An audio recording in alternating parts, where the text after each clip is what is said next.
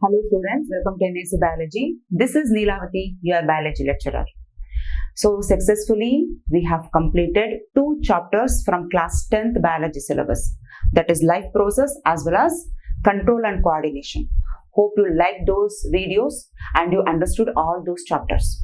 Now in this video I am going to start a new chapter from class 10th biology syllabus only, that is how do organisms reproduce. Again, it's a one-shot video for board exam. But trust me student, this chapter is very important not only for your class 10th, even for your class 12th also. When you take biology subject in your class 12th, that is in class 11, of course in class 12th also biology you have to read. 3 chapters are going to come, the most important 3 chapters. One is about flowering plants, another chapter is about human reproduction, and one more chapter about the reproductive health. So all 3 chapters basics are provided in this chapter. Okay, so that's why I said this chapter is very important, not only for your board point of view here, and after 12th when you write competitive exams based on those syllabus, no, as I have told 3 chapters, so those chapters basic information have been provided here. So that's why if you understand the concepts of these chapters, then it becomes easy for you there in class 12th. Of course, here also in class 10th, those students who are focusing only for class 10th, for them also this chapter is very important because it's a very big chapter. Majority of the information concept have been covered here. Okay, so that's why without neglecting any topic, without skipping any part in this video, you have to watch from beginning to end. Okay, so just like in those 2 videos, here also I am going to make you understand each and every concept by drawing diagram. Okay, and when you start reading NCERT textbook, that is this chapter, of course many students are going to get scary. Why? Because when you start reading first 2 pages, information have been puzzled in such a way that you won't understand anything, because the valuable information have been provided in first 2 pages, but everything has been messed up. So for that thing you need a help of a teacher. So don't worry, I am here to help you. So if you understand, especially the starting first half an hour is there, no, that I am going to do now. So this half an hour are hardly 40 to 45 minutes. So this part is very important to understand the rest of the thing. So once you understand this core or basic thing of this chapter, the upcoming part, that is about the flowering part, reproduction, as well as the organism part like microorganisms, human reproduction. So those part become so easy. Okay, so that is one thing I wanted to tell. And the second thing is, when we start reading a particular topic like reproduction or reproductive health, we start feeling some uncomfortable. Many students feel like that. Why? Why it is so? See, reproduction is also a process. Just like breathing, how breathing is a process. So without any hesitation, we are going to read breathing process, right?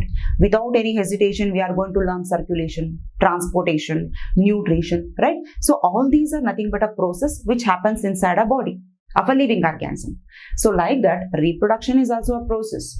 So without having this knowledge, how we become a science student, right? So that's why without any hesitation, we have to learn so many things which is actually a part of living organisms. Okay, so hope these 2 things are very clear. So without making delay, let's get inside the chapter. Yes, reproduction. See here NCERT is asking question to us only. How do organisms reproduce? Actually, we won't answer for that. How do organisms reproduce? But instead, NCERT is asking us only how do organisms reproduce. But don't worry, NCERT is very clever. Along with asking question, it also provided information. So let us understand the answer for that question, how do organisms reproduce. So for that thing, let us understand what exactly this reproduction means. Here in the term itself, reproduction, we could able to get the answer. Re means what? Again. Re means again. Production. So it's a general term. Production means produce. So reproduce means again production. So the same process keep doing again and again. That is called reproduction. Then what is that process? See, it is a process by which a living organisms produce offspring. Offsprings means what? For example, look at this. cat. So when they reproduce, when they give birth, they are going to give birth to a kitten. They look like their parents only. So like that, when you look at this dog, so these are the puppies. They are nothing but the children of these two parents, correct? So when they reproduce, of course, they look like a parent. So in the same way, when you look at here also, the human being, when they reproduce, of course, the babies look like their parents only. When the cattle, that is a cow, reproduce a calf, it look like their parents only. That means when you take any particular species, so cow is a species, human being are a species, cat is a species, a dog is a species, pig is a species. So all these species in the sense, when you look at the different organisms or the group of organisms, if they look alike, if they look similar, we say that yes, you belong to one particular species, correct? So when you look at the human being, though their color, their height, their nose shape, everything will be different. Of course, it is different, but all human beings are same only. Human beings are not look like a cat. Human beings are not going to look like dog or any pig, right? So the species means they have a similar characteristics, like the presence of a nose, hair, that is eyes, everything, it is similar. Okay, so such a species, when they reproduce, when they give birth to the young ones, those young ones we call them as offsprings. They look like a parent. Okay, so that is what the definition given here. It is a process, just like nutrition, just like breathing, just like transportation. How these things are like process, like that, reproduction is also a process. In that process, living organisms are going to produce offsprings, that is nothing but the young ones. Or instead of using the term offspring, I can also say they produce new individuals of the same species. Same species means they exactly look like their parents. Exactly in the sense, they similar like that of their parents. So that is what the meaning of reproduction. Okay, so hope the definition is clear for you.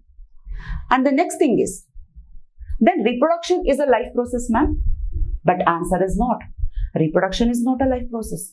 Then a big question mark comes into our mind. If reproduction is not a life process, then why we have to study?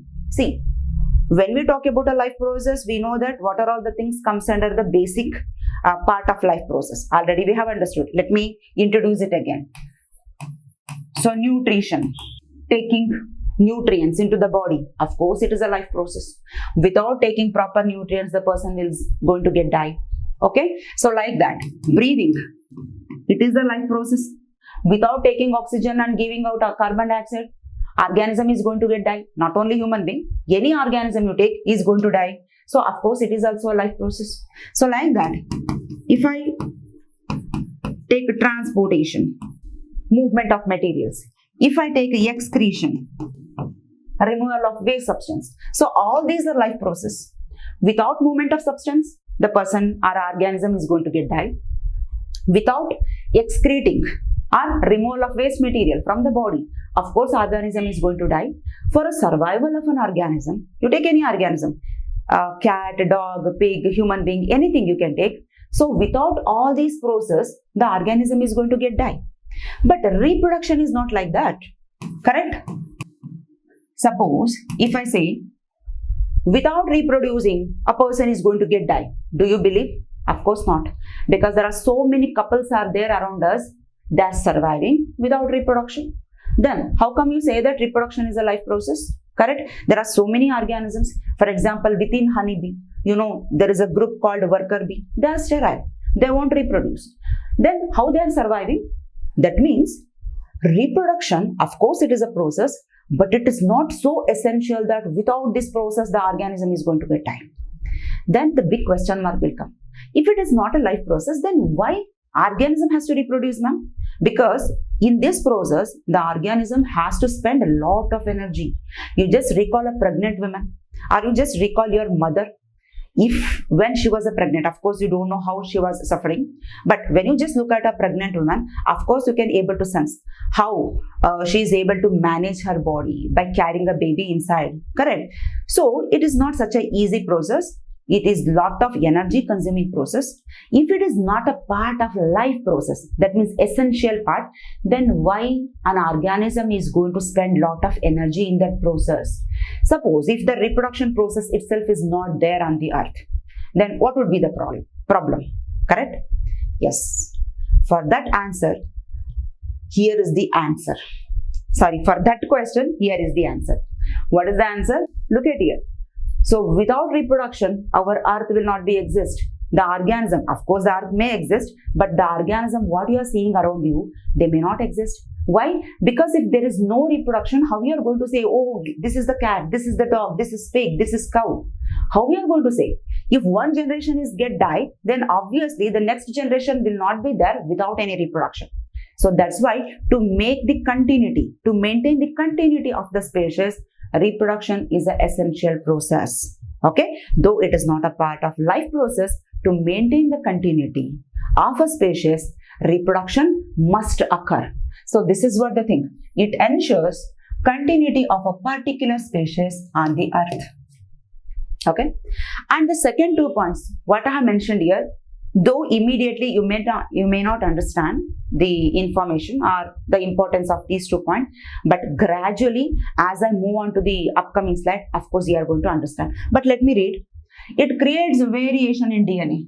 Ma'am, we do not understand what exactly variation in DNA. I will tell you, don't worry. But you just know it creates variation in DNA.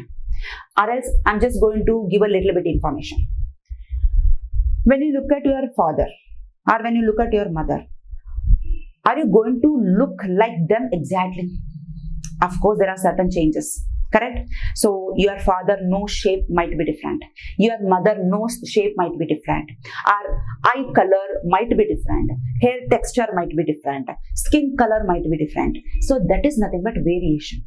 So that variation comes through this DNA. That happen only during reproduction. That is what the meaning they are telling. But I will tell you in detail in our next slide. Okay? And it leads to stability of a species. I will tell you, don't worry. And it helps evolution of a species. So I know you didn't understand these 2 lines, but don't worry, I'm going to explain. But these are the advantages of reproduction. Now, NCERT is again asking a question. Do organisms exactly create, do organisms create exact copies of themselves? When a couples give birth to a young ones, that is a babies, do exactly look like their parents? Just now I told them. Just now I asked the question. Look at here, these images. So these 2 are the parent. Look at their kids. They are not exactly like their father or mother. Correct? Of course, there are certain changes. Of course, there are certain variations are there. But they are similar. They are quite similar to that of their parent. Like that, look at here. So these 2 are the parent and these 2 are the kids. And of course, there are certain resemblance are there in their kids with their parents, but not exactly alike. Correct? So here, I use 2 terms. What are those? The first one is, I said similarity. They have some similarity, I said. At the same time, I even told that there are certain variations also. Why similarity? By taking these 2 kids, if I put in this family, you can say, no ma'am, it's not their parents. They are not these kids' parents, correct? So like that, if I take these 2 kids and if I place here, you can say, no ma'am, there are many changes are there. Might be they are not the parents of these kids, correct? This is because just by looking at the kid's face or by looking at certain similarity itself with that of their parents, we can say, oh, they are the parents. So they are the kids of these parents, correct? But in the same way, there are certain variations. Look at the hair texture of these couples. Here, the mother is having a straight hair, but the kids are having curly hair. Might be the father is having a curly hair, but here in this image, exactly we are unable to see. Or in their family history, they might be having some curly hair, correct? So that might be passed. That is nothing but we are going to use the term genes or heredity, correct? So how these genes are going to pass? How the term we are going to use, no heredity, how we are going to say? Because here, as I am using the term, say similarity and variation, there must be something to hold this thing, right? If father or a mother having certain character, if that character is passing to their kids, something must be passing from parents to kids, correct? So what is that something then? Because whenever you go to a hospital to see a newly born child, many people Just by holding the kids in their arm itself, they are going to notice, oh, his eyes are exactly like his father. His nose is exactly like his mother. How they are going to notice? There might be something which is carrying from parents to the offspring. What is that something? So that is what we are going to seek answer here. But for this question, do organisms create exact copies of themselves? No. You take any organism, exact copies never be created.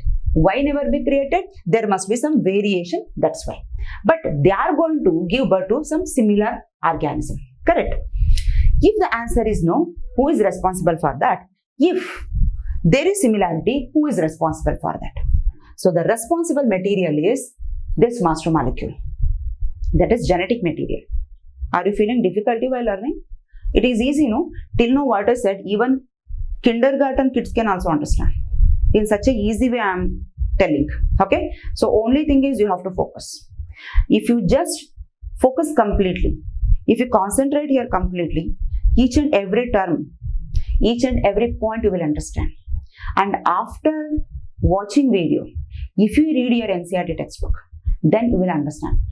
Before starting the next topic, okay, I will tell you. So here what? The end of the first 2 pages, that is the basic information. Now you can open your NCERT textbook and you can read. So I am going to tell, then you will read. Okay. So till then that, just take a notebook and have a pen. Just keep making up points in your notebook or in a copybook. Okay. Without neglecting anything. Because here I am giving basic information. Right? Okay. Let's come back. Here I said, this is the genetic material. Here name itself is telling genetic material. Genetic material means what? Here it is having some genes. It is very important genetic material. It is called master molecule. So all your physical appearance are the internal things. For example, physical appearance means my nose shape should be like this. Who is going to decide? This genetic material. My hair texture should be like this. Who is going to decide? This genetic material. This genetic material is nothing but what? It's a DNA. Okay. So like that, my skin color, how much height I should have. Right? So in the same way, how much fingers I should have. And even how many enzymes, if they are producing in my body, should work properly or not. Everything. And even for the food, what I am going to have, me means everybody. If it has to get breakdown, enzyme has to release. If my body's organ, if they have to work properly, there are certain proteins are required. So all this information have been hidden in this genetic material. So that's why we are going to say it is a master molecule. It is going to control you, that is over physically and even your internal as well as the external things. Okay. So the full abbreviation of this DNA is deoxyribonucleic acid. You are going to study about this genetic material in detail in class 12th because there is a separate chapter called molecular basis of inheritance. You are going to study about the genetic material particularly in that chapter. But here it is a basic. Okay.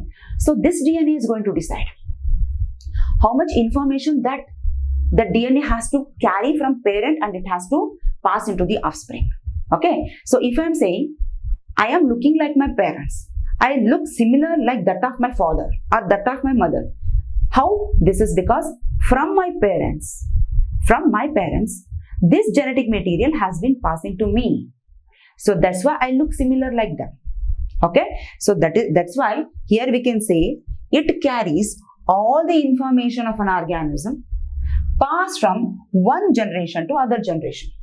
One generation to other generation means now the information has been passed from my parents to me. Now the DNA which is so present in my cells, in every cell's DNA is that. Now that information that will be passed into my child, into the next generation. So from that generation it will be passed to the upcoming generation. So like that from generation to generation the information will be passing. Okay. So that's why we have that such similar character. At the same time we have variation too. How variation will come, I will tell you. Now the question is how the information or the DNA is going to pass from parents to offspring, ma'am. Are they going to give like a pen? Oh, this is my DNA, you take it. Oh, this is my genetic material, you just take it. Are they going to give? No. It is passing through a process called reproduction itself. But before going to that topic, let me tell you the difference between the chromosome chromatin as well as the DNA. I know many students are having this confusion. Even in class 9th also, you had a bit information regarding this, but you don't know exactly the meaning of chromosome, chromatin or DNA, or even if you know the meaning, you don't know the difference between these terms, right? So here if you concentrate for 2 minutes, I will make you understand. See, what I said, DNA is something like this. Correct? So this is how the DNA. But DNA, it is just like a thread. So where it is present? If it is a cell, okay? We all know the cell structure as well as the organelle present inside the cell. So within the cell, cytoplasm will be there. So this is the cytoplasm. And in this cytoplasm, so many organelles are present. So like that, nucleus is also one such organelle. Correct? So let me mark it as a nucleus. And within nucleus, there are thread-like structures are present. So everybody say this thread-like structure itself is DNA, but actually not. This thread-like structure is called chromatin. This is chromatin. So this chromatin, it is a thread-like structure. So during cell division, I will tell you, don't worry about that also. You just remember it is a thread-like structure. But when this thread, imagine this is the thread, when it is going to condense like this. Condense means when it is compactly packed, tightly packed, it gives a structure like a chromosome. So this is what a structure of a chromosome, right? That means this thread chromatin itself have been condensed like this. Then where is DNA present now? Because you said, many people said, within nucleus DNA will be there. Have some patience, I will tell you. What I said, this thread-like structure is a chromatin. Okay. Now let me move on to the blank side so that I can make you understand very clearly. Our nucleus is so small that it is highly impossible to pack such a long DNA because DNA is very, very long. Imagine there is a 6 feet man or 6.5 feet man. Now you have to tell that man to go and sit in a house which has been constructed by a sand, okay, a small sand. You might have played in a seashore, right? So in the seashore, the kids are going to construct small houses. So in that house, if you ask the tall 6 feet man to go and sit inside that small toy house, is it possible? It's highly impossible. Why? Because the sand house which has been constructed near the seashore by a kid, it is so small that how it is possible for a man to go and sit inside? Even his finger cannot enter inside that. Correct? So in the same way, the nucleus is so small that, it is so small that 2.2 meter of DNA unable to pack inside. Okay, 2.2 millimeter DNA. Then how it is possible? But still it has been happened means something tricky manner, in some tricky manner it might have entered inside. Correct? So what is the trick? Let's understand. There are certain proteins like this. Okay. So DNA says, I'll do one thing, I'm so long that I'm going to wrap around this protein. Okay, very simple. If you have a very big thread, what you are going to do? You will just take any supporting agent or supporting material, then you are going to wrap that thread around the supporting material, right? In the same way, DNA is also going to wrap around this protein because this protein is like a supporting material. Imagine this is a protein. Now, around this protein, DNA is going to wrap like this. Again it comes, again it's going to wrap. Again it's going to wrap. Understood? So this structure itself we call it as a chromatin. But when you observe under the microscope, it looks like a simple thread. Simple thread. But here, in between, these protein will be present, around which this thread has been wrapped. So this thread itself we call it as what? Chromatin. This is chromatin. But actually this pink color structure is what? This is DNA. This chromatin, it is a thread-like structure. So when this thread, when it get condensed, it looks like a structure called chromosome.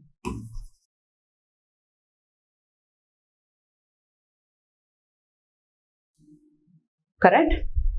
Suppose if I draw chromosome first, how it looks? Now you tell me. This is chromatin thread, right? It is a condensed chromatin thread. So when it becomes condensed like this, it looks like a structure called chromosome. So inside this chromosome, this chromatin thread is there. Suppose if I just pull the thread outside, so this thread comes like this. What is this thread? It is a chromatin. In fact, this chromatin is having what? Protein in between. Just like beads on a string. So this thread is chromatin. Now if you just pull out only this pink color, it is DNA only. If I just enlarge this part, this DNA is going to look in this way. I am just enlarging this DNA part only. Are you getting? This DNA itself is a genetic material.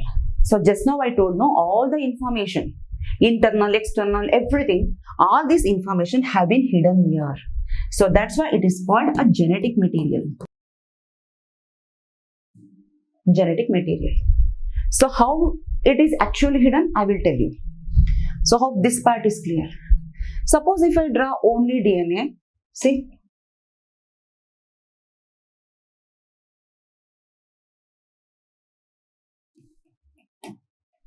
Okay, this DNA is the thread-like structure. It's a genetic material. Imagine from here to here, the informations which have been provided in such a way that which could able to carry which color of your eye should be. Okay, then I can say here this part of the DNA is responsible for your eye color. So it is going to decide whether your eye color should be black, or it is a brown, or it should be greenish. So that information has been hidden in this part. Okay, so there is a big process. It is going to convert into protein form, then it is going to express in your body, but you just forget all those things. So protein is nothing but a material. Okay, our body's majority part is protein only. But which protein it has to produce? Melanin is a protein, enzymes are protein itself is a protein. So those protein information have been hidden here. So for eye color appearance, black eye color, brown eye color, green eye color, that is also because of that protein only. So which type of protein it has to produce to bring eye color, that information is here.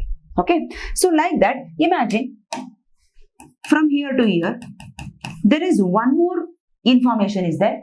So let's assume it is going to decide how much height you should have, whether you should become a tall or should become a dwarf.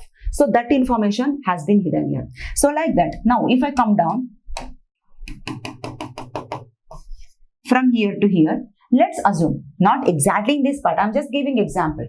So let's assume here in this part, it is going to decide which hair texture you must be having. It is going to decide whether you should have a curly hair, whether you should have a wavy hair or a straight hair. So that character information is hidden here. So like that, your DNA is going to carry the information. Okay, so now this part is clear.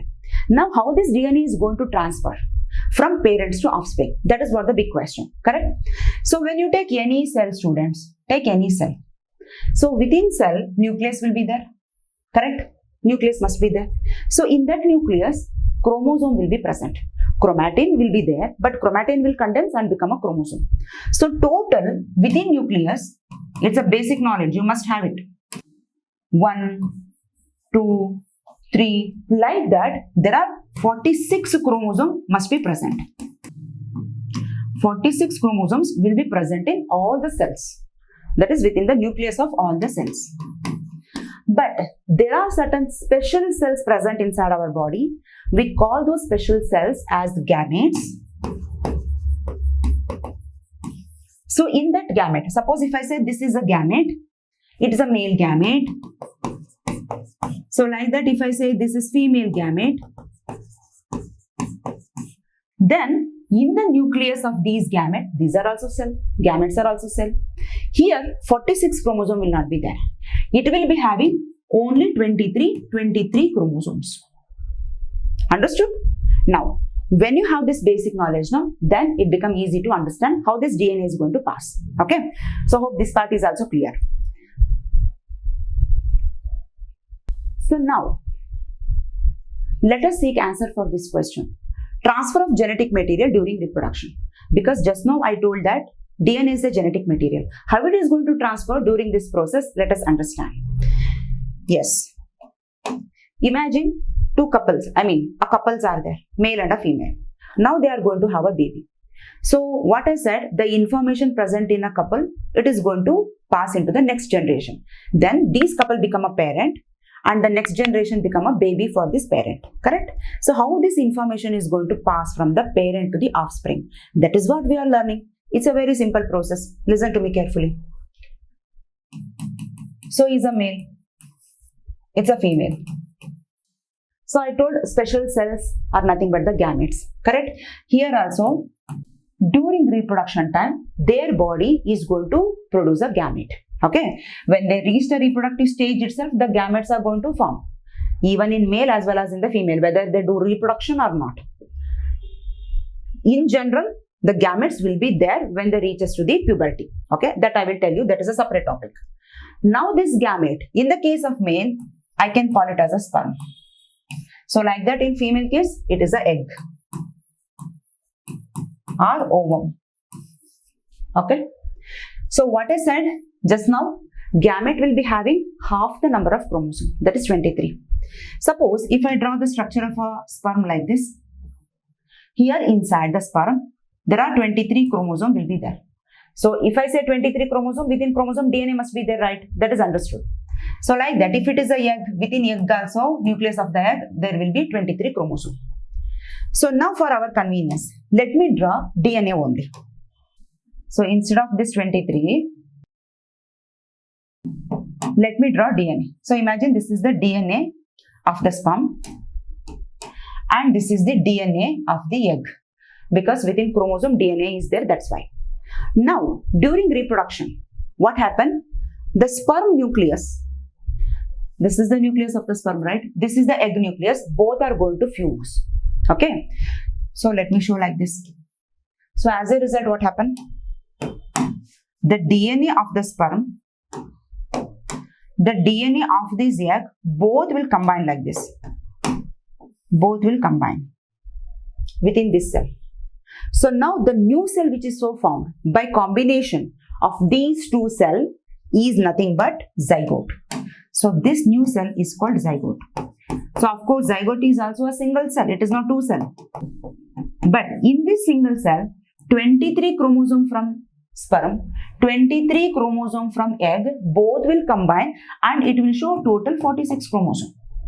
Okay, but I cannot say single cell itself is a baby. Baby structure is totally different. It will be having eyes, it will be having ears, nose, leg, everything like that of their parent. How it is going to form? It is by division of this zygote. So zygote is one cell. Now zygote says, now I am going to divide. So I will become two cell like this. Again it further divide. It will become 4 cell. Again it further divide. Again it will become 8 cell. So like that, whenever it keep dividing, the DNA which is so present, that also keep multiplying. Okay, that means in the newly formed cell, the DNA will be keep dividing only. Finally, it will take the shape of a baby. It will form the eyes, it will form the nose, every organ will be formed, and finally we say, okay, baby has been formed. So it takes 9 months completely in a womb of a mother. Then these two couple become a parent. So like that, the DNA will be passing from parents to offspring. So this is what the simple scenario. Hope this part is very clear for you. Now the next thing is, as I said, no, the cell is dividing. When the new cells are forming, look at here, main thing, when the new cells are forming, which involve two basic events. What are those? One is DNA replication. That means DNA has to copy. As the DNA has been present in a single cell called zygote, will not be restricted here. When two cells, imagine this is the old cell. When another new cell has been formed, the DNA has to double. So that process we call it as a replication. Okay, so that is one thing. And the second thing is, even organelle should also be replicate. Organelle has also been formed newly. What is the meaning of this? Very simple. Imagine there is a cell. Imagine this is one cell. So this cell is having the nucleus. Within that nucleus, DNA is there. This is one single cell. Now the single cell, if it has to get multiply or if it has to get doubled, what it will do? First, it will get enlarged. First, it says, I am going to enlarge my size. So first, it will get enlarged like this. And after that, the nucleus which is so present, let me show it in different color. This is nucleus, right? The DNA is going to get doubled. Okay, so this is one copy. So like that, there is one more copy of DNA is going to form. That is called replication of DNA. So of course, around the DNA, the nuclear membrane is going to form. It will become a nucleus. So totally we got two nuclei, right? So that is the first basic step, DNA replication. But just DNA replication is not enough for a cell to completely have a cell to be considered as a new cell. So if I say a new cell has been formed, it should have all the organelles, correct? So what are all the different organelles? Of course, whenever we talk about any cell, we know that the cell will be having what? It will be having mitochondria. So mitochondria says, I will multiply. So if there is one mitochondria, we will become two mitochondria. This mitochondria also become replicate. So like that. If there is endoplasmic reticulum, two endoplasmic reticulum is going to form. If there is one Golgi apparatus, two Golgi apparatus is going to form. So like that, all organelles are going to duplicate. Okay, they will get doubled. And finally, the entire cytoplasmic content, it will become multiplied. That means it will become doubled. And finally, the cell is going to get divided from the middle. So what we are going to get as a result? So we are going to get two cells like this. So each cell look like that of their parents. So it will be having DNA, that is nothing but the nucleus. It will be having all the organelles, Golgi apparatus, endoplasmic reticulum, everything will be there like that of their parent cell. Correct? Then we can say, oh, two new cells which are so formed, they are like that of their parents. But one important thing we have to remember is, all organelles which have been multiplied, it is exactly same. But during DNA replication, some error will occur. Error means certain changes will occur. So that is what the main basic idea for evolution. I will tell you what is the meaning of this. Imagine this is our DNA. Very simple. Let us understand in a simple language. This is our DNA, okay? So let me take only one particular character. So let's consider this portion of the DNA which is responsible for eye color of a person. Eye color. Okay. So in a further, so here the information will be in the coded form actually. Like A, T, G, C, C, G, T, A, like this. Ma'am, what is this coded form? I will tell you, don't worry. You are going to learn in your class 12. So here you just know like this. Wherever A, T will be there. Wherever G, C will be there. Wherever C, G will be there. So A is always paired with T, G always paired with C. It's a rule. You just remember, that's it. Okay? Don't bother anything else. Now, if the information has been like this, then the eye color of a person will become black. Let's assume. So this person eye color is a black eye color. Now during replication, what happened? Imagine the DNA has been replicated, another copy has been formed. So this portion is eye color only. But during this replication process, what happened? Here A, T, G, C was there. Here C, G must be there. Okay. But here by chance, here become AT and now here become GC. Okay. So here in these two area, I made a change. AT came here. GC came here.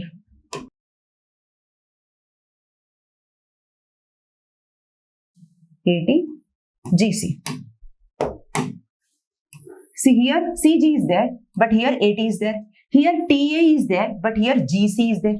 So in these two areas, some changes have been occurred, right? So because of this change, we call it as a variation. Because of this variation or this change, now the eye color of this of this guy become blue.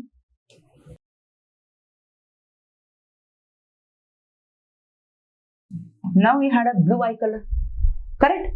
So this is what we say variation. Okay. So because of this variation only, everybody exactly do not look like our parents. So look at this image. So when you look at the face of different person, do they exactly look similar? No. So their nose shapes are different, their eye color are different, their skin color is different, their face shape is different. Everything is different. Why? Because of the variation in DNA. Okay. And even in eye color also, look at here. Some may have brown eye color, some may have light black cat eye color, some may have brown eye color, some may have blue, green. So why there are different eye color? This is due to variations in DNA. Correct. So because of this variation only, we are going to see evolution. We are going to see evolution. See earlier how human being was. He was like this, like an ape. So that's why we say monkey to man. So he was like this, he was having a tail. But due to variations, due to gradual variations in DNA, so variations start accumulating in the brain capacity. So in this generation, the brain capacity was 400 cc. So gradually it becomes 600, it become 1000, it become 1200, so it become 1400. So we are talking about brain capacity. So why there is changes in the brain capacity? This is due to changes in the DNA, due to variations in the DNA. So because of this, when the brain capacity of a person keep increasing, he started thinking a lot. Correct? He started using tools, he started learn how to behave in the society, he started learning how to hunt the animals. So that's why the modern human being look totally different compared to the ancestors. So how it happened? This is because of the variation. So that's why we say variation is important for evolution. This is nothing but human evolution only, right? So now we are getting understanding how the second point which I have mentioned during the reproduction is helpful in variation of DNA. Okay. So how variation occur? Because of reproduction only. So it is indirectly helping in evolution also. Correct? So that is what the thing we are learning here. See, here what the information is given in our NCERT? NCERT says DNA copying always involves some variation. Hence, DNA copies generated are similar but not identical.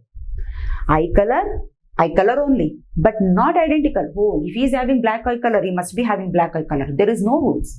He may not have, or he may have some slight change. How it is possible? This is because of variation. But every time we cannot expect in every generation the variation should occur. The chances are there. Okay. So this tendency of variation during reproduction leads to evolution. So just now we have understood. But some variation are useful, but not all variations are useful. Okay. So how variations are useful? The best example is human evolution. But if the variation occurs in a whole species, it is fine. Variation in the brain capacity in whole species, in this species, it is helpful. So therefore we could able to see evolution. Suppose if it occur only in one person, it is not helpful. Imagine a boy, that this part I will tell you later. Imagine a boy, if he's had suddenly a wing he got soon after a birth of a baby. Suppose if that baby carries the wings, then what happened? Not in whole family, not in whole species of human being are having the wings, but only in that boy the wings are appeared. Then do you think that baby is going to survive? Of course not. Of course, with the help of wing, he may fly. Just for example, I am telling. So we are not going to have a baby with wings, but just for our example, understanding purpose, I am giving this example. So with the help of this wing, he may fly. But when he fly, what happened? All of a sudden, other birds will come attack. He may get die. That means, if any variation occur in a single individual, it is not beneficial. Therefore, variation is not beneficial is beneficial for a species, not for the individual. Suppose instead of a person, due to variation, if all human beings got wings, imagine if all of us got wings, then what happened? Without having any problem, we could have fly. So without waiting for a bus or an auto or even for a flight, we could fly for distant places, we could visit foreign places, right? So it is nothing but it's a useful variation, but it won't happen. But here, just an example giving. Variation is beneficial only in a species level, not for an individual. So I'm going to give example here. This is NCERT example. Here, imagine there is a pond or a temperate water. So in this water, let's imagine the bacteria are present. So these are the bacteria. Now these bacteria, they were surviving in this pond because this pond is having a temperature around 20 to 30 degrees centigrade. Now these bacteria, they were surviving. Now within the population of this bacteria, all of a sudden some variation appeared when they gave new birth or when they gave birth to the new bacteria. These are the newly formed bacteria are nothing but the variants. Due to variation in DNA, when new group of bacteria formed, they started surviving in temperature of 20 to 40 degree. 20 to 40 degrees centigrade. Now imagine in this area, both group 1 as well as the group 2 bacteria are surviving because the temperature of this pond is 20 to 30 degree only. This bacteria could also able to survive in this condition itself. Now all of a sudden a factory has been constructed here. A factory has been constructed. It starts releasing the water directly into this pond. Now the hot water is entering inside this pond. Now all of a sudden the temperature of the pond increases to 40 degree, up to 40 degree. Now tell me which bacteria are going to survive, whether group 1 or group 2. Of course group 2 bacteria. Why? Because due to variation in DNA, they could able to survive up to 40 degree. So here the temperature has been increases due to factory outlet, that is discharge of this factory, up to 40 degree they could able to survive. Therefore they could able to manage here. But here this bacteria will get die because their capacity is only up to 30 degree. So now in this case the variation is helpful, correct? So now this variation has brought in a species itself. So that is what the meaning they are telling. So now the first 2 pages been over. Now you can read your NCERT textbook. Now you will understand each and everything. Okay. Now let's move on to the next topic. Types of reproduction. The types of reproduction. See, listen students. Till now what you have studied, right? So this was the difficult part of this chapter. Many students feel this chapter difficult only because of these 2 pages. So once you have understood these 2 pages, now you see rest of the portions will become too easy for you. Okay, so all these are conceptual, at the same time easy to understand. Okay, so let us focus from reproduction part. So within reproduction, 2 types we can hardly differentiate. So what are those? One is nothing but asexual reproduction. So you might have heard this term. Another method is sexual reproduction. So let us understand the difference. What is asexual and what is sexual? Generally we say that in asexual reproduction, even if one organism is present, that is enough to reproduce another organism. That means, imagine there is a bacteria. Okay, let's consider this is one bacteria. So this bacteria says, I am only one. So I am enough to produce one more bacteria. So if one organism give birth or give rise to another organism, that is the offspring, that is nothing but reproduction, right? So here this organism could able to produce another of its same kind. So this type of reproduction we call it as asexual reproduction, where only one parent organism is enough for production of another. Okay, that is for reproduction. Therefore we say that this type of reproduction involves single parent.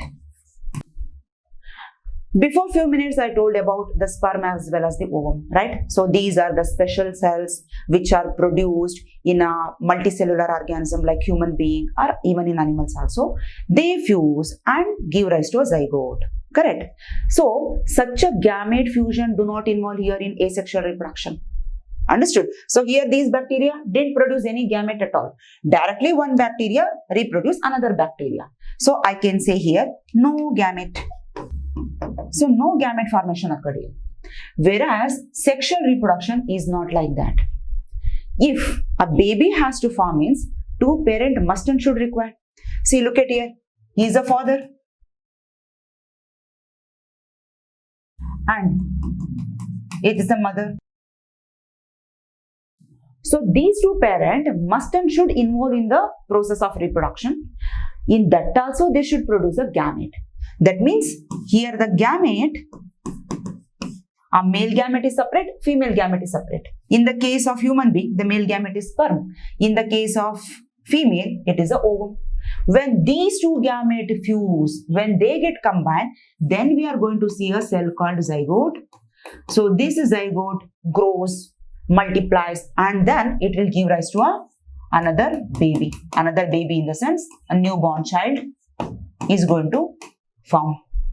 Correct? A baby is going to form. So this type of reproduction involves two parent, at the same time gamete fusion. Okay, so this is what the basic difference. As you go for a higher classes, that is in class 11th and class 12th, within asexual reproduction and within sexual reproduction, you are going to study in detail about all the process and all. But for your class, for your level, so this much information is enough. That means between the difference of asexual and sexual reproduction. Okay, so here what the information I gave, the same thing I have mentioned in the text format also. You can take a screenshot. So here types of reproduction are two. One is asexual, where generally single parent involved, and no fusion of gamete. Okay. First of all, gamete do not produce. In some cases, even if gamete produce also, that you are going to study in your higher classes, don't worry, in which organism gametes are going to form, ma'am, that you are going to study later, but you just think no gamete fusion occur. Okay. Whereas in the case of sexual reproduction, generally biparent. Why we are telling generally biparent? Because sometimes what happens, you might have heard the name of tapeworm, right? So tapeworm is a parasite which is present inside a host body. It could be a dog, it could be a human, anything. Imagine this is our tapeworm. It is something like a tape-like structure. So this tapeworm, imagine it's a tapeworm, okay? If a person, imagine is a guy. So in this person body, the tapeworm has entered. Then we can say he is a tapeworm infected. But two more tapeworm will not be formed. If one tapeworm has entered, only one will be there in the body. Okay, that is what the speciality, that is what the beauty of this parasite.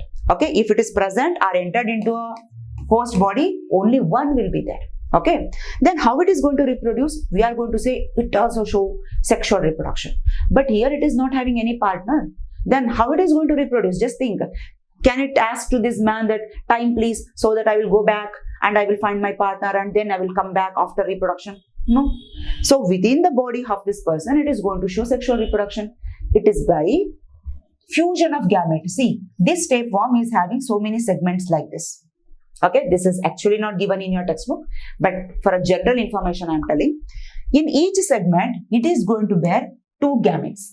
One is male gamete, another one is female gamete. Okay, two gametes are there, male and female gamete. So now in this segment, each segment is having this type of gamete. Let me show it in another color. Imagine this blue color is a male gamete, white is a female gamete. Now, when it become matured, when the cells or when this tapeworm get matured, then these two gamete are going to fuse within this segment, within this portion. Okay, so there itself it forms a zygote, and that part, this particular segment is going to get cut down. It is just break down, detached from the main plant, main body, and it is going to release from the fecal matter of this person. When he releases the stools, that is the feces, in this feces, this fused product means what? That is the zygote, it will be there. Then it start growing further. Then when it entered into another organism, then through that it will enter into the another host. So that life cycle story is different. But here what I wanted to tell is, even though it is the single parent, how come it is able to show the reproduction? That is also sexual reproduction. That is by fusion of gamete. Therefore, the proper definition for sexual reproduction is fusion of gamete occur. Therefore, in the case of parent, what we are going to say? Generally biparental. Even it can show single parent also, but gamete fusion must and should occur. For example, tapeworm. Okay. So, hope this part is very clear. Now, let us study one by one. First, let us talk about the asexual reproduction. Okay. So, within asexual reproduction, different types we can able to list. Many types are there in asexual reproduction, but in our NCERT textbook, they have mainly mentioned these 6 types of reproduction. Okay, asexual.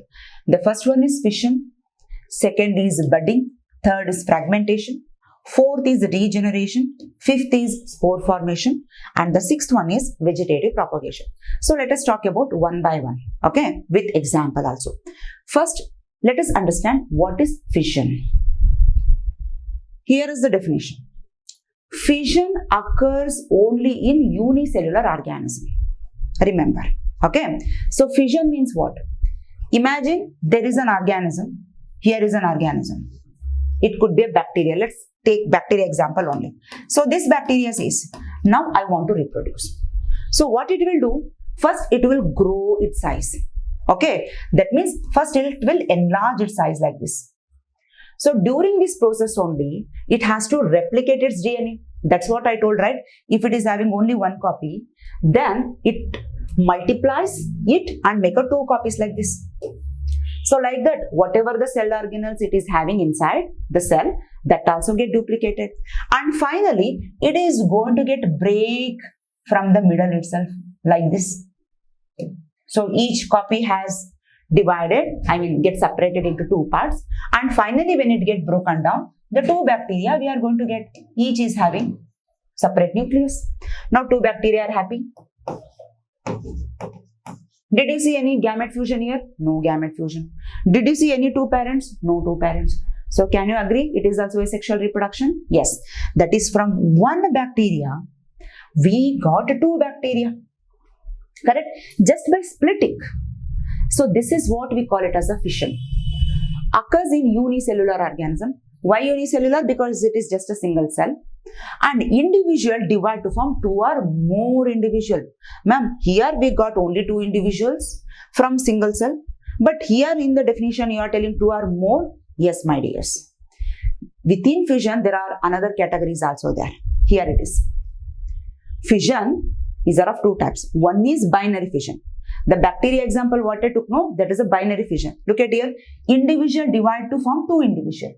It was 1 individual. When it get divided, it become a 2 individual. Okay. So this is one category called binary. Bi means what? 2. Fission means breakdown. And here, in another category of fission, we are going to see multiple cells. Though the organism is only single, but this single parent says, I could able to give rise to multiple cells. I have that capacity. So such a process, such a phenomena is referred as multiple fission. Individual organism divide to form many daughter cells. So let us discuss one by one again. And here also in binary fission, again we are going to see 3 types. What are those? Look at here. One is a simple fission. For example, bacteria, amoeba, all these things. Let me draw the diagram and make you understand. So let me consider this is our amoeba. So amoeba do not have any proper shape. Let me draw like this. This is our amoeba. Okay. So amoeba says, first let me grow. I'll do one thing, my dears. I will go to the next slide and there I can draw better. So it was our amoeba, right? So it is its genetic material. So amoeba, first it will enlarge its size like this. So its copy doubled, nuclei become, nucleus become double to form 2 nuclei. All the contents which is so having inside, like organelles, what we are going to list. So all this content, cytoplasm, everything become doubled. Everything has got multiplied. And finally, it is going to get breakdown from the middle or from any corner. So finally, ultimately, we are going to get 2 amoeba.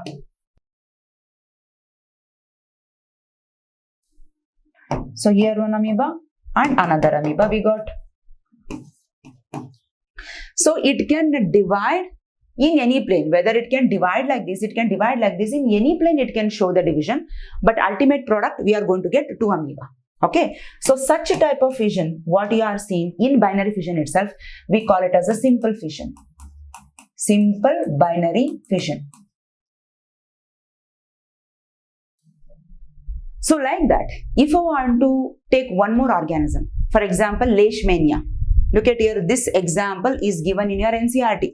Leishmania is an organism, it is also unicellular, but it is going to cause a disease called Kala-Azar. Kala-Azar, it is a disease. So how this bacteria, it's not a bacteria, how this organism is going to show the division? It is by a process called longitudinal. What is the meaning of longitudinal? So many students, they exactly don't know the difference between longitudinal section, lateral section, transverse section. Okay, so let me make you understand. So imagine I'm an organism. Of course, I'm an organism only, but multicellular. Now, if you take a knife, don't cut me, just for an example I'm taking like this. If you take a knife and if you just cut my body portion like this, so that my face will come to the front portion, my hairs will come to the back, because you are cutting from the middle, that is in a lateral way. This is called lateral section.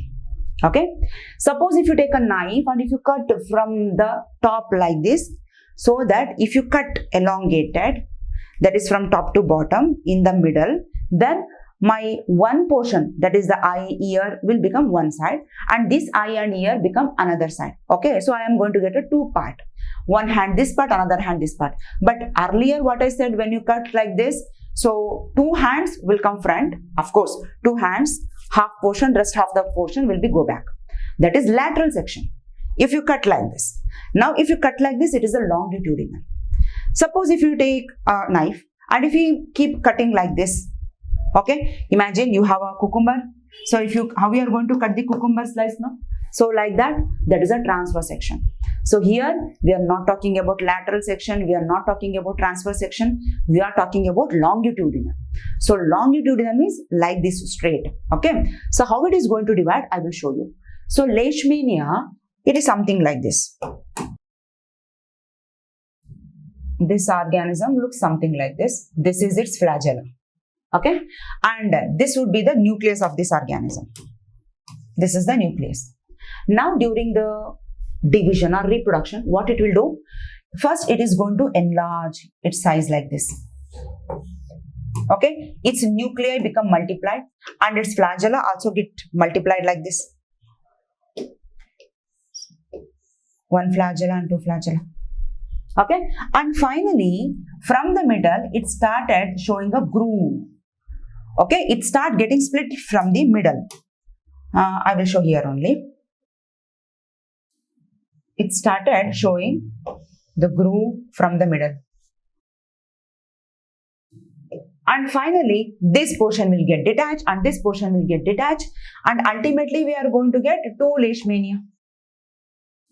Okay, so here the cut is occurring from the middle, correct? That is in a longitudinal way, in this way. This is called longitudinal fission. Okay, and the last one, hope you are getting. So here at the time of duplication of the nucleus itself, all the cell content will get doubled. So the same manner, but here it can occur in any plane, but here in a longitudinal plane. Therefore, it is a longitudinal division. And the last one is transverse division. So I told the meaning of transverse. Okay, so let me take an example of a paramecium. Have you seen paramecium, how it looks? Paramecium is something like your sole of the slipper, right? It will be having so many small cilia on the surface of the body, correct? So here also what it will do, the cell size get elongates, the nucleus get multiplied, cilia will be there of course, and finally it is going to get cut from the middle. So ultimately what we are going to see, the 2 paramecium we got, Because of the transverse division. The division occurs from the middle in the transverse section. So these are the three types of binary fission. Hope I'm very clear about this. Now let's move on to another category of division within binary fission, within fission type only, that is multiple fission.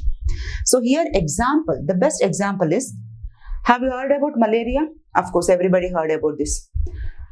Okay, before going to that, let's see the image. This is our NCERT image. Here, in this image, they are talking about amoeba. Amoeba shows what? Binary fission, of course, but it is a simple fission. In any plane, it can occur.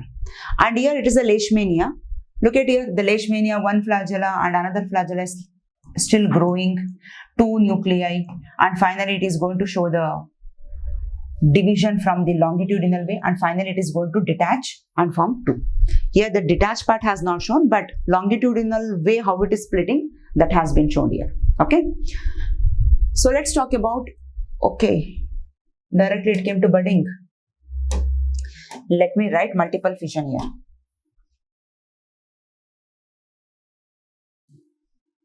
So what is multiple fission? So I was talking about malaria, right? So malaria is going to cause by an organism called protozoa. Protozoa is an organism just like your bacteria. Like that, protozoa is also a category of organism. In that protozoa group, there are so many examples we can take, but this malaria causing protozoa name is Plasmodium. Okay, so this is what Plasmodium. So let me write example, Plasmodium. Now here is the Plasmodium. So this Plasmodium was very happy in his life, simply growing and just infecting a person by entering into the mosquito, and it was just enjoying its life. But now it start thinking, I need to reproduce. If I just keep growing like this, so how I can increase my progeny, right? So that's why I need to plan something. So what it did, because it is just looking around, it is fleeing some threatening environment, it has to protect itself, at the same time it has to reproduce, correct? So that's why what it did, it started producing a wall inside its body. Okay, a strong thick wall it produced. Why it is producing thick wall inside its body itself? Smile, man. Because inside it having a nucleus. It has to protect this genetic material nucleus because it is a main master molecule, right? Therefore, to protect this from external environment, even if anything occur to this Plasmodium, even if it get die also, this nucleus should not have any problem. That is what the main agenda of this Plasmodium. So this protective wall, what you are going to see, this we call it as a cyst. This is cyst and this is nucleus. Nucleus. And of course, inside cytoplasm, everything will be there. This is the cytoplasm. And inside also cytoplasm is there. Some amount of cytoplasm is covered, but it has formed the cyst. Now, first it is going to multiply its nucleus. Okay. So let me show like this. So what did it? From one nuclei, it multiplied and it became 2. Again, these 2 nuclei multiply, become 4. So like that, it become 8. So like that, it started producing plenty of nuclei. Plenty of nuclei. Okay. And if nucleus has formed, is that enough? No. So it start accumulating the cytoplasm which has so created around this nucleus also. So some amount of cytoplasm which was so there, it start covering around this nucleus like this. All cytoplasmic content start covering like this. So as a result, now if you just look at the cell, this is the outer cell membrane. This is the cyst. Now, because of accumulation of the cytoplasm, now we could able to see small cell has been formed. Within a big cell, small cell also been formed. Okay. So these cells are called daughter cells. Earlier, these nuclei which are so formed, these are daughter nuclei. These cells are called daughter cells. Now this, not bacteria. Now this Plasmodium is happy, very happy. Even if external force or any environment, if even attack the outer layer, it is not going to bother because it already has produced many daughter cells. Now imagine this cell has got died. That means the outer wall has got died. But still the daughter cells which are so present inside, they are well protected. They are very safe. Why they are safe? Because they are having this protective layer called cyst. Okay. So therefore, now the cyst is enclosing. This is the cyst, right? This cyst is enclosing these small cells, daughter cells. Now the cyst is waiting for its rupture for a suitable environment. It is just going to analyze how the environment is. If the environment is favorable, when the situation is good, then the cyst is going to get ruptured, and automatically all these cells which we are so considered as a daughter cells, they are going to release from the cyst, and now they start surviving. Now they start growing, they start surviving, again they are going to do their work. Okay, but here from a single cell, it was just a single cell, plasmodium, right? From a single cell, multiple cells we got. So not just one or two, multiple, many cells we got. Therefore, it comes under the category of multiple fission. Why fission? Because they are also small nuclei divide and they start showing a fission only. Correct. So from hereby, the fission part is completed. So one part of sexual reproduction, that is fission, we have finished. So hope it is very clear. Hope you are writing all those things in your copy also. Okay. So let me go back. So fission part we have completed, we have finished it. Now which part we need to talk about? Now we need to talk about budding. So what is budding? It is also very easy to understand. Okay. So what is budding? Have you seen a small bud-like structure on the surface of yeast? Even if you have not seen, don't worry, I will show you. So imagine here is the yeast. This is the nucleus of the yeast. So now this yeast start realizing that if I am alone, nobody will give respect, I need to reproduce. So it thought to reproduce. But it do not require any partner, it do not produce any gamete, but still it want to reproduce. That means, of course, it is the asexual reproduction. Then how it is going to reproduce? Very easy, very simple. Look at here. On the surface of the yeast, first, what it will do? First, it will multiply its nuclei. It will make two nuclei. And it is going to produce a small bud-like structure on its surface. Small outgrowth. Nothing but bud means small outgrowth. So it will push one of the nuclei into this bud part. Okay. Now let me rub this nuclei. Because one of the nuclei have entered inside. Into the bud part. Let me call it as a bud. Okay. Now this bud start growing. Now this bud start growing like this till it get mature. Of course, everything, cytoplasm, all these things are going to be accumulated inside. It start getting growing like this. Okay. So when it become mature, no. So after that, after maturation, it is going to get separate from the parent plant. This is the parent, correct? It was the parent. Now from the parent, it got separated. Ma'am, this is also fission only. No, you can say that, ma'am, it is getting separate. But actually, look at here, my dears. It is not a fission. In the fission, first it is going to enlarge. Then the cut occur in the between. But here, it is not enlarging. It is just producing a small outgrowth on its surface. Sometimes the chain of buds can be formed. Look at here. If the yeast is like this, first it will produce a small bud. The nucleus will enter here. On the surface, again it is going to produce another small bud, another small bud. Like this, a chain of bud can be produced. In many cases, it is going to happen. So all these buds are start enlarging. Again, they are going to get enlarged. Again, they are going to enlarge. So like that, they start producing many cells on the surface of each other.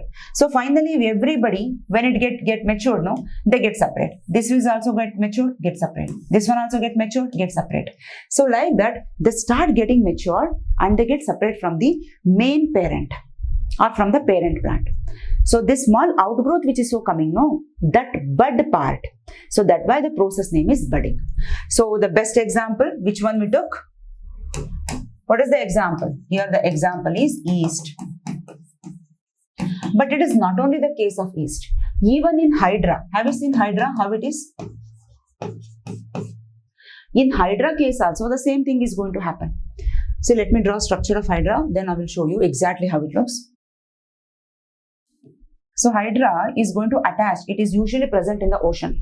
Okay. So it is going to attach to the substratum, and here on the surface of this Hydra are so many tentacles are present like this. Hair-like structure.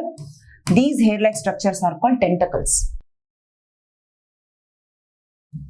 You know the purpose of tentacles? In fact, they are for their protection because it cannot move, no? So that's why it is going to protect itself. Imagine I am a tentacle. I am a Hydra. I am having tentacles. So here also I am having tentacle. Here also I am having. Here also I am having. Backside also I am having. So like that, this tentacle is present all over my head part. Okay, long hair-like structure. Now if any prey comes, prey means imagine a food comes. Then I am going to capture it from this hand, that is from this tentacle, I am going to engulf. If any food comes from this direction, then I am going to catch it, I am going to engulf. If the prey comes from the backside, I am going to catch it and I am going to engulf. So like that, it is going to capture the prey from any corner. That is for the eating purpose. So like that, if it has to protect itself, no, it do not have any left to run from that place. Therefore, the tentacle is having, on the surface of the tentacle, we are going to see a special cells. Certain special cells are present that you are going to study in your class 11th. Don't worry. These cells are very poisonous. They have some poisonous material inside. So if any dangerous thing is attacking to this Hydra, then it is going to release that poison. Immediately it will just release that poison and make that prey to become numb. Numb means movementless. Then it will get die. So like that, it is going to even protect itself with the help of these tentacles. Now suppose if I take this Hydra for reproduction, how it is going to reproduce? Again, it will follow the process of budding. So it says, I am going to show a small outgrowth like this, a small bud like this. So this is a bud again. This is a bud. Now this bud, something, how a mother is going to hold a baby on his side way like that in the waist portion. So like that, it is going to hold a bud in the side. Okay. So this bud started growing. I'll do one thing. I have a image here. I will show you directly so that you can understand. Your NCERT image itself is showing the budding process. See, here is a small outgrowth came from the Hydra. Now this bud is growing, and finally when it becomes mature like this, no, it gets cut from the main parent, and then it starts growing into a new Hydra. Okay. So this is what the speciality of budding. Look at here, I have made some points. You can take a screenshot of this. Bud-like outgrowths formed on the body of the organism. That you have understood. It gets separate on maturation. First, it will grow, then it get mature, then it will get separate from the parent organism and develop into individual organism. Okay. So the examples are yeast and Hydra. So two types of asexual reproduction we have studied. One is what? Yes, fission. Second one is budding. We have finished. So what is the third one? Let's move on to the third one. Look at here. Can you imagine? Can you identify? Yes, it is Hydra, real Hydra. So the third one is called fragmentation. So fragmentation means what? It's a kind of different method of asexual reproduction, a unique method of asexual reproduction. Have you heard name called Spirogyra? It is an algae. Look at here. Algae means green colored plant-like structure. In fact, they are plants only. So they are not only found here in the rock surface, even on the surface of the big trunk of the trees also. Wherever the moist area is present, there we could able to see the growth of this algae. Okay. So this green color portion, what you are seeing, this is the Spirogyra. If I just take only one Spirogyra, it is a multicellular organism. It is not a unicellular, remember. So now I will take this Spirogyra. Why the name Spirogyra? Because look at here. This is one cell of Spirogyra. This is another cell. This is one more cell. Like that, many cells are there in the Spirogyra, but they are present one below the other. Multicellular. Okay. Why Spirogyra? Because you know that in a plant body, they have a chloroplast. Correct? It is a characteristic feature of plants. But this chloroplast is somewhat like a ribbon. Like this. Have you seen the ribbon? Like this, it is present. ribbon-like chloroplast or spiral chloroplast. So that is the best word. Spiral chloroplast. Spirally it is present. Therefore the name Spirogyra.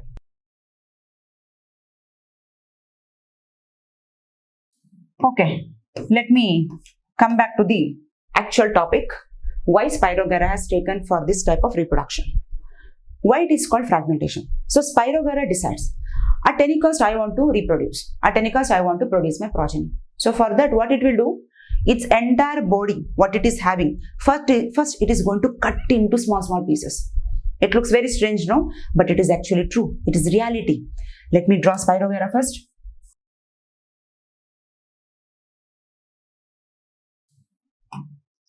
Okay. So now this Spirogyra is going to break itself voluntarily. It's going to break into small pieces like this. It becomes one piece. It's not exactly one cell, two cell like that. It can break from any middle, any part. Okay. So like that, it is going to break into small pieces. Okay. Let me make just 3 pieces. So now each pieces are nothing but we call it as a fragments. Now each piece started growing into complete Spirogyra. Okay. So from this Spirogyra, another big Spirogyra is going to form. Again, many cells are going to form. So that how the adult organism was there, like that it is going to show the pattern. Again, from this Spirogyra piece also, we could able to see another Spirogyra. Okay. So from here also we could able to see another Spirogyra. Did you understand? How many pieces you can make from all these pieces, you could able to get a new organism. So of course it is asexual reproduction. From one single organism without fusion of any gametes, without taking help of any other parent, simple one organism by breaking itself, producing many Spirogyra. Obviously it is asexual reproduction, correct? So therefore fragmentation is also a type of asexual reproduction. Understood? So example is Spirogyra. Remember, it's very important. And one more thing you have to remember, here it is not having any special cells. In the case of multicellular organism, whenever we talk about any multicellular organism, we say that, oh, there will be a special cell. For example, in case of us, we have a special cell for breathing that present in the lungs. We have a special cells for filtering our blood that is present in kidney. We have a special cells for pumping the blood that is heart. We have a special cells to store the food that is liver. So like that for everything we have a specialized cell. Even for reproduction also we have a special cell called gametes. But here they do not have any such special cell. The body can be cut into any small pieces and each pieces can grow into new organism. A very simple process, though it is a multicellular. Okay. But as we move on to higher organism, such thing we are not going to see. Remember. Okay. I will tell you. So hope this part is clear. Fragmentation. Here are the points. It is a process of fragmenting or breaking into pieces. Each fragments develop into new organism. So one more important point is no special cells are involved. Okay. So example Spirogyra. So why I am stressing particularly no special cells are involved? Because in the next topic, what I am going to discuss, that is fragmentation. That is regeneration. Particularly, there is an organism called planaria. There you are going to get stuck and many students have a lot of confusion in that. Ma'am, why it is not a fragmentation? Why it is a regeneration? So that's why I am mentioning this, no special cells. Okay, hope this part is clear. Now let's enter into the next part, that is the 4th type, regeneration. What is regeneration? Regeneration is not purposeful reproduction. First of all, regeneration is not a type of reproduction. Remember. Here, accidentally, by chance, if organisms, some organism, it is not going to applicable for all organisms. It is not going to applicable for all multicellular organism. Remember, in some multicellular organism, if any body parts get broken down or if it's get cut down from the main part, it is going to get regrow. Okay, that is nothing but regeneration. Look at here. So let me take the example of starfish. Hope everybody have seen this starfish, right? This is our starfish. So it is very happy in its life. Now what happened? While moving, one day, it has 5 arms. So these are the arms. So accidentally, one of the arm of the starfish has got cut down. Okay, it got broken down from the middle. So now the starfish is having shape like this. But still the starfish is laughing only. It is not crying because even though it has lost one of its arm, but still it is laughing. Why? Because, how many arms? Okay, 4 arms are it.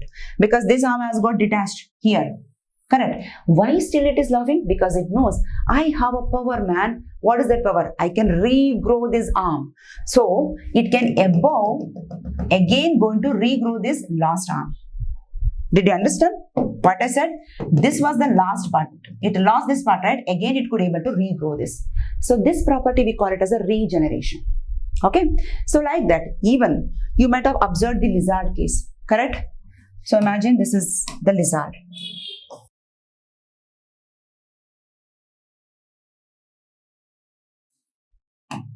Okay. So this is our lizard. Now accidentally what happened? It lost its tail. So this is the tail portion. But still lizard is happy. Why? Even though the tail portion has got lost, no problem to me.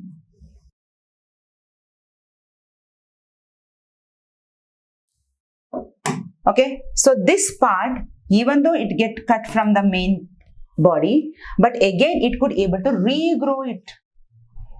So that is the power of regeneration, but not all the body parts. Suppose if it has lost the limb or if it's get cut from the middle, imagine I am going to break this lizard into small pieces. No, it is not able to grow.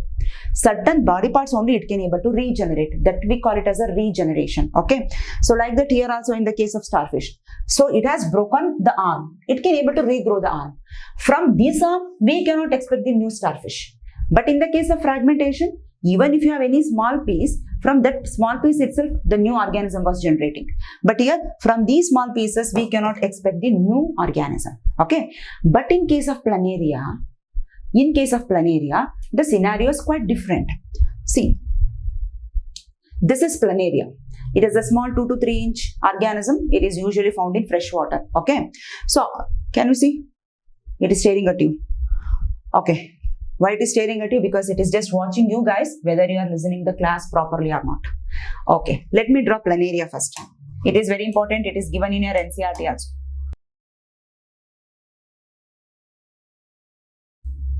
Okay, this is our planaria, right? So this planaria, now what happened to this? Accidentally, it got cut into small pieces. So now this become one piece of planaria.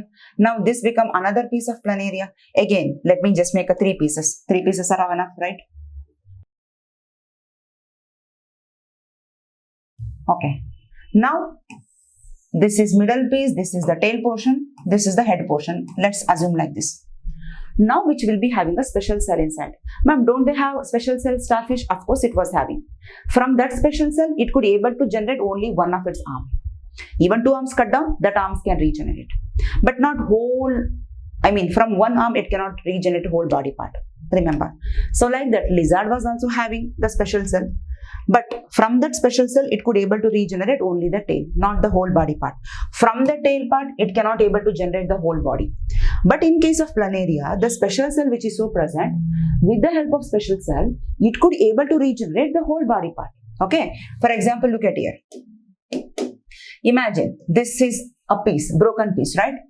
Now this planaria is having this broken piece. From this broken piece, it could able to generate the middle portion.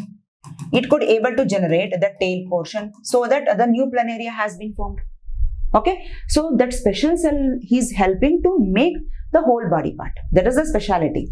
But it is not a fragmentation. It is a regeneration only. Why regeneration? Because it is having special cell.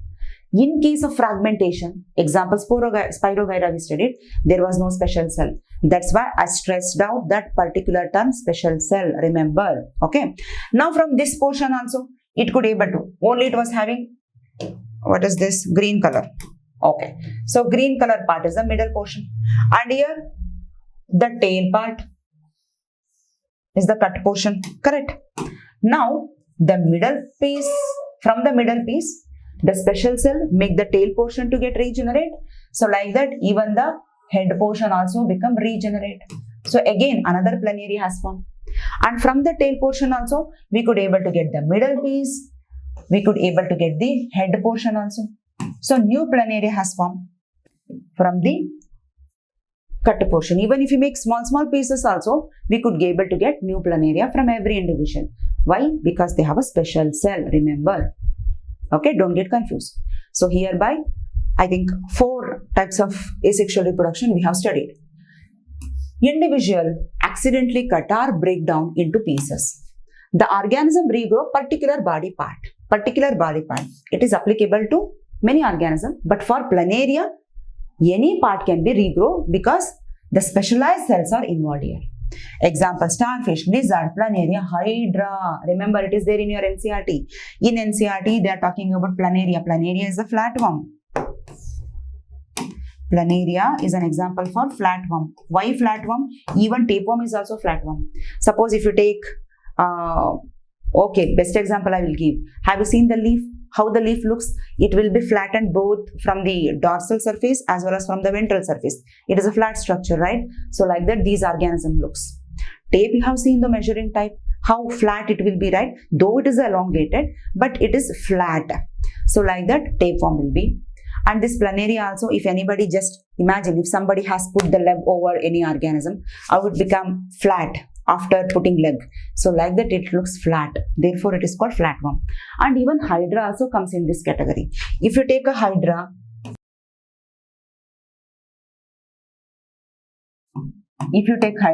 again you make this hydra into small pieces. Again, we could able to get a new hydra from all the broken part. Like this, from middle, again it could able to gain and again new hydra. Why? Because they are also having specialized cell. Understood?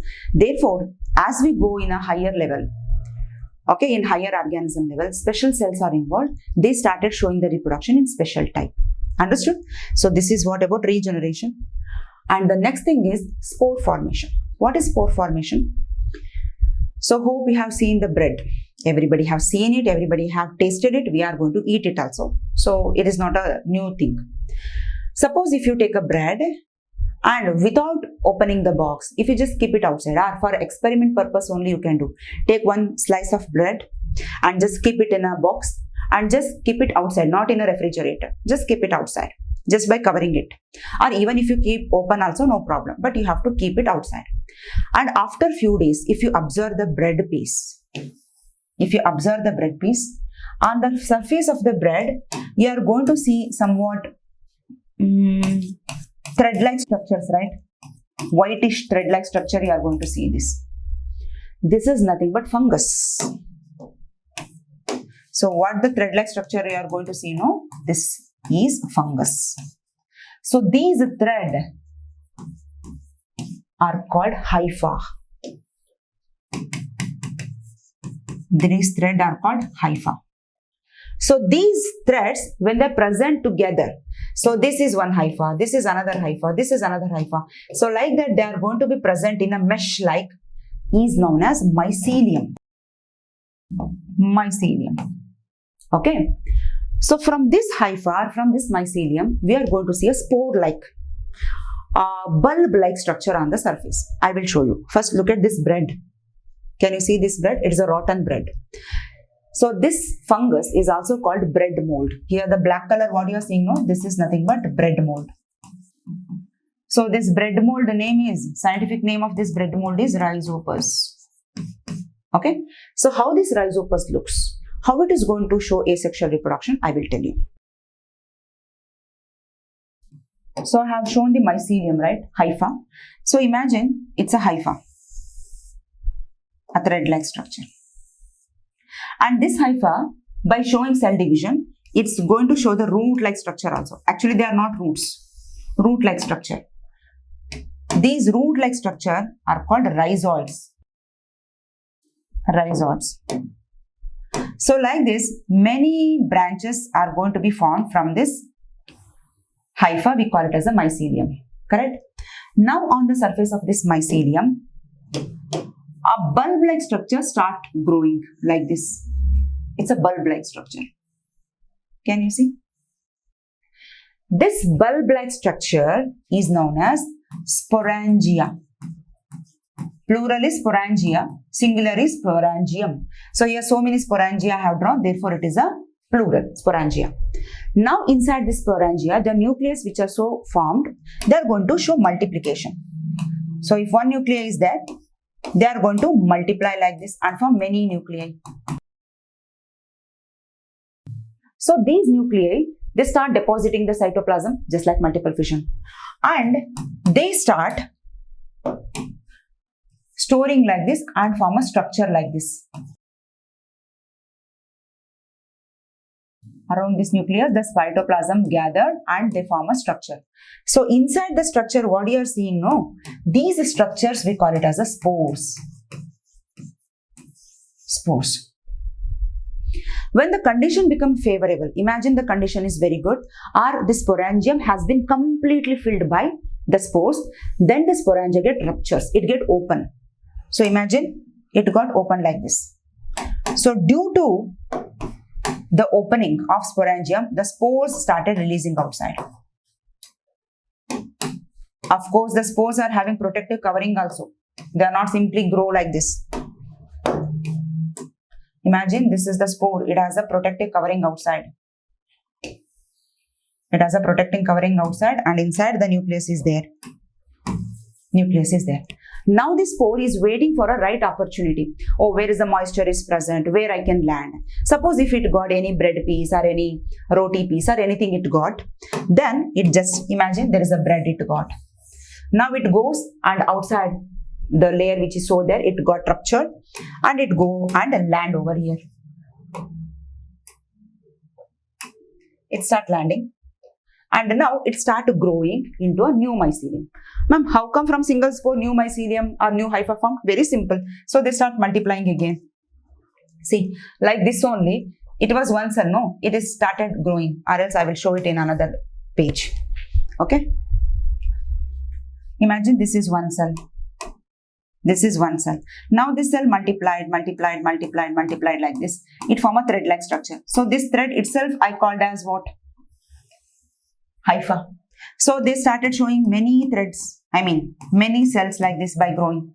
So that is nothing but mycelium. Correct? So they even grow down, they form a rhizoids. And on the surface they are going to bear the sporangium. Inside the sporangium again the spores formed. So like that they started showing the cycle.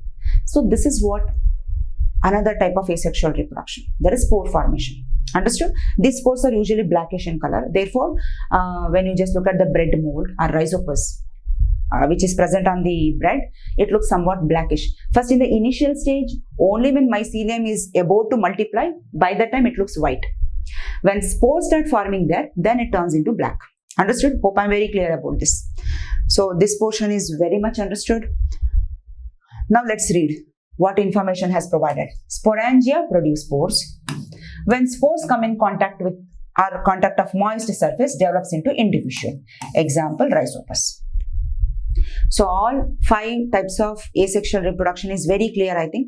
Now let's enter into the last portion and most important also, that is vegetative propagation.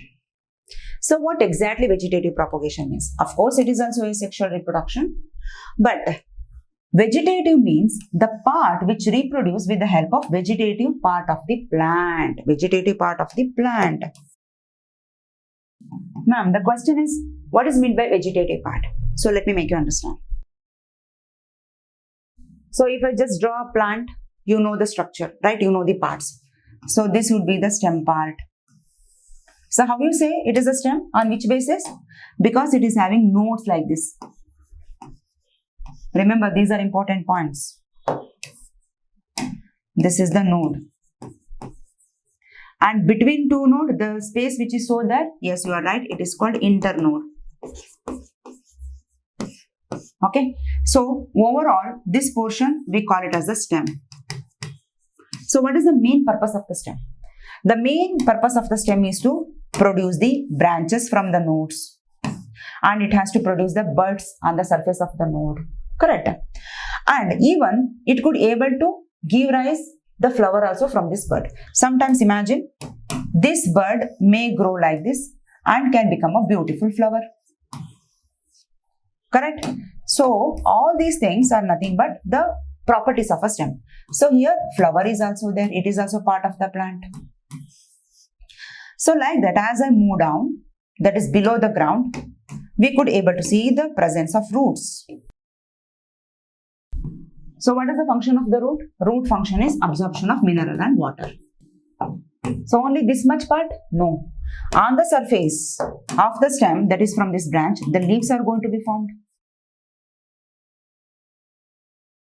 Okay. What is the function of the leaf?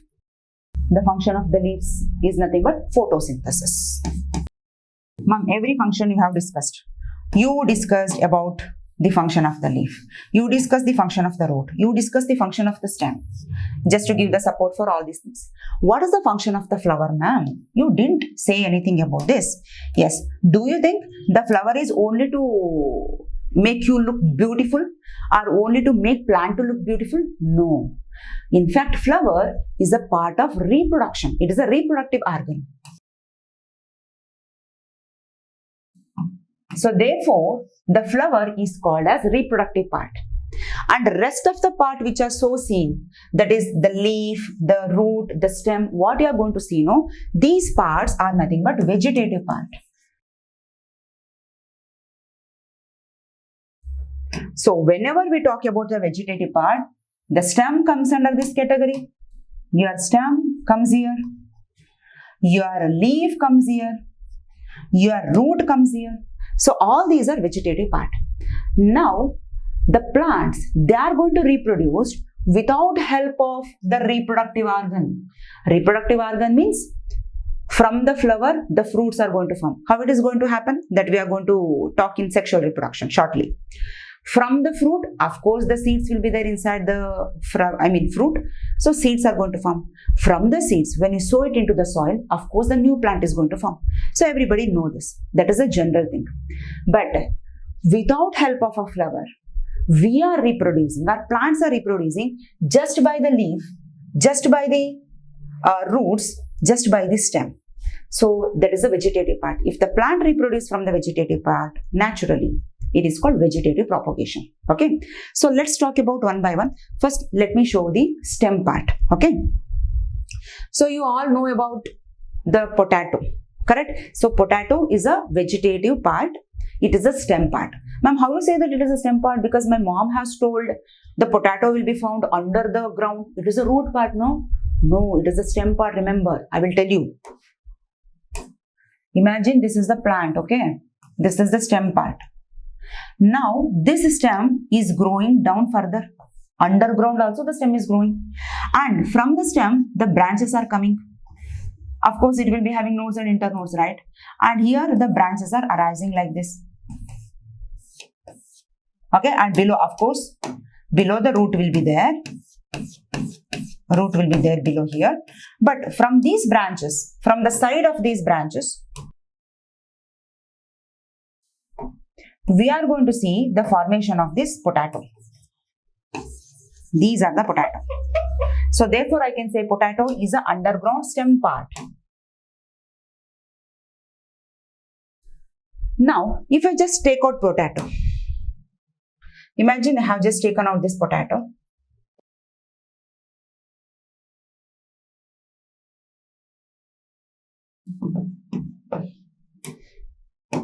Okay, on the surface of the potato, if you observe carefully, when your mom brought the potato from the shop, now do not keep it in a refrigerator, just observe it for a few days. But when she brought, a small dot will be seen here. In fact, these dots, what you are seeing, these are the nodes. So this is what the indication that it is a stem part, because stem is having nodes and internodes. These are the nodes, right? These are the nodes. And this is the internode between node and between two nodes. So like that, these are also node part, dots. Now, if you just observe this potato carefully just by keeping it outside for a few days, it starts showing a small bud-like structure on the surface. Can you see? In fact, these are called eyes of potato. These are called eyes. Eyes are going to bear the buds.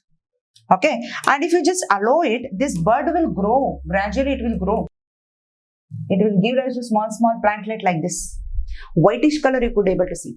Now you take some knife, just cut this portion and just sow it into the soil. Again, you are going to get a new plant. You can try it. Then, of course, I can say it is also responsible for reproduction, but without any seed formation. Correct? So that's why eyes of potato are the stem part.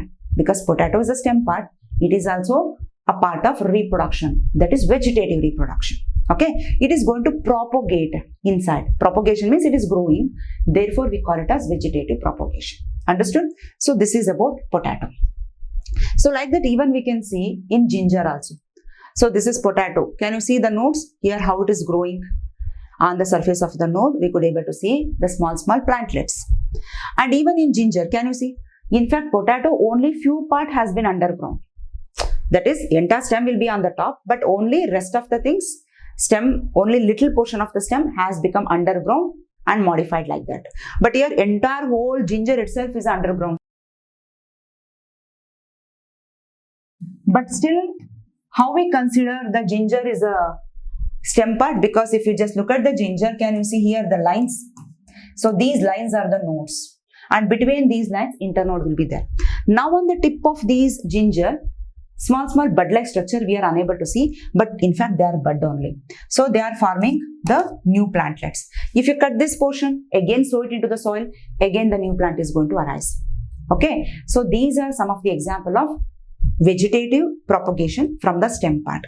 And even your onion also, you have not seen, but I will show you how onion looks. How onion looks? Something like this, no? These are the leaf part that we are going to eat. No, these are the fleshy leaves. Okay, here a small disc-like structure will be there. This is what the stem part is, yellow color portion. This is nothing but stem region. And these are fleshy leaves that we are going to eat. And here the roots will be there. We call them as adventitious roots. Now if you cut this portion and put it in the water, surface of the water, if you just allow it, then it could able to give rise to a plantlet. Plantlet could able to come from this part. Therefore, this is also nothing but a part of vegetative propagation. So this is about the stem part. Now, even in leaf part also we can expect the vegetative propagation. There is a special leaf called bryophyllum. Okay. Suppose if I just draw a leaf, general leaf, what are the structure we can see? So this is leaf margin. Correct? So margin of the leaf can be sometimes like this also. It can show different shapes. And this is the midrib.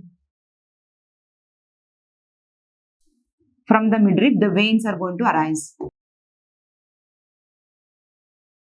And this is the petiole. This is the stalk of the leaf. Correct? So these are the main parts.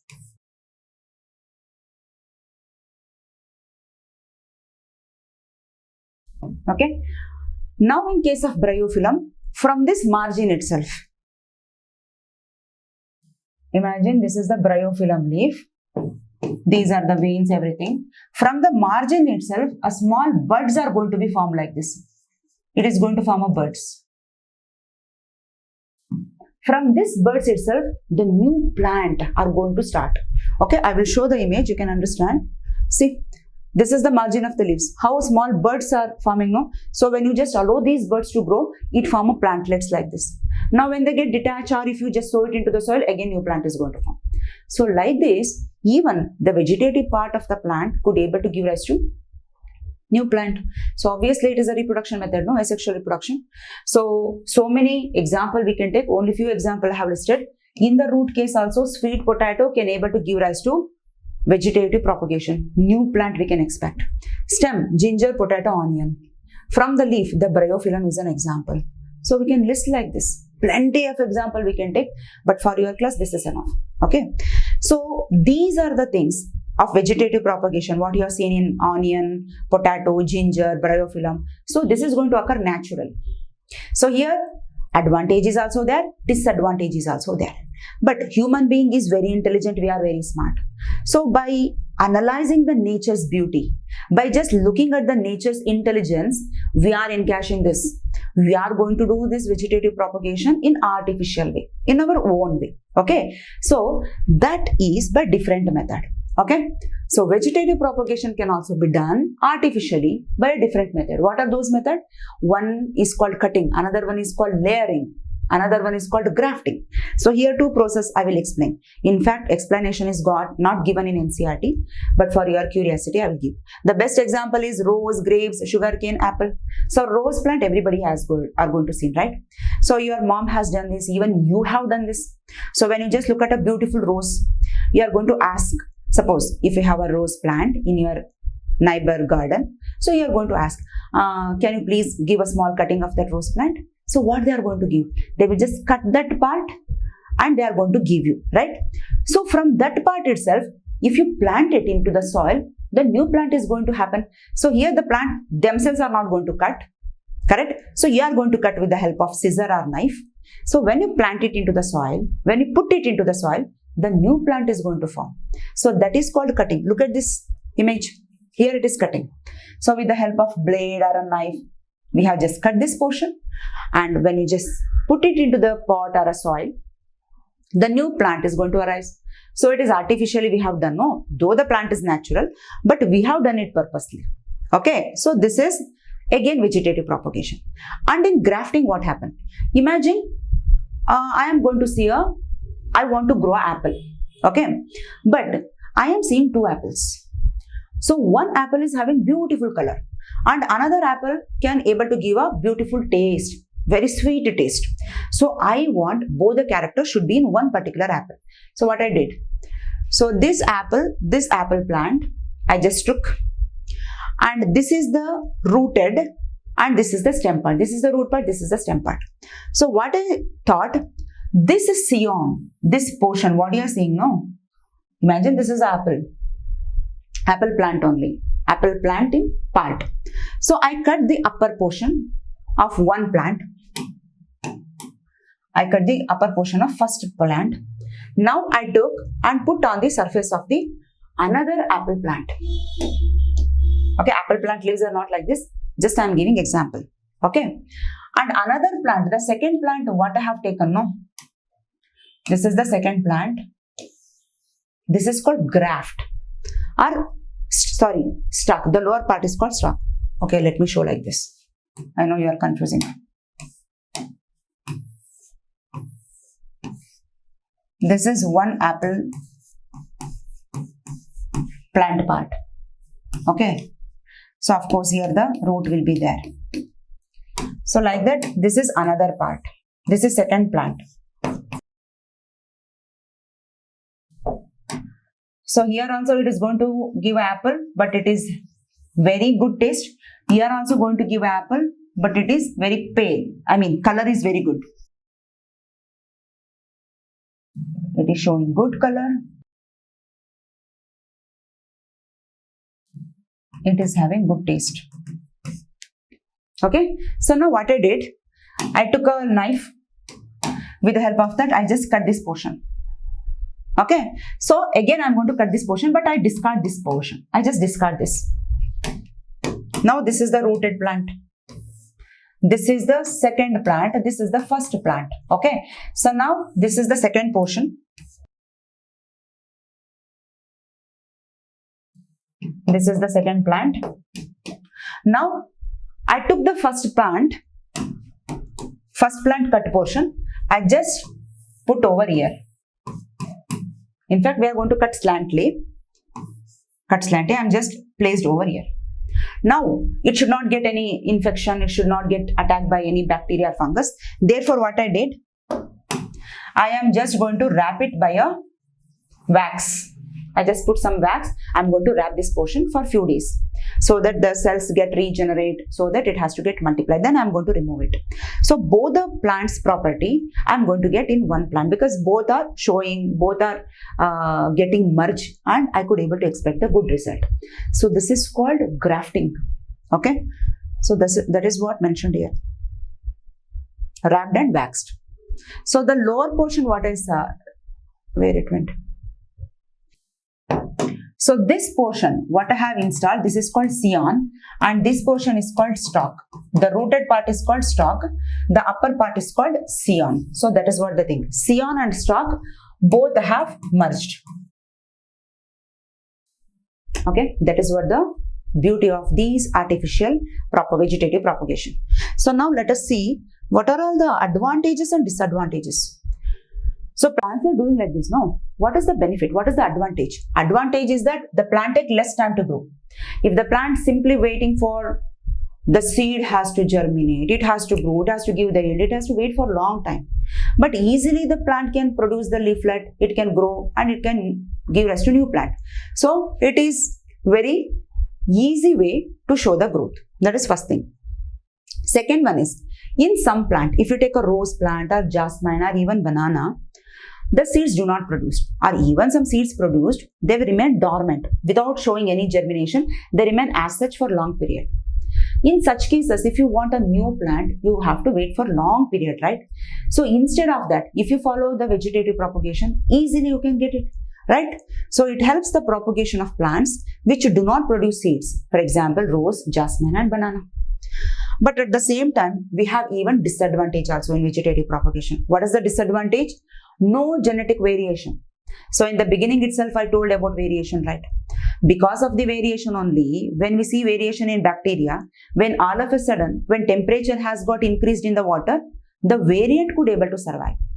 The first one, which do not have that property, they got died.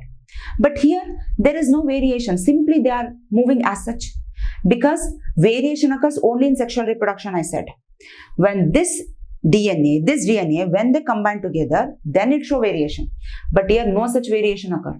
If there is no variation, how it could able to adapt to the environment? Correct. So therefore, they cannot adapt in many cases. So less adaptability to the environment. Environment should be maintained as such. If any changes occurs in the environment, they can get die. And the second thing is, new character neither introduced nor undesirable character eliminated. It means, imagine, in human evolution, what we have seen, because of DNA variation only, new character we could able to see. Brain capacity started getting increases. We had a tail earlier. That tail do not have any purpose. They start getting vanish. So new character we could able to see. The person start getting walking in a straight way. Bipedal character arise. So these are the new character. Some undesirable character was there. Undesirable character means lot of hair was there on the surface of the body. Why? Because for the protection. If any animal comes in front of the ancestor, when they stand like this erect, when they become ferocious, when they become so angry, the hairs were getting erected. That is called piloerection. So because of that power, the opposite organism would get run away by looking at the organism. That is the ancestor. They thought that, oh, it is very huge and he may kill us. So now in this generation, it is undesirable. So such undesirable character has got vanished. Why? Because we do not need. We have a well-trained brain. We can protect ourselves. Correct. So such a undesirable character, desirable character, everything can able to keep changing because of the variation. But here no such variation. So whatever the character is there in the plant, they will be maintained as such. Only in artificial vegetative propagation we can do. We can take one plant, we can combine with other plant, that we can do it, okay. But what about the natural method? We can't expect any new things, right? Suppose if the plant is having disease, imagine there is a potato, it is a diseased potato. From the same diseased potato, if another plant is growing, obviously the same gene is passing, no? So the disease will be affected to other plantlets also. From the bryophyllum, if that bryophyllum is affected, deceased bryophyllum, then so many plants which are so going to form from that bryophyllum, they will also get affected. So disease of the parent plant transfer to offspring. So these are the disadvantage. Okay. So hope all the 6 types of asexual reproduction is clear. So okay. Now, the next topic is sexual reproduction. So what is sexual reproduction? Already we have understood the meaning of sexual as well as the asexual reproduction. So here, if I want to repeat the same thing again, sexual reproduction involves two parents, correct? It is a biparental. So both the parents has to produce a special cell here. What is that special cell? We call it as a gamete. So here, the gametes play a very, very important role in the sexual reproduction. And one thing we have to remember, without gamete fusion, no sexual reproduction occur. So whenever we are talking about sexual reproduction, one thing you have to keep it in your mind that here the fusion of gamete takes place. Fusion of male and female gamete. So if it is a case of animals or a human being, we say that male gamete is a sperm, female gamete is a ovum. But in the case of plant, we just say that, oh, male gamete is, or just we are going to say male gamete or female gamete. So here also in plant case, female gamete is considered as egg only. But male gamete is not considered as the sperm. Okay. So that's why in general what we are going to say, male gamete as well as the female gamete. Okay. So now let us see what are all the steps it will show during the sexual reproduction. So these are the main basic thing you have to remember, then the rest of things become easy. Okay. So the first thing is two parent involvement, already have told. Okay. So let us understand by taking human example so once these things get registered in your mind now, and even when we are studying the plant case also, it is easy to understand. So what they are telling, if sexual reproduction is occurring, two parents must involve. Okay, if I take a human being only, male as well as the female must involve in this process, right? So let me draw here.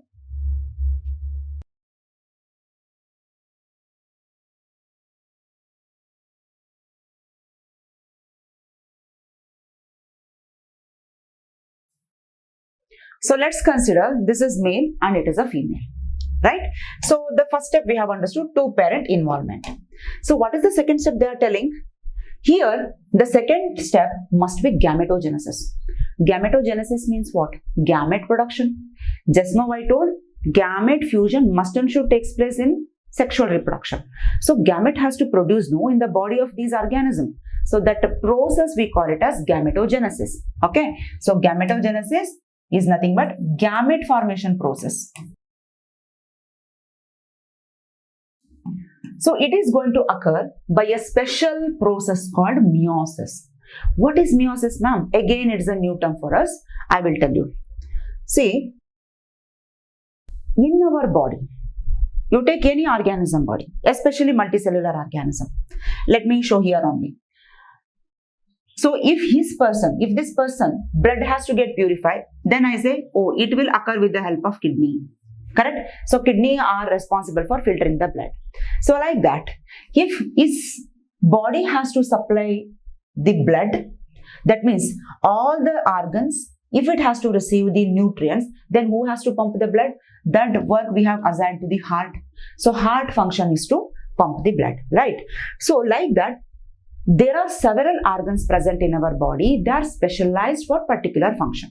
So like that, whenever we talk about the reproduction, that is also a particular function. For that also, there are some specialized organ present.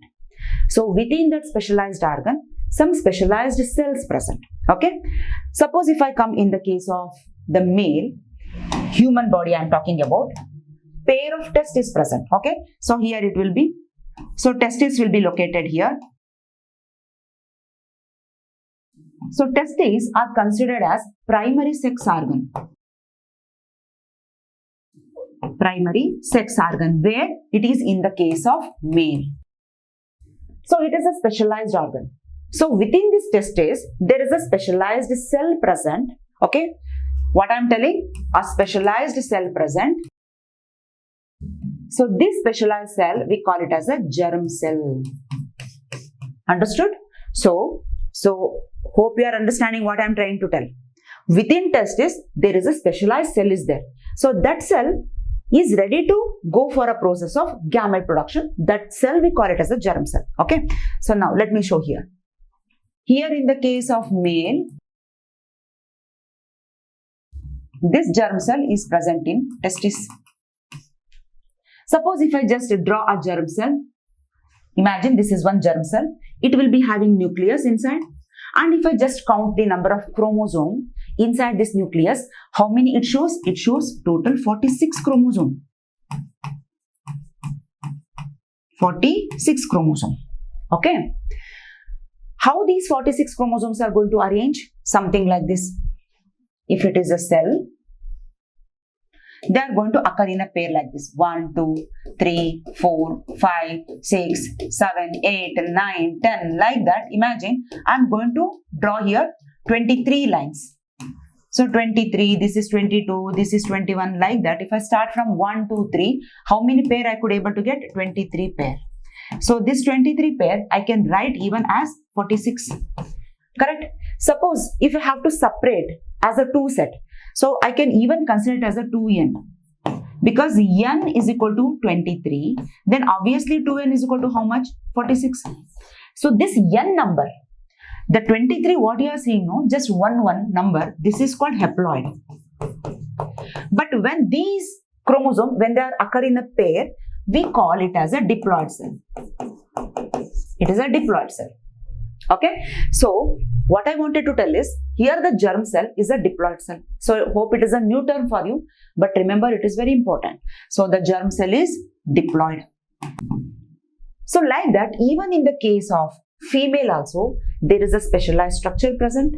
That specialized structure is going to produce the specialized cell called germ cell. So where it is present in female body, I will show you here. So here almost all in the abdomen region, the female reproductive system is there. We are going to discuss about these things in detail, but here to make you understand the steps of reproduction, that's why I am showing all those things.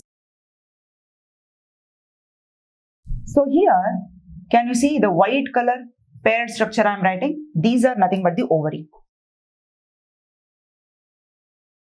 So how testes play a primary sex organ role, like that in case of female, the ovaries play a primary sex organ role. Then obviously, even in ovary also the specialized cell will be there inside. That is nothing but germ cell. So again this germ cell is ready to undergo meiosis and produce what? Gamete. So let me draw here the female case. This germ cell, something like this. So here also in this germ cell, we are going to see the same 46 chromosome. But remember, one thing I want to clear is, in our NCERT textbook, directly they have given us germ cell are going to fuse. But actually, as you go, that is in a higher classes, you are going to study this process in detail. But directly germ cells do not fuse. Suppose imagine if the germ cell fuse like this. This is the female germ cell, this is male germ cell. How many chromosomes they are having? It is 46. Here also 46. But actually, from top to bottom, that is from the head to toe, if you keep count the chromosome number in each cell, in every cell we are going to see 46 chromosome only. Okay. So suppose if this 46 chromosome combined during sexual reproduction, male germ cell, female germ cell, total how many it will become? It will become 92.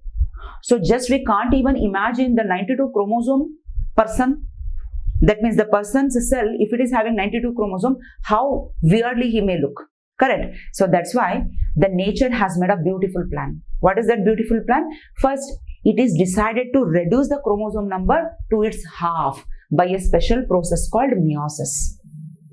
So it says, you human beings are very crazy.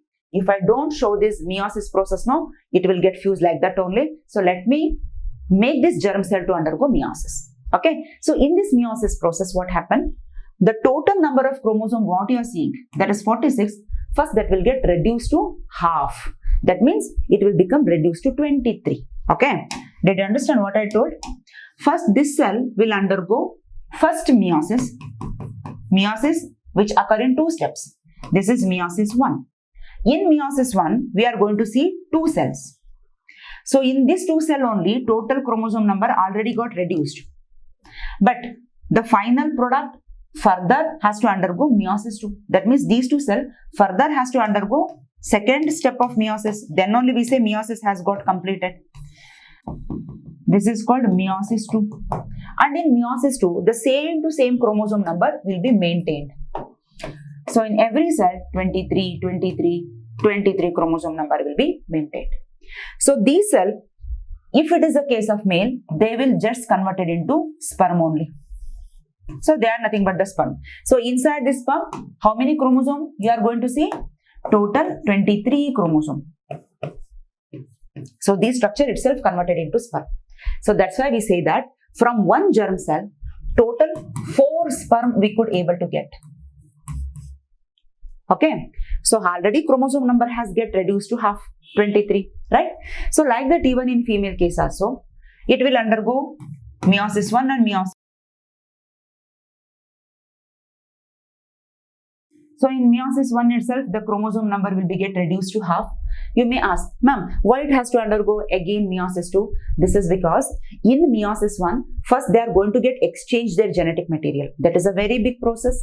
Even if I tell also, you can't understand. You just know here certain changes it will show.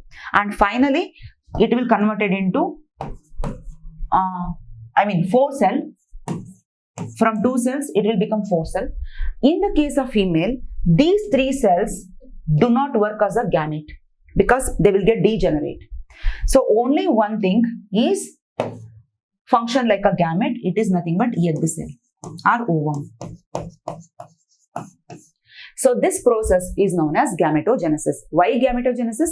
We have produced gamete, man. That's why it is a gametogenesis. Gameto. Look at the word. Gameto means gamete. Genesis. Genesis means production. So gamete production process is called gametogenesis. How did you produce? By a special process called meiosis. Okay. Now, when we have made this chromosome number to its half, then 23 from the sperm and 23 from the ovum, when they fuse, then the cell zygote become what? 46. That is the third step, right? Did you understand? Here, the first step is 2-parent involvement, second step is gametogenesis, and the third step is transfer of gamete. Here, the 2-parent involvement in the sense, during the sexual reproduction, the gamete which is so produced, that will be transferred, because when you consider that process, I will tell you, don't worry, later while explaining the human reproduction. Let me show here itself. The sperm which is so produced, imagine this is the sperm. The sperm is having total 23 chromosomes. And this is the egg cell. So egg is also having total 23 chromosomes. But here the sperm is having the special property of motility. That's why it is going to have a big flagella like this. Okay. So because of this only we can say it show motility or it is motile. But here it is going to have a reserve food inside. So that when this chromosome and this chromosome are nucleus of sperm and egg, when they fuse, it has to nourish for the growing baby, that is embryo. Therefore, it will be having some reserve food. So therefore, egg do not show any movement. It is non-motile. Understood? So now the sperm will travel towards the egg so that it will fuse. That is the fourth step called fertilization. Fertilization. In fertilization, what happened? This sperm, which is having this nucleus inside consists 23 chromosomes. So this is the egg. This is the egg nucleus. Now the sperm comes and fuse with this egg, and during this time it will release its nucleus inside. Okay, imagine the nucleus of this sperm has entered inside and fused with this egg. So now this product, what you are seeing inside, this is 2n again. Why 2n? Because here also 23, here also 23, total it becomes 46. Right? So this structure itself we call it as a zygote. Now this zygote, if I just draw like this, it is having 46 chromosomes. Now it starts showing the division. Okay, so one cell become 2 cell like this. 2 cell become 4 cell like this because it keeps showing the division. But here, when this cell undergo division, here it will not reduce the number. It will maintain as it is. In every cell, we are going to see 46 chromosome only. Here also 46, here also 46. Inside every cell must be showing 46 only. So such a division we call it as mitotic division or mitosis. Okay. So like that, finally, when it become a mass of cell, it is known as embryo. Something like this. Now this embryo is going to decide, I am from which animal? Okay, suppose if it is a frog, it is going to take a shape of a frog. If it is a fish, going to take a shape of a fish. The embryo is almost all looks like this only. If you take embryo of any organism, it almost looks like this only because everywhere inside the cell will be there. This is embryo. And this embryo later keep getting changes according to their genetic makeup. That is like that of its parent. If it is a dog embryo, it will resemble like a dog when it is becoming a complete baby. Okay. So like that, if it is a human baby, of course, the embryo will turn into human baby itself. If it is a dog, it turns into puppy. If it is a cat, it turns into kitten. So like that, the body shape will be keep getting changes after the embryo stage. That is nothing but embryogenesis or embryo development. So like that, okay, let's go back. Let's go back. So like this, all these steps are going to occur in sexual reproduction. Okay. So this is general thing. Even for a plant or even for the case of animal also, all these steps must occur. But when it comes to the plant case, we won't draw the diagram like this. Okay. So the structure is quite different. But of course the steps are same. There are also two parent involved. But there we won't say you are a father or a mother. But are a male, I mean, it's a male plant, female plant. Just we are going to say gametes, male gamete and female gamete. Okay, male reproductive part, female reproductive part. So like that we are going to say. Sometimes of course male plant, female plant we are going to consider based on the reproductive organ. That I will tell you, don't worry. But the rest of the things, there also in plant case, the gamete production must occur by gametogenesis. So there also the gamete has to transfer. There also the fertilization, gamete fusion must occur. There also embryo development must take place. Let's see how it is going to happen in case of plant. So hope these steps are very clear. Let me move into the, okay, this gametogenesis process also very clear, I think. Let me talk about sexual reproduction in flowering plants. So first of all, let us understand, when you just look at a plant, which plants you are going to consider as a flowering plants. So there is a special term we are going to give for a flowering plants. What is that? Angiosperm. In fact, in a plant, when you just look at the plant, no, total 5 category we can make. Very small, the structure, just like Spirogyra we have seen. So like that, when you just look at the moist wall or the tree trunk, small greenish structure you are going to see, right? So those comes under a group called algae. That is one group of plant. So like that, there are certain group of plants, they comes under special group called bryophyte. So here also we won't see any flower. Algae also do not bear any flower.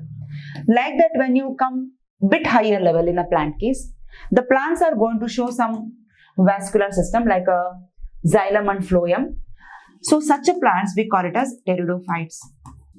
But remember, these also do not have any flowers. Then I will go for further higher level. Very big trees, big plants, big vascular system. But here I am going to call them as gymnosperms. But again, unfortunate thing is, here also no flowers. Then, the last remained one is nothing but angiosperm. So, angiosperm says, we are the advanced level plants. So, when you look at all these 4 category, algae, bryophytes, pteridophytes, gymnosperms, we are much advanced because we have a reproductive organ, we have a special organ called flower. Okay, so that's why these are called flowering plants. Flowering plants.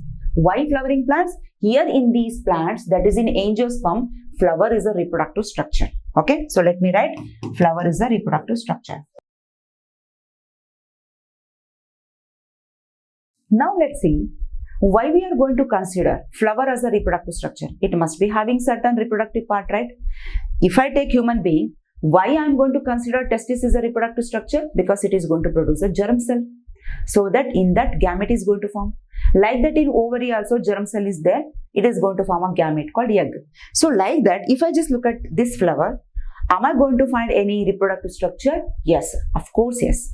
That's why the flowers are reproductive structure. Let me draw a typical flower structure, how it looks. Okay. When you just look at a flower, of course, the flower is also having a stalk like this, right? This stalk is called pedicel.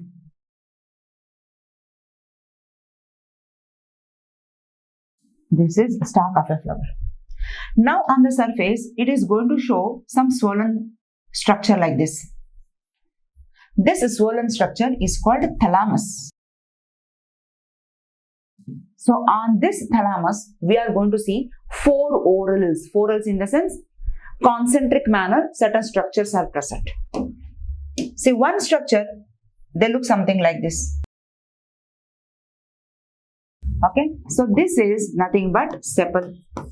These are called sepals. So when the flowers are in a bud condition, they are going to protect the flower. Okay, they are called sepals. And after that, above this, we are going to see a colorful structure.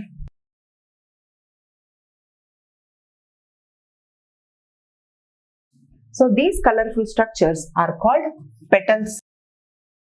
So now, do you call petals as a reproductive structure? No. They are just helping flower for reproduction. How? By attracting the insect. Okay. Then which part of the flower is considered as reproductive part? I will show you. Look at here. Can you see? So these structures, what you are saying, it's a male reproductive part. It is called stamen.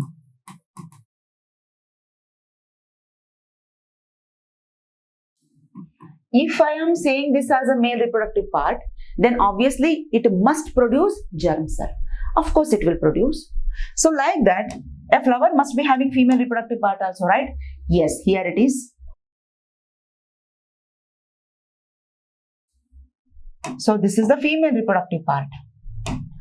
So this is called pistil. It also going to produce germ cell.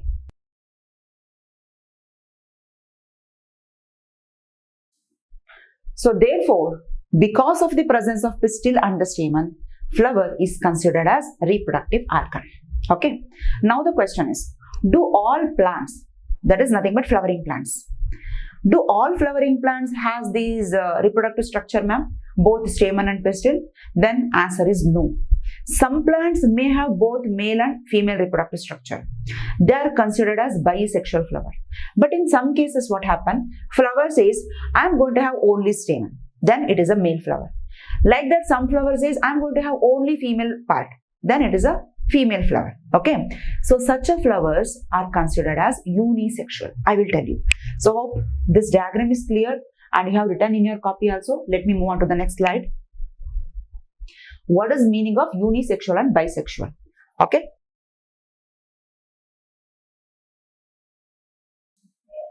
So let me draw first flower structures.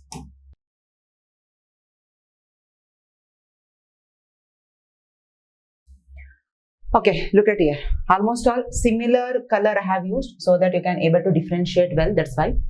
Now in this case, what I will show is both stamen is there as well as pistil is also present. Correct? This blue color part is pistil. Then such flower is called as what? Bisexual. Why bisexual? Both the sexes are present. Let me write here. These are bisexual flower. But here in this case what happened? Look at here. So in this flower only stamens are present. Whereas in this case only pistil is there. No stamen. Correct? Here no stamen, no male reproductive part. Here only stamen but no female reproductive part. Okay, then such flowers are called unisexual. Okay, unisexual means a single sex. So here in general I can say it is a male flower also. Why male flower? Because male sex hormone called stamen is there. Otherwise I can also refer it as staminate flower. Staminate. So like that, if I have to give a name to this flower, what name I can give? Yes, you are right, female flower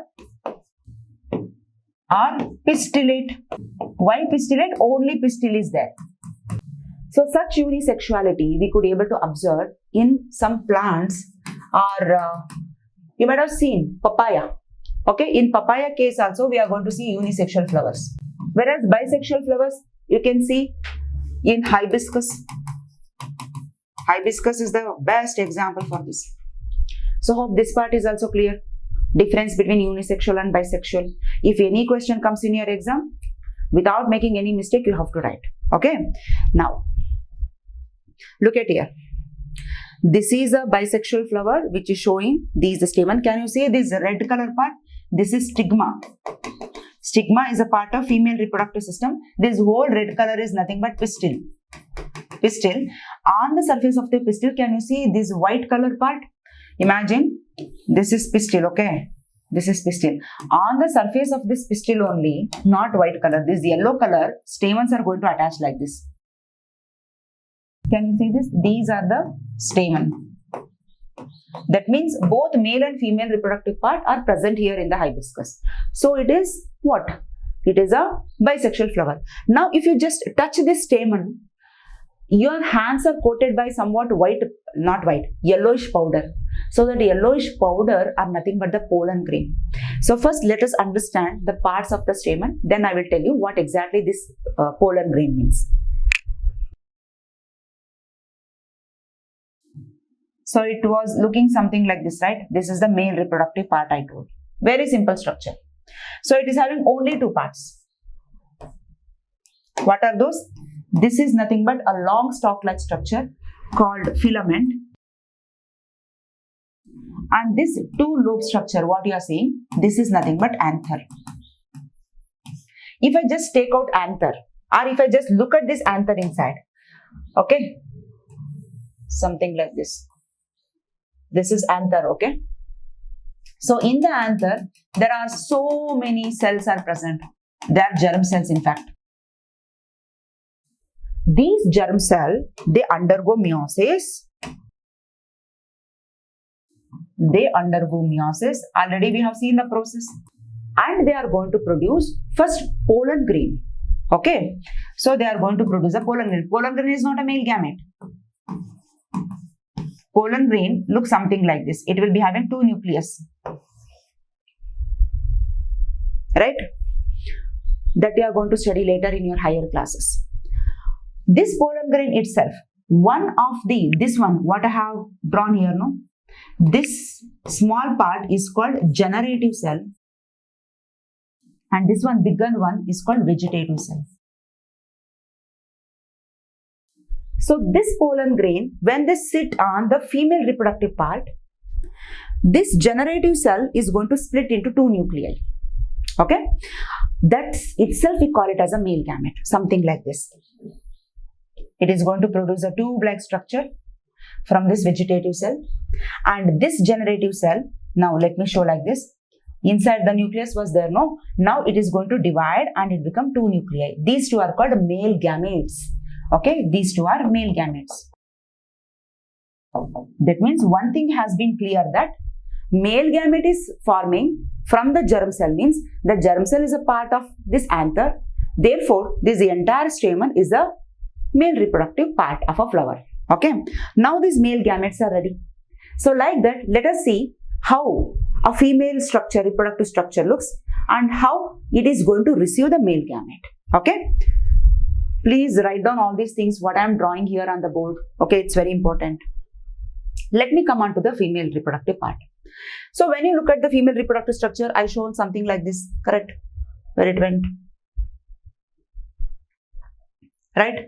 So this is one bulged part. This is one elongated part. And finally here once again, a sticky part. So total 3 parts we could able to see. This is the bulged or swollen part. So this swollen basal part is called ovary. It is termed as ovary. This is first part. And the second part is, this ovary is having a long stalk-like structure which is going upward. So this part is called style. And at the tip, it is going to become swollen like this, and it is having some sticky surface. If anything comes and stick over here, it will just attaches to this part. Okay, so this sticky part is called stigma. Stigma. So these are the three parts. Now if I just take out this ovary, imagine ovary I have drawn like this. This is ovary, and inside this ovary there is a stalk. There is a seed-like arrangement. Who is sitting on this seed? There is a structure called ovule.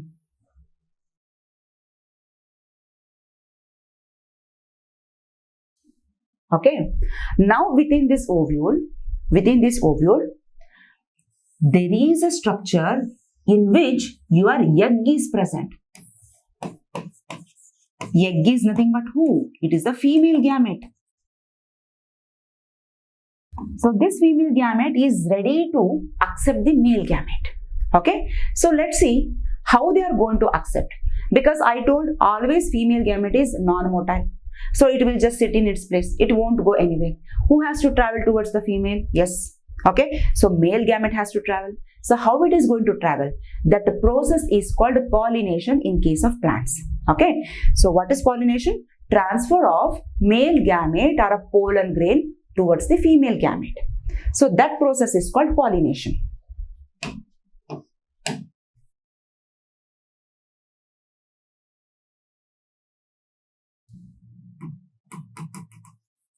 Process of transfer of pollen grain towards stigma, because we know that stigma is a sticky surface. It is something like this. So inside who is there? Ovule is there. So inside this ovule who is there? Who is waiting? This egg is waiting. This egg is nothing but female gamete. Now imagine, here is the male gamete. This is male gamete. So let's assume this is hibiscus male gamete. This is hibiscus female part only. Suppose this hibiscus male gamete, not male gamete, that is pollen grain. Let me write it as a pollen grain. So this hibiscus pollen grain has to travel and it has to sit on the stigma. So this process of traveling, that is pollen grain is transferring and sitting on the stigma, is called pollination. Suppose if something else comes, imagine this is somebody else. It is not belongs to hibiscus. Suppose he may belongs to jasmine. Suppose if he go and sit, then stigma, just look at this pollen grain. Stigma is going to look at the pollen grain. Hey, you pollen grain, you belong to different species. You belong to jasmine. But I am a hibiscus. So if any hibiscus pollen grain comes, then only I will accept. Or else I will just reject others. Okay. So it is just going to reject. So that conversation occurs between the pollen grain as well as the stigma. Now this pollen grain belong to the same species. This is also hibiscus, that is also hibiscus. So they are going to accept. So this process we call it as a pollination. So this pollination again can be classified into two categories. Okay, what are those? Let me show. One is self-pollination, another one is cross-pollination. So what is meaning of self and cross-pollination? See, sometimes bisexual flower, they will be having both pistil as well as the stamen, right? So the stamen of a same flower, which is so producing the pollen grain, can sit on the stigma of the same flower. Okay.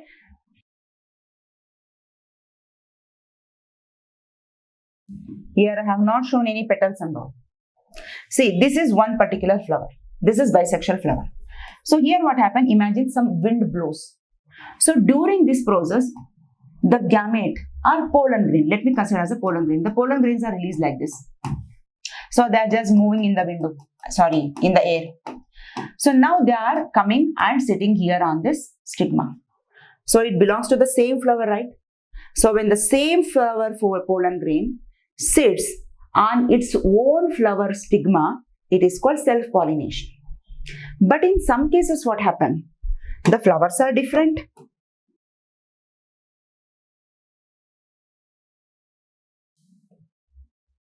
See, sometimes even though it is a bisexual flower, the pollen grain may go and sit on some other flower, of course of the same species. If both are hibiscus, then the hibiscus pollen grain only should go and sit on the stigma of another hibiscus, not something else. Okay. Like that, even in unisexual flower also. Look at here. Let me go back to the papaya case.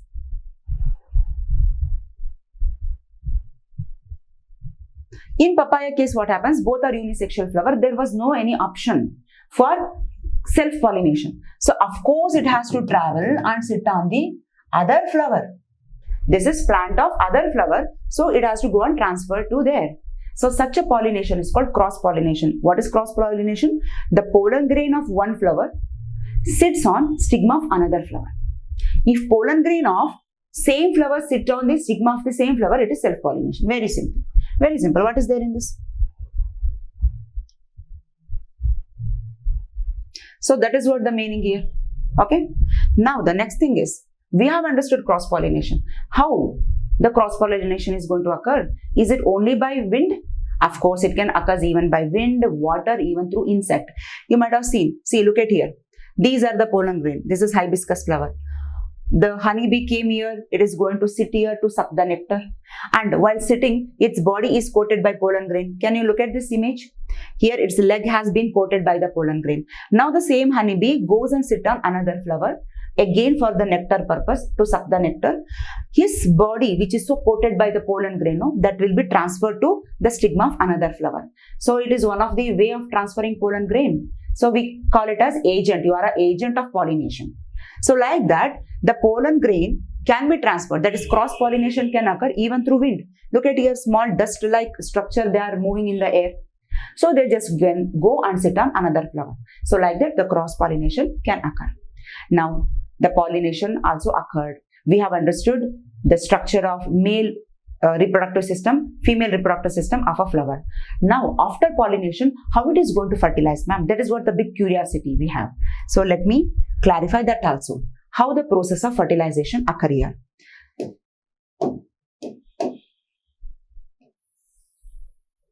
Very simple. Style, and this is a stigma, correct? So this is ovary.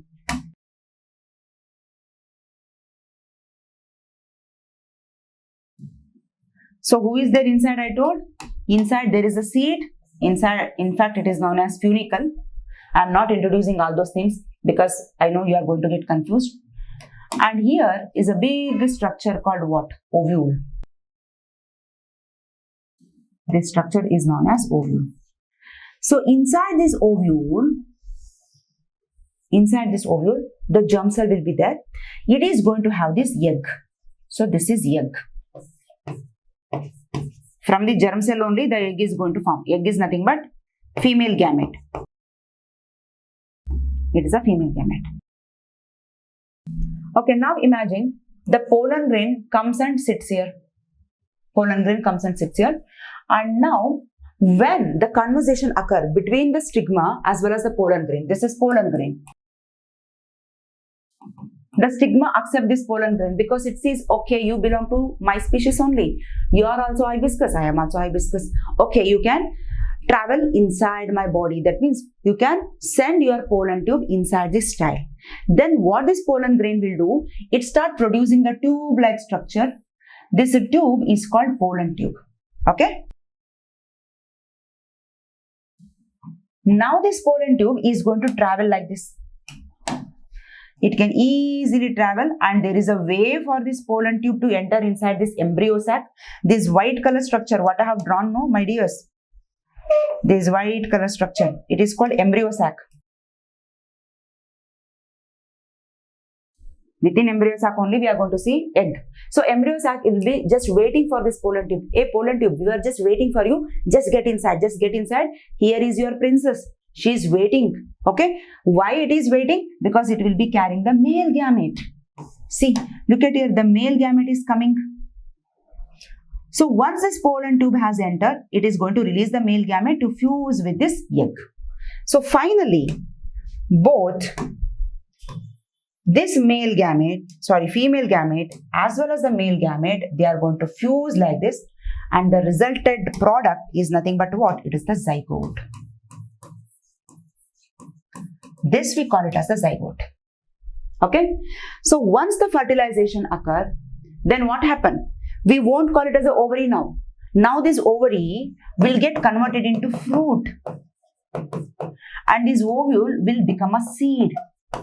Remember, ovary become fruit and ovule become a seed after fertilization. After fertilization. Okay, so I will tell you what happened after fertilization. Hope this much part is clear for you.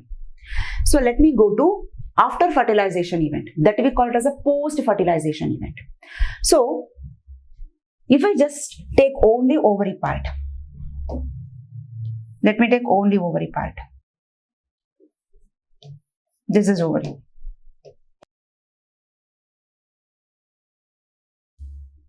This is ovule.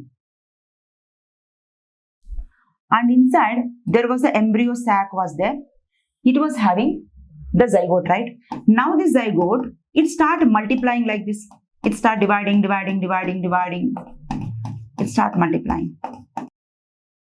So finally, it is going to produce an embryo. It is going to produce embryo. Okay. Or else you do one thing. You just know that here inside we are going to see embryo. How embryo is going to form? This is by cell division. That is by zygote only. So now this entire blue color, which was considered as ovary, now it is no more ovary because it will be considered as a fruit.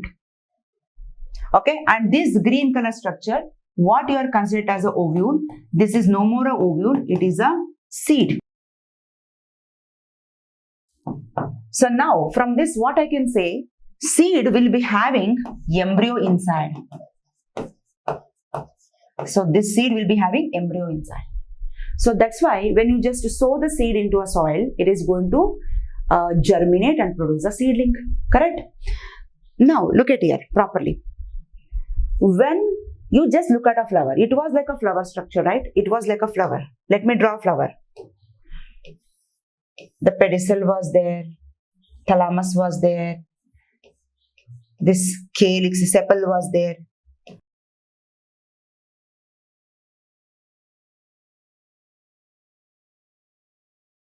So now the flower was like this earlier, correct? So now the same ovule I have drawn and I have enlarged here. Now after fertilization, if you just look at this structure, what happened? After fertilization I am talking about. Now all these structures are going to just fall off. Okay. So the stamen, it's going to get fall off. No stamen, no petals, no calyx. Look at here, no calyx, no petals, no style, no stigma, nothing is there.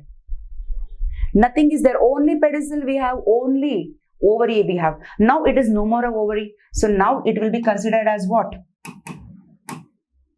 It is not even an ovary, it is nothing but a fruit.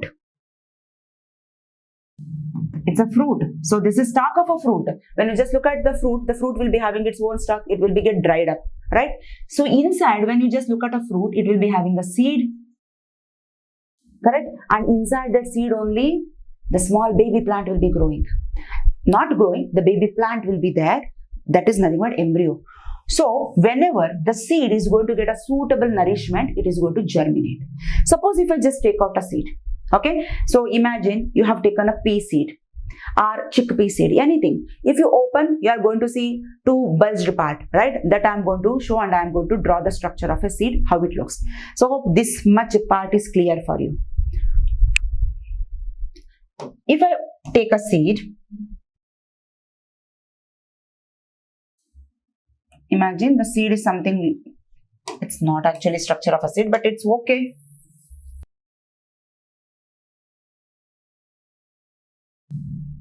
Imagine something you have seen like this. Now I'm going to open this seed. Okay. So when you open the seed, I'm taking a pea seed. it's going to show something like this. Okay, so these two are nothing but having reserve food inside them. So it will be having reserve food.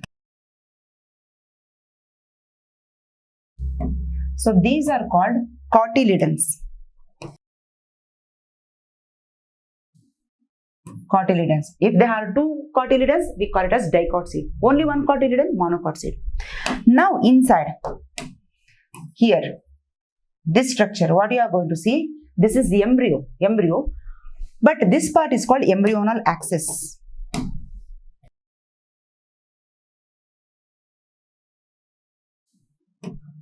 Now on the top of the embryonal axis, there is a structure, and below also the embryonal axis, there is a structure. So we are going to give a different name to this. What are the names? We are going to call it as a plumule, this part as a plumule, and this part as a radicle. Okay, so from the plumule itself, now let me show here. Okay, or else I will show here only. When you just sow the seed, or else let me move on to the next slide. Please make a note of all those things. It's very important. Okay.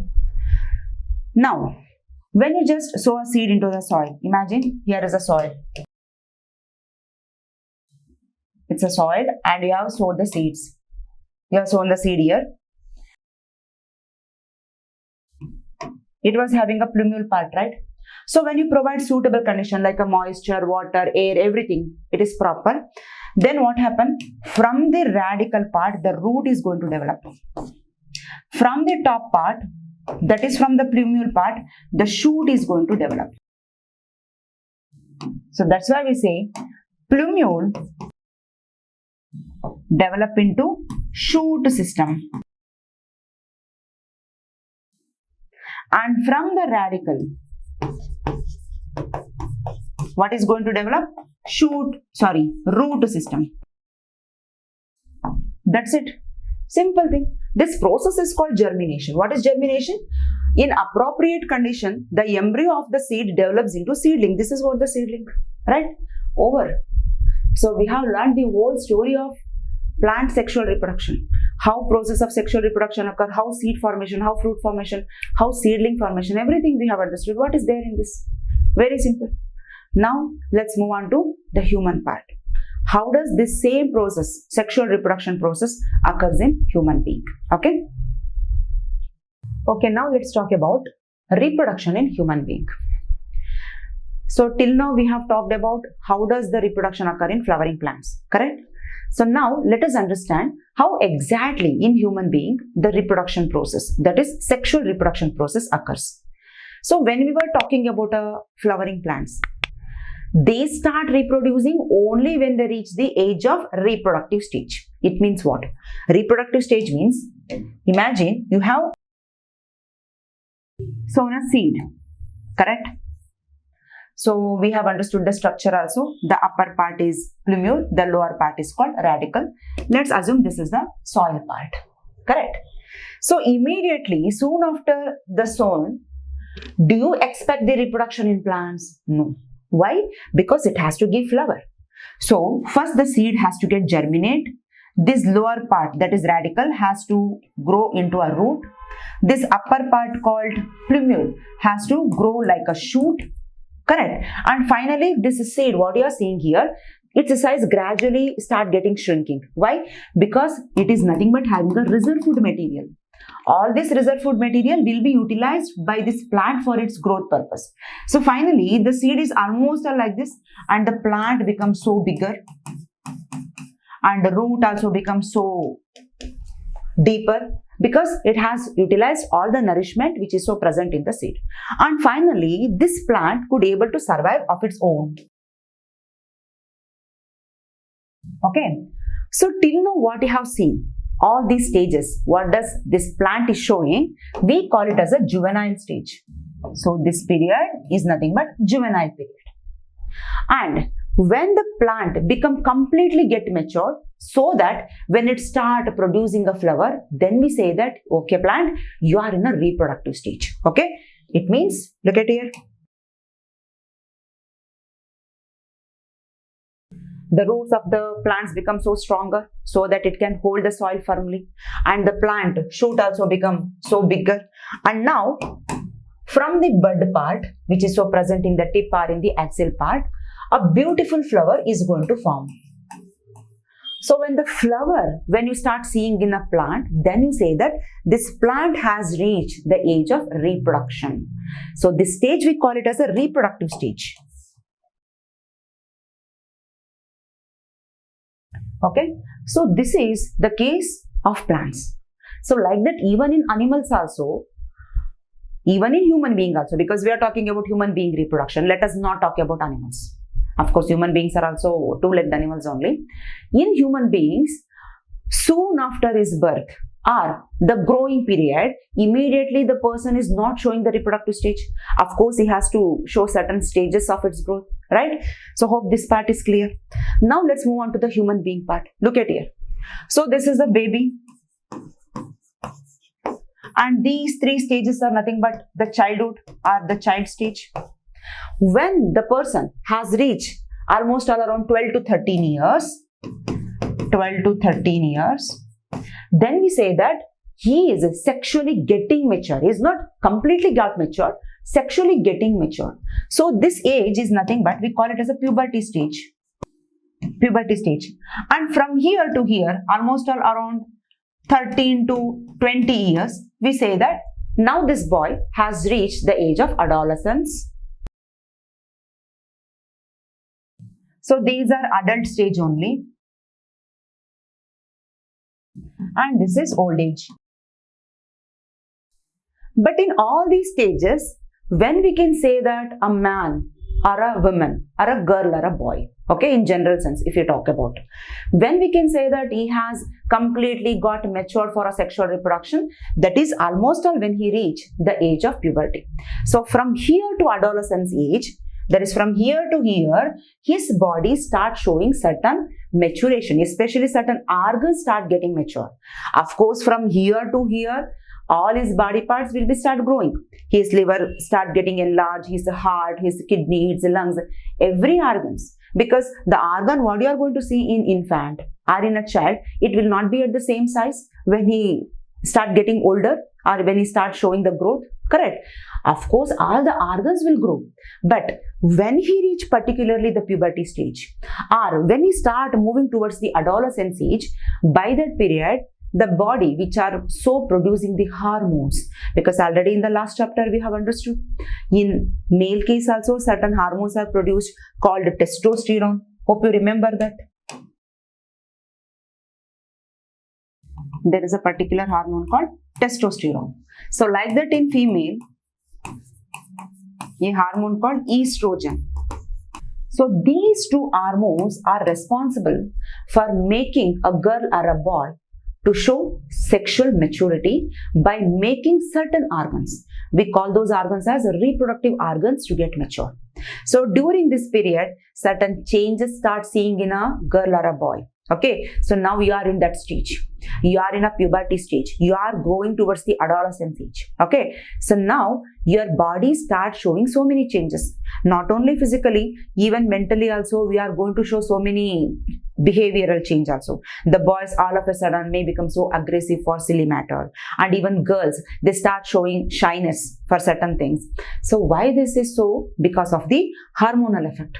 Estrogen in the case of girls and testosterone in the case of boys. So in the boys, there is a group of hormone called androgen is going to produce. Androgen is a group of hormone. In that group, the main hero is testosterone. So now the question is, what does these two hormones will do? Because just now I told you, there are so many changes we are going to see in physically as well as mentally. Of course, in a behavioral change, we can understand what type of emotions we are going through or suddenly why we are becoming aggressive. So many things it's going to happen. So many curiosity we are going to get for certain things. That is because of this hormonal effect. But okay, we have to be in a control.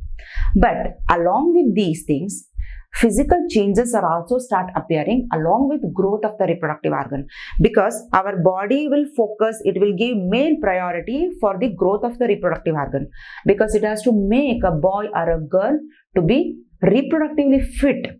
so that he should be able to show sexual reproduction. So that is what the thing. Now in the next slide, I will show you what are all such changes that we are going to see. Both in case of boys and girls, certain common changes we are going to notice. What is that? The hair grows in the armpits and in the genital areas. Okay. If you look at a man,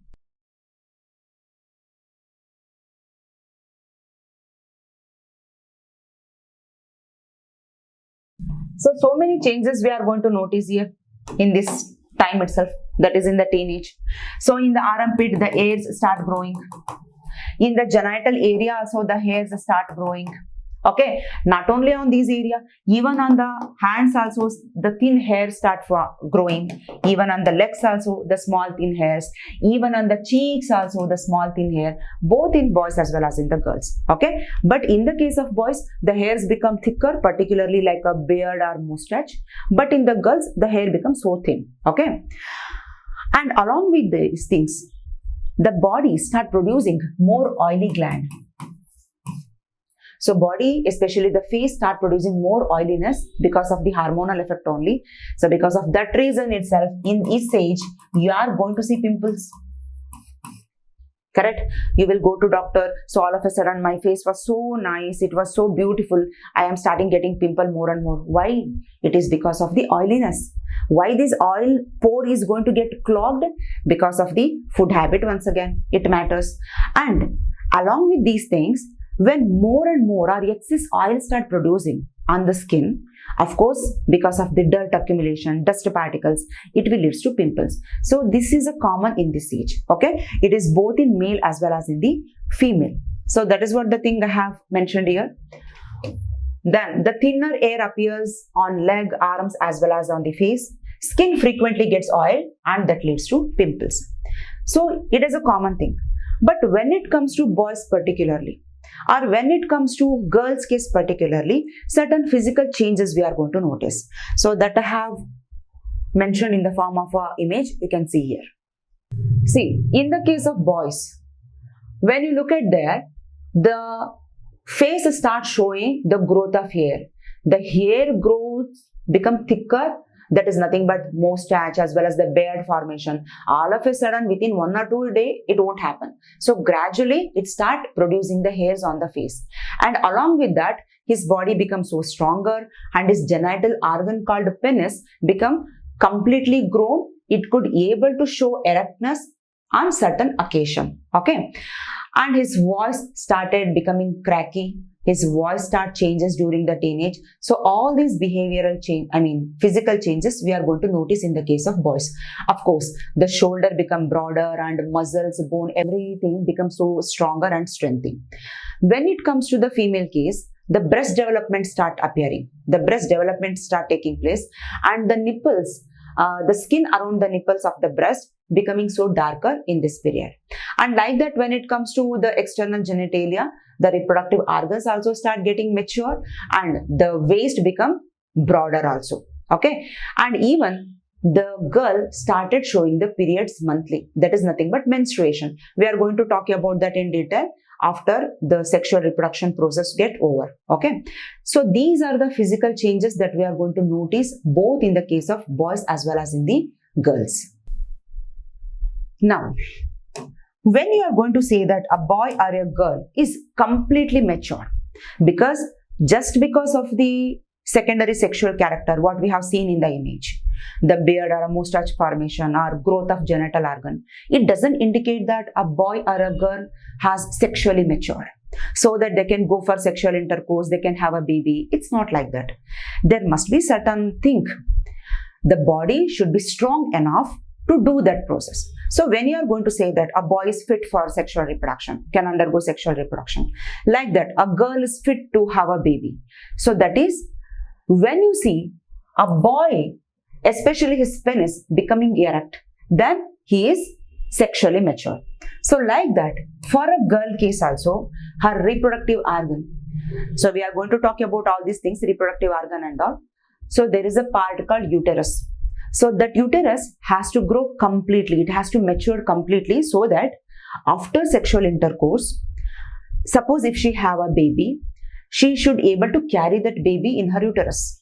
Okay, and after the delivery, because within the uterus of a mother, the baby will grow for 9 months. So there is a common sense, everybody knows that.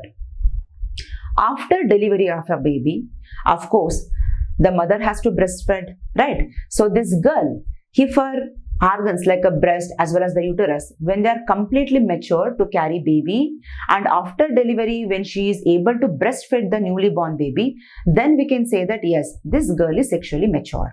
So that's why government has fixed the age for a marriage, both for a boys as well as for the girls. Till 18 years, her body has not completely get mature to carry baby. And even she is not having an idea how to take care of her baby. So that's why at least a minimum 18 years she must have to take care of her baby. That means till 18 years she is unable to take care of herself. In such a thing, how she can able to take care of her baby, right? So like that even for boys also. So they should have a proper knowledge about the sexual reproduction, about the society, about the family. So therefore his marriage age should be 21. So then only they should be able to go for a sexual reproduction to carry such process. Understood? So that is what the thing I have mentioned here. Reproductive organs completely develop to carry baby, and after delivery her body should mature enough to breastfeed the newly born baby. Then we can say that yes, this girl is sexually mature, this boy is sexually mature. Okay, now the question is, okay ma'am, everything we have understood. Now the question is, why these reproductive organ has to get matured? Why a boy or a girl has to become sexually mature? What is the purpose? Just recall what we have learned in plant case. In the plant case, we saw that the stamen which is so bear the anther, within the anther, the germ cell was there. So this germ cell was undergoing meiosis. Because of this process only, we could able to get the gametes, right? And even in the case of the female reproductive part of the plant, style, stigma, ovary. So here, the germ cell was there inside the ovary, and that will undergo once again the same process called meiosis. It could able to produce the gamete called egg. That means body is doing all this process to produce the gamete. That is the ultimate product for the sexual reproduction. And here also, both in the case of boys and the girls, the boy reproductive organ should be matured enough to produce the gamete. The gametes, of course, are going to produce from the germ cells. NCERT directly has mentioned the germ cell are going to fuse. But remember, germ cell is diploid. Directly germ cell do not fuse because it is 2n. 2n means already I have told. 46 in the case of human being. So when it formed the gamete, the number become reduced, it become n. So it become 23. Here it is 46. Because we are talking about human. So here in the case of boys, that is in the male, the gamete is nothing but the sperm. So for the sperm production, of course, the reproductive organ should get mature, right? So like that, from the germ cell, in the case of female, if the gamete called ovum or egg is forming means, that is also n, 23. Again, the reproductive organ in the case of female has to get matured. This is male case, this is female case. Then only they could able to carry sexual reproduction. Of course, their body may grow, physically they may fit, but if their body is unable to produce the gamete, then what is the purpose? How you can carry sexual reproduction? Correct. So that's why the body is preparing itself for the production of these gametes called ovum as well as the sperm. Okay. Now let us see, if it is a case of male, how is reproductive organs will locate and how it is going to be designed in the body. So like that, if it is a case of female, how the reproductive organ of female looks. So all these things we need to understand in detail. Then we will learn how the fertilization process takes place here. Okay. So in your age, only few terms are given in your NCERT. But when you go to class 11th as well as the class 12th, in class 11th, regarding this part is not mentioned anything in the chapters because the syllabus is not there regarding human reproduction in class 11th. But when you come to class 12th, there is a detailed study about the human reproduction that I have done. So it is like a basic. Okay, so once you understand all these things, no, when you move on to class 12, easily you will understand each and everything. So you can see the video here of human reproduction. It's a one-shot video. I have done it completely. Okay, yes. Now let's talk about the male reproductive system. Okay, so first let us understand, what does this male reproductive system consist of? It consists pair of testes, first thing. And the second thing, it consists certain ducts. We call it as accessory ducts. There are so many ducts will come in accessory duct part, but here in class 10th, they have provided, they are mentioned only two ducts. That is epididymis as well as vasa deferens. As you move on to class 12th, no, you will learn about, in detail about different ducts. But here, these two ducts information is enough. I am also going to provide these two duct information only. Okay. And then, we are going to talk about certain glands. We call it as accessory glands. Once again, two glands information is given. In fact, three glands are there. I will tell you about three glands. They are nothing but prostate gland,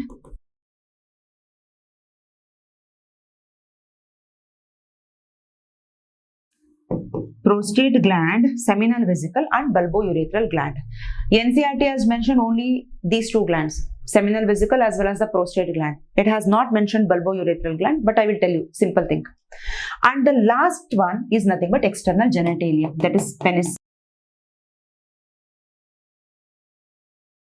Now the question is, ma'am, we were talking about the sperm formation, right? What is the purpose of learning about all these glands or all these structures? This is because the sperm are going to produce within a structure called ovary. But for the sperm formation, these glands, these duct information is very, very important because they are going to assist for the movement of the sperm. Because without these glands and duct, the sperm will not move out from the external genitalia called penis. If the sperm do not comes out, then how come the reproduction takes place? How come sexual reproduction occur? Correct. So that's why we need to learn about all these structures also. Okay. Now first let us talk about the structure called testis. So hope you are making notes of all these things. It is very important. I am not simply telling all this information. Okay. It's very, very important. Not only here, even in your upcoming, your competitive exams also. Yes. Testes are going to do two functions. Testis says we are going to do two functions. Dual function we are going to carry out. What are those?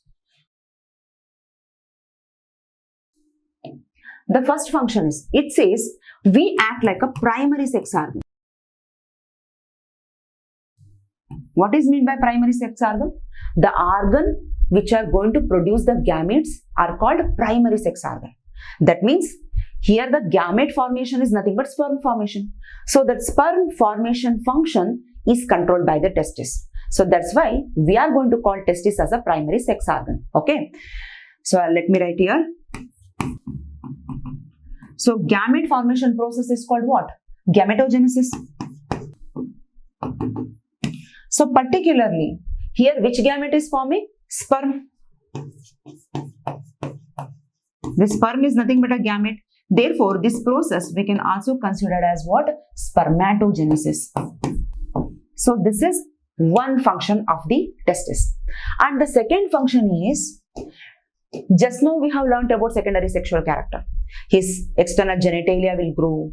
So many hairs started forming in the genital region as well as in the armpit, mustache, beard, voice change, everything.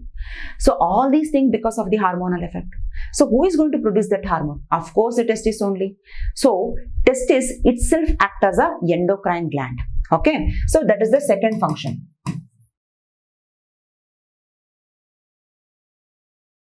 So it produces hormone called testosterone. So this hormone is responsible for secondary sexual character. Secondary sexual character is nothing but, till now what we have studied, those things only. So in the secondary sexual character itself, the sperm formation process is also one of the part. Okay. That means, though the spermatogenesis occurring in the testis only, for that process to occur, the hormonal role is very important. So testosterone is important. So this testosterone level will increase during this period called puberty, that is adolescence, and the sperm formation process occurring in this stage also. Okay, so these are the two main functions of a testis. That's why we say that it will carry dual function. Okay, now the question is, where exactly the testes are located?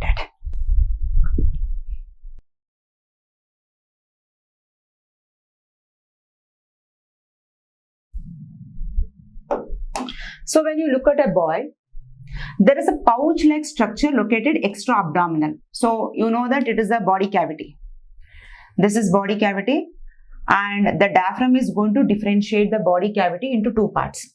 So the upper part, what you are seeing, no?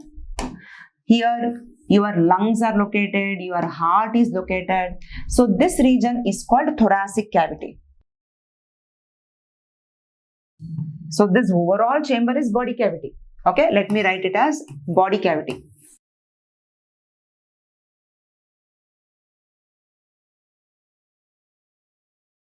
So know all these things, it's a basics. So when you start learning about human physiology in class 11th, these things are very important. So the upper part is thoracic cavity, and the below part, what you are seeing, this is abdominal cavity. So in the abdominal cavity, most of your digestive organs are located. Okay, so esophagus will come here, and after that the stomach, your intestine, large intestine, everything is going to situate in the abdominal cavity. So who is going to differentiate this thoracic cavity and abdominal cavity? That is by a muscular organ. What is this muscular organ? Yes, you are right, diaphragm.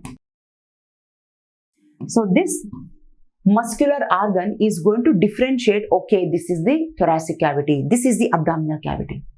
So now when we come to the testis case, testes are not going to located in the abdominal cavity. Why?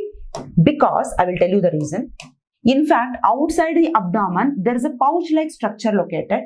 So this pouch-like structure is called scrotum.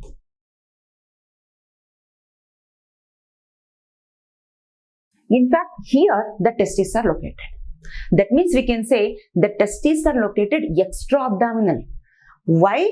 If it is located inside, we call it as intra-abdominal. But here, outside the abdominal, therefore we can write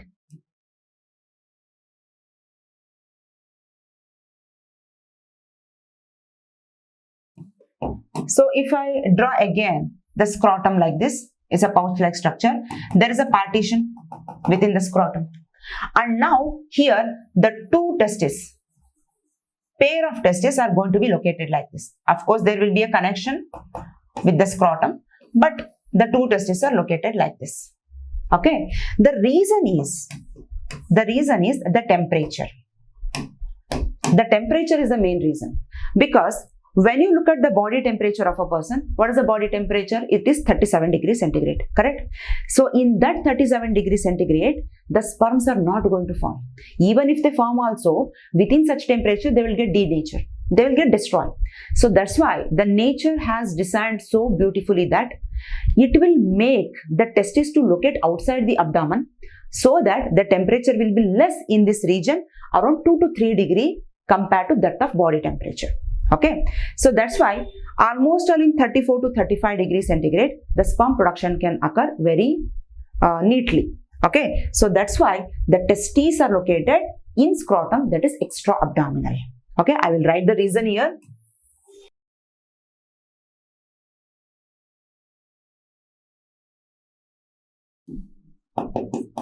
Okay, in scrotum, the temperature is 2 to 3 degrees less than body temperature, and sperm production can occur easily. Okay, so that is why the reason the testes are located like this. I will mention the parts. You can take the screenshot of these. Okay, so this is about the testes. Now let us take one testis outside. Let us see how the sperm production is occurring in that. So hope you have understood this part and you have written all these things in your book also. Okay, now let me talk about the accessory ducts, and there itself I will talk about the testis part also.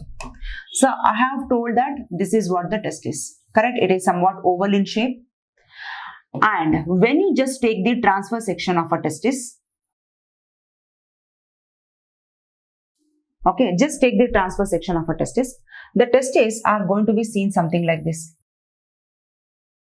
Imagine I have taken the transfer section. This is present, of course, in this scrotum only. This is scrotum. Now, there is a layer comes outside. So, here it has been surrounded by a layer. Okay. So, this layer is going to make, it will go inside also. It will go inside like this. Accessory ducts and testes. Let me make it as testes also. Okay. And these are nothing but the compartments. Within the testes, we are going to see the compartments.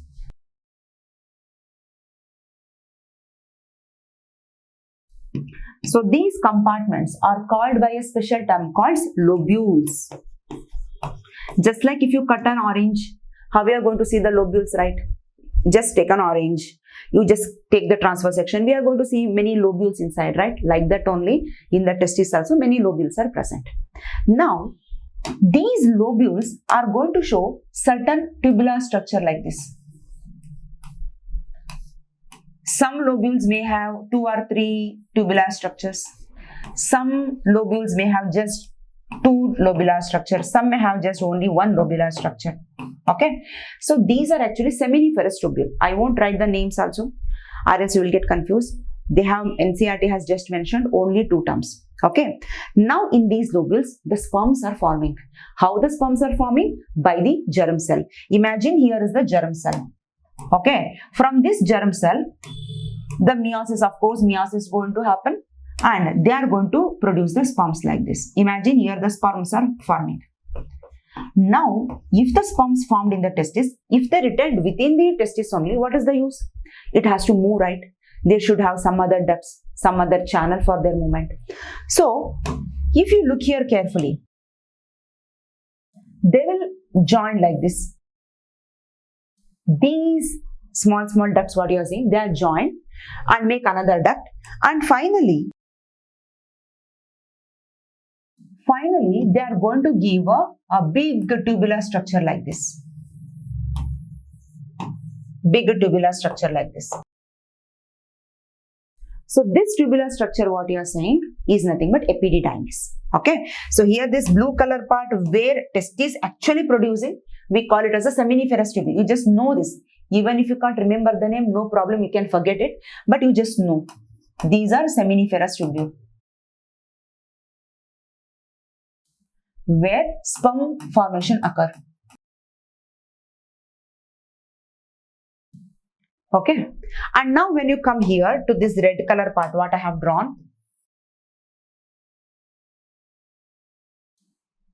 So this is nothing but epididymis. Okay. So the formed sperm, the sperms which are so formed, that will move towards this duct, and finally now they are traveling through this epididymis. Correct? Shall I mention it as epididymis? This is epididymis. So from this epididymis, there is one more big structure will arise. Something like this. One more big structure will move up like this. Finally, it will come down also. This structure, we call it as vasa deferens. Vasa deferens. So the formed sperm now from the epididymis traveling through where? Vasa deferens. So of course, I know you are going to get confused when you just look at the direct structure of a testis in your NCERT textbook. But I will summarize, don't worry. So these are the detailed structure of the testis as well as the accessory ducts. I have not mentioned these ducts names. Just remember only epididymis as well as the vasa deferens. That is enough. You just know the movement of sperm, how it is happening. Now, if I just summarize the whole reproductive system of a man, okay, along with his external genitalia as well as the glands, what I have mentioned earlier. So how it looks, let's see. So hope this part is clear and you have written this diagram also in your copybook. Okay, let me move on to the next slide. How exactly this structure looks. Let me draw only one part or one side of the reproductive system. The other side is same to same, copy paste. Okay, so let's learn like this. This was a scrotum, right? So scrotum, it was something like this. But now I'm not talking about this part, only this part we are talking. Therefore, let me take the testis.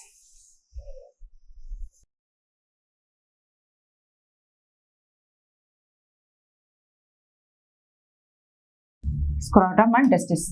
So now if you just look at only the epididymis part, all those things, all those structure, I am taking different color because here for epididymis I have taken red color. Don't get confused. I will take different color because testis is pink and this epididymis red color, it will looks to be merged. That's why I am taking some other color. Don't worry. So it will be coming from inside and finally it has been wrapped around the testis like this. Okay, it will comes like this. And finally, this will move up. This is epididymis part.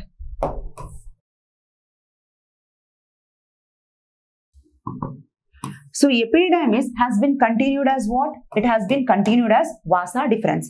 Okay, look at like this. Now it is continuing. It's moving up like this. Moving up, moving up, moving up. And finally, it will go up and loops down.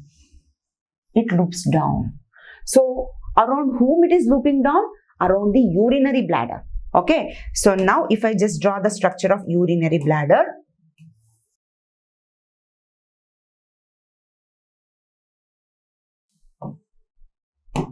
So let me mention it as vasa deferens.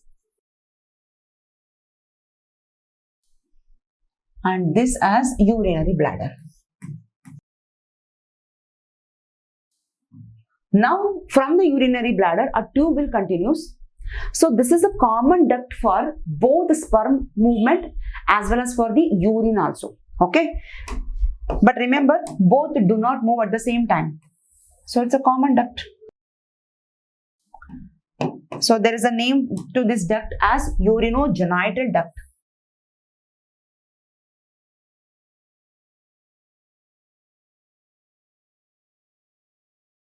It is common duct for both sperm and urine. It is also called urethra. Okay. Now, we were talking about here vas deferens. Now, this vas deferens, in its side itself, in the side of the vas deferens itself, there is a gland. So, this gland, what you are saying?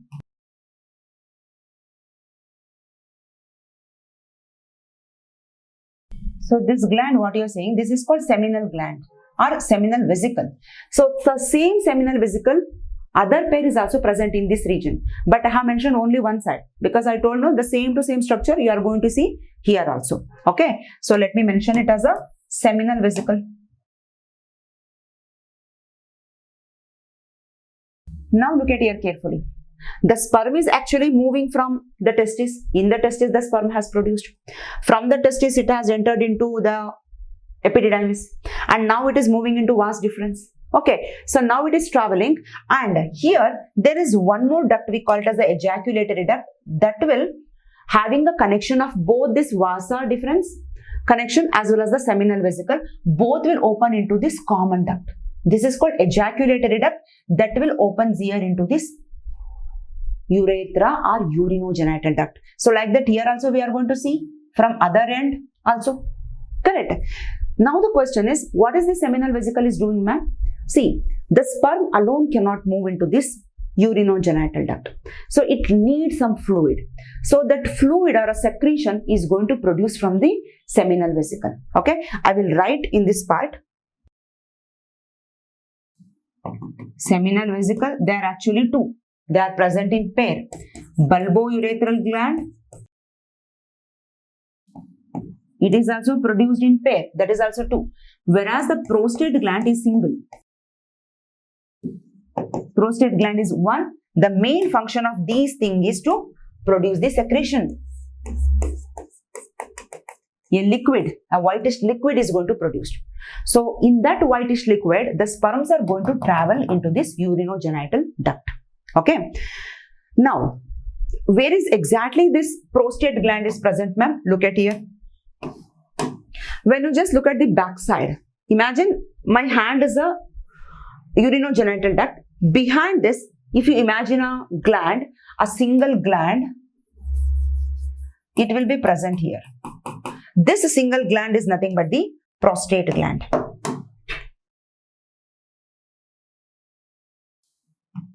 this is prostate gland, and here this urinogenital duct. Around this, the muscles are going to present. It is highly vascularized muscular tissue. This muscular tissue will get broadened in the tip, okay, and finally it will be having a opening. So this is nothing but external genitalia called penis. It's a muscular layer. This duct will be comes and open here. Okay, and here at the base of this penis, we could able to see this bulbourethral gland.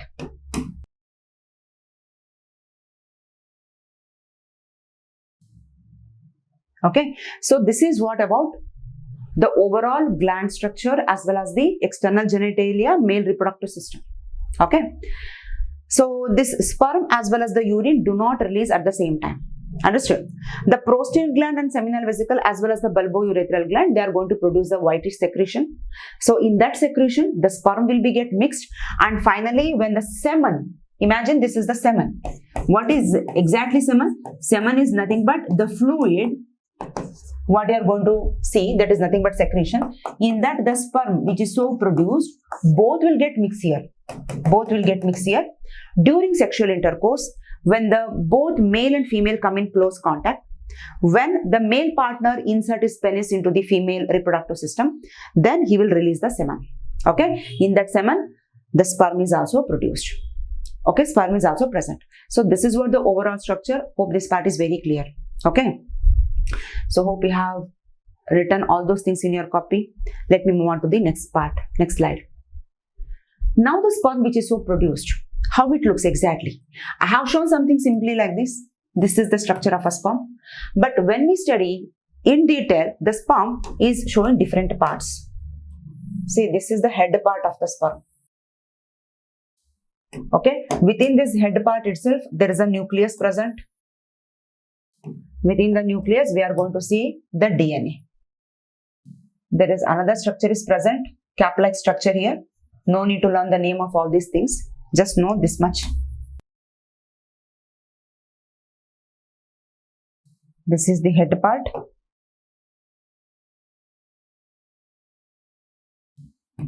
In that we are going to see nucleus, and within that nucleus DNA is present. How much chromosomes are there? It is 23. Because after meiosis only we are going to see this gamete called sperm. And here this part, what you are saying, this is neck part. This is neck part. Now this neck part is going to show some swollen structure like this. Okay. So in this swollen structure, we are going to see many mitochondria. They are nothing but they are going to provide energy for the movement of the sperm. Okay. So this part is called middle piece. And now after this, it will continue like this. And it will show a big flagellated structure. Okay, hair-like structure called flagella. So because of the flagella only, the sperm can show movement in human body. Okay, so no cell will show the movement or motility. All are still, all are static. If any movement you are observing, that also in male case only, it is nothing but the sperm. This is what the simple structure of a sperm. So this flagella is nothing but, we call it as a tail part. Tail is made up of flagella only. Okay. So now, if you just look at NCERT textbook diagram, how we can able to see all this part, how we can able to look at here. This is the testis. Here the person, if he stand in this way, okay, how we are seeing me, like that if a person stand. So here you can see this urethra, that is nothing but this white color part, what you can see, urinogenital duct. And this overall structure is nothing but penis only. This structure is called penis. And here prostate gland, only one prostate gland you are able to see from this side. And this direction, what you have seen, no, this is bulbourethral gland. And backside they have given the seminal vesicle. And this is the ureter pipe. Okay, so no, don't bother about this ureter. This is urinary bladder. This urinary bladder connection only coming down towards the penis. Okay, and this is the vas deferens which has been moving up. Understood? So these are the structure. This is scrotum and this is testis. Okay, clear? Now let us talk about the female reproductive system as well as its location. So very simple, just like a male reproductive system, it is also located but below the abdomen. It is not outside the abdomen, below the abdomen. Okay.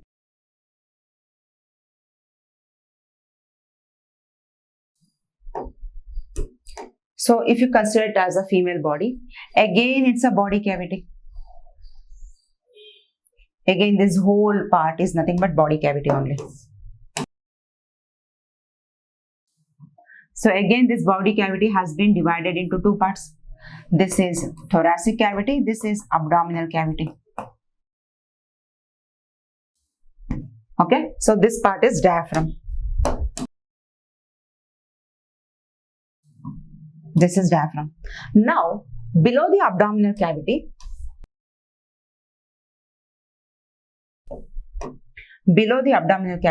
we are going to see the female reproductive system like this. Female reproductive system, and it consists a pair of ovaries and so many other structures. Okay, so it is present not outside the abdomen. Okay, below the abdomen. It is not extra abdominal, within the body only, but below the abdomen region. That's it. Okay, so this is what the location. Now, exactly if you look at the structures, what does this female reproductive system consist? Like that of the male system, we can say it consists one single uterus. It is also called womb. It is one single uterus, and there are two tubular structure present. We call the tubular part as fallopian tube. That is in pair it is. So how many fallopian tube? There are two. Then it consists one cervix. Oh, I left main part only. What is that main part? Ovary. So how many ovary? Ovaries are two. This is first part, uterus, fallopian tube, then cervix, then vagina. Okay, so these are the main parts that a female reproductive system consists. Now if I just take out ovary, again like that of the testis, ovary says I am also going to do two function. I will also carry dual function. What are those dual function? Look at here.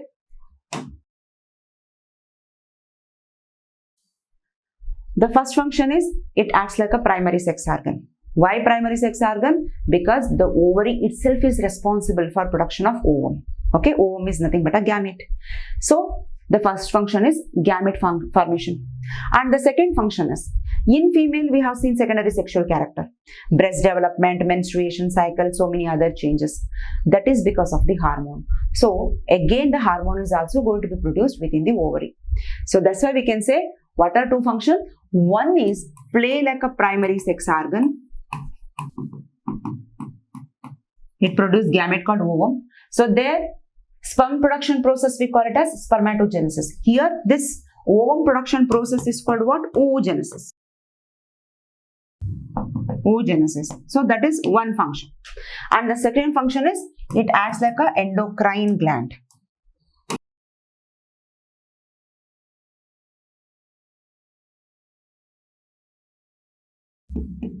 So estrogen hormone production, this is responsible for secondary sexual character. So these are the two functions. Now, one shocking news I will tell you about the ovary. So ovaries are somewhat almond shape. Okay. So they are something like this.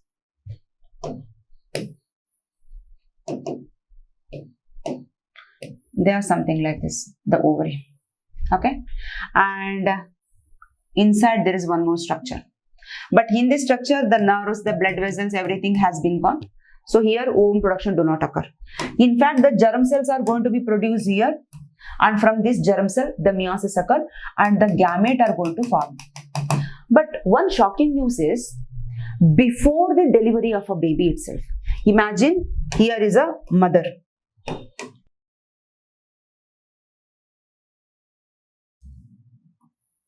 So this is womb of a mother. Okay, let's assume like this. Now this mother is carrying, she's a carrying Now inside our womb, the baby is growing. The fetus is growing. Let's assume this is the fetus. So let's consider this as a female fetus. Now within female fetus itself, there are so many immature egg already started forming. Okay, are you getting my point? Now imagine this girl has grown up or the baby has been delivered. Okay, so this was the baby, right? Now it has been delivered like this. In the ovary of this fetus itself, this is the ovary. Here in the ovary, many immature eggs are there, but they are not mature. This fetus is growing. It is not a fetus, it is a baby. Now it is growing. Still, it is in immature condition only. When she reaches the age of puberty, imagine she has reached the age of puberty.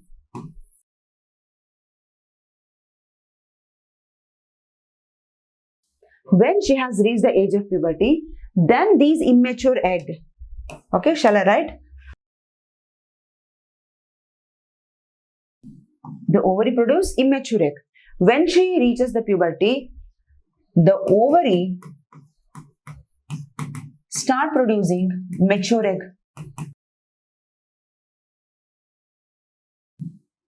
The ovary start producing mature egg. Okay, I will tell you in the next slide, but hope this part is clear.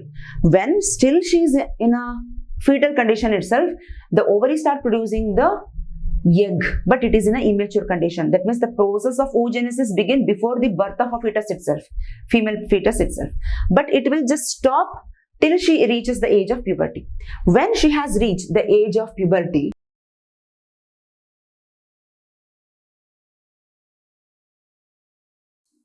so imagine this is the ovary of this girl.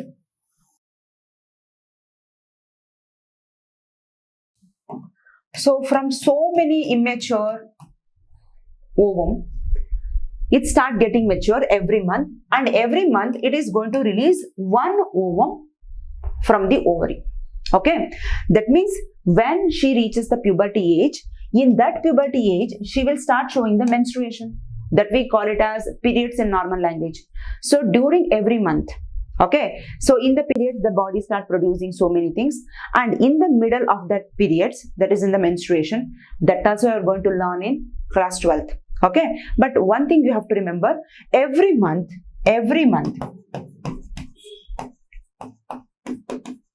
one mature egg is released from the ovary.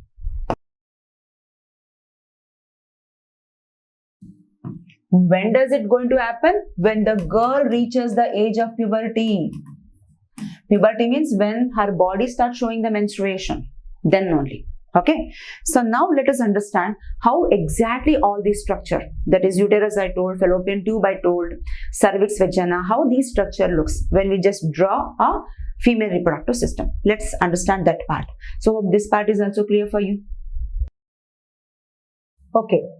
So here I said it consists of 2 fallopian tube as well as 2 ovaries, right? First, let me draw 2 fallopian tube first. See, the fallopian tube, it begins like this. Here, in this portion, it is having a finger-like projections like this. Okay, so we are going to give a name to this projection. Later, I am going to label it. It is called fimbriae. And after that, this tube is going to show quite a bulged part here. Somewhat like this, okay? And finally, it is going to get narrow in this way. So this is what one side fallopian tube. In the same way, we are going to see the fallopian tube on other side. The same structure let us draw. So this is the straightened part, narrow region. Then it is what the bulged part. Again, it is going to show a finger-like projection like this, right? So let me name these parts. This portion is called fimbriae, and this whole region is nothing but fallopian tube. Okay. Now, this fallopian tube is going to open into the balloon-like structure, it is called uterus.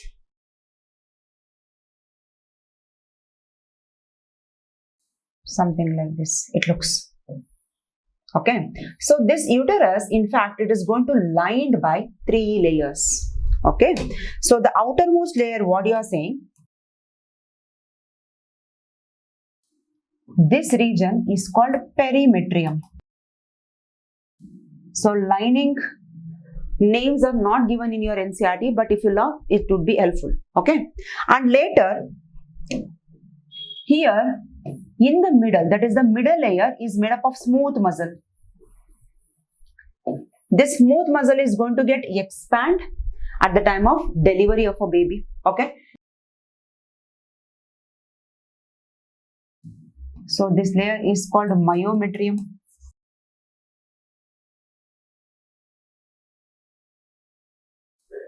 And the innermost layer, it is made up of glandular tissue and somewhat lined by blood vessels also. Like this. This is called endometrium. So during menstrual cycle, the female, that means every month she is going to have a periods, no? So during that time, this inner layer, endometrium lining, is going to get shut down. Okay, that's why the bleeding occurs. Blood comes out from this region. So after uterus, see, this portion that will be continued like this, it's a narrow region. It is called cervix.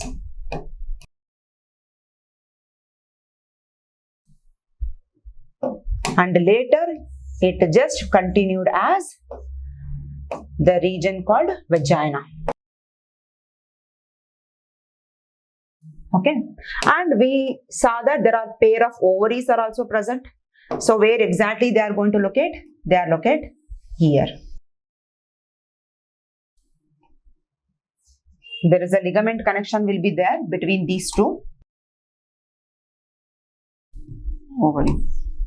So here, the speciality of this fimbriae is, imagine this is an ovary. So every month, the mature ovum is going to release, I told, correct? So 1 month, suppose if it is a January, it's not going to happen like January this ovary and February ovum will be released from this ovary. It's not like that. I'm just giving an example. Suppose if it is first month, the ovum will be released from this ovary. In the next month, another ovary is going to release the ovum. Like that, every month, every ovary is going to release one mature ovum. Okay. So the fimbriae is going to be present like this over the ovary. Imagine this is an ovary. The fimbriae is somewhat like doing massage here. Okay. So whenever it analyzes that ovum is going to be released from this ovary. Ovum is nothing but egg. Correct. So by the time it's going to just capture it. So that's why it is a finger-like projection. It's just going to absorb it. Okay. Imagine the egg has been released from this part. Now it has been entered here because it is going to capture it. Now here there are so many hair-like structures are present in the lining of this fallopian tube. Now with the help of these lining, let me show it in another color. Imagine these are the hair-like structures. They are present like this throughout this fallopian tube. Now this structure which makes the ovum to just move into this fallopian tube and finally it will just make the ovum to be placed here. Why it has been sent to this portion? This is because it is making this ovum to wait for the sperm. Okay, so during sexual intercourse, when male and female comes in a close contact, by that time the male is going to release the sperm into the vagina. Okay, so then the sperm will enter here into the fallopian, into this female reproductive tract and finally come near the ovum. Okay, so here the ovum will be waiting for the sperm for 2 days, and if sperm do not comes, by that time it will get degenerate here itself. Okay, so let me rub this part, or else you will get confused. Oh, might be two ovum. It's not like that. It is only one ovum. Understood? So this is what the structure of a female reproductive system. Hope I'm very clear about this. Hope we have drawn the diagram also in your copy. Let me move on to the next part. So it is our NCERT diagram. Here also the same labeling you can observe. Okay, so the vagina they have shown, the cervix part they have shown. This is the uterus part, they have not mentioned the lining. So this is perimetrium, then the middle lining is myometrium and innermost lining is endometrium. So these two are the ovary, and the oviduct or fallopian tube, both are one and the same. Fallopian tube is also known as oviduct. Okay, so this is what the structure. Now let us talk about how exactly the fertilization process takes place. So for that, once again, I need to draw female reproductive system. Rough diagram I am going to draw. Anyhow, you have understood all the parts, right?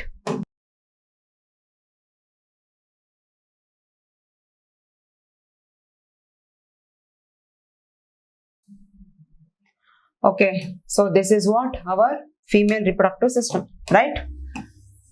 So this is ovary and this would be the vagina. Now what happened exactly during fertilization time? Male and female comes in close contact. So that suppose the time of sexual intercourse, by that time already if the ovulation process might have occurred. Ovulation means what? Release of ovum. Imagine the ovary already released its egg into this fallopian tube. So that the egg is waiting here for the sperm. Let's assume like that. By that time itself, if the sexual intercourse between a male and female occurs, then what happened during that period? The male is going to insert his penis into the female reproductive system. He is going to insert his penis into the female reproductive system so that he is going to release the semen here. Okay. So after that, he'll withdraw the penis. So this is vagina part, right? So here he is going to deposit. He is going to deposit the semen here into the vagina. So in the semen, we know that both the secretion as well as the sperm will be present. Because of the presence of semen only, the sperm can show movement. Okay, the sperm can easily release into the vagina. Now, there are millions of sperms are released into this vagina. But all sperm do not enter here. There is lot of competition between the sperms. At the same time, there are so many obstacles are also there in the female reproductive system. What are those obstructions? For example, the vagina is having very acidic pH. In such a high pH, high acidic level, many sperms will get die here. And after that, as they move into this part, what is this part? It is nothing but cervix. So in the cervix, they are going to see certain mucus deposition will be occur here. So they have to cross this mucus also. And as they come into this uterus part, the endometrium lining is showing many foldings, right? So many foldings will make the sperm to go down. So finally, few sperms, they are going to manage themselves to reach towards the, where? Towards the egg. Okay.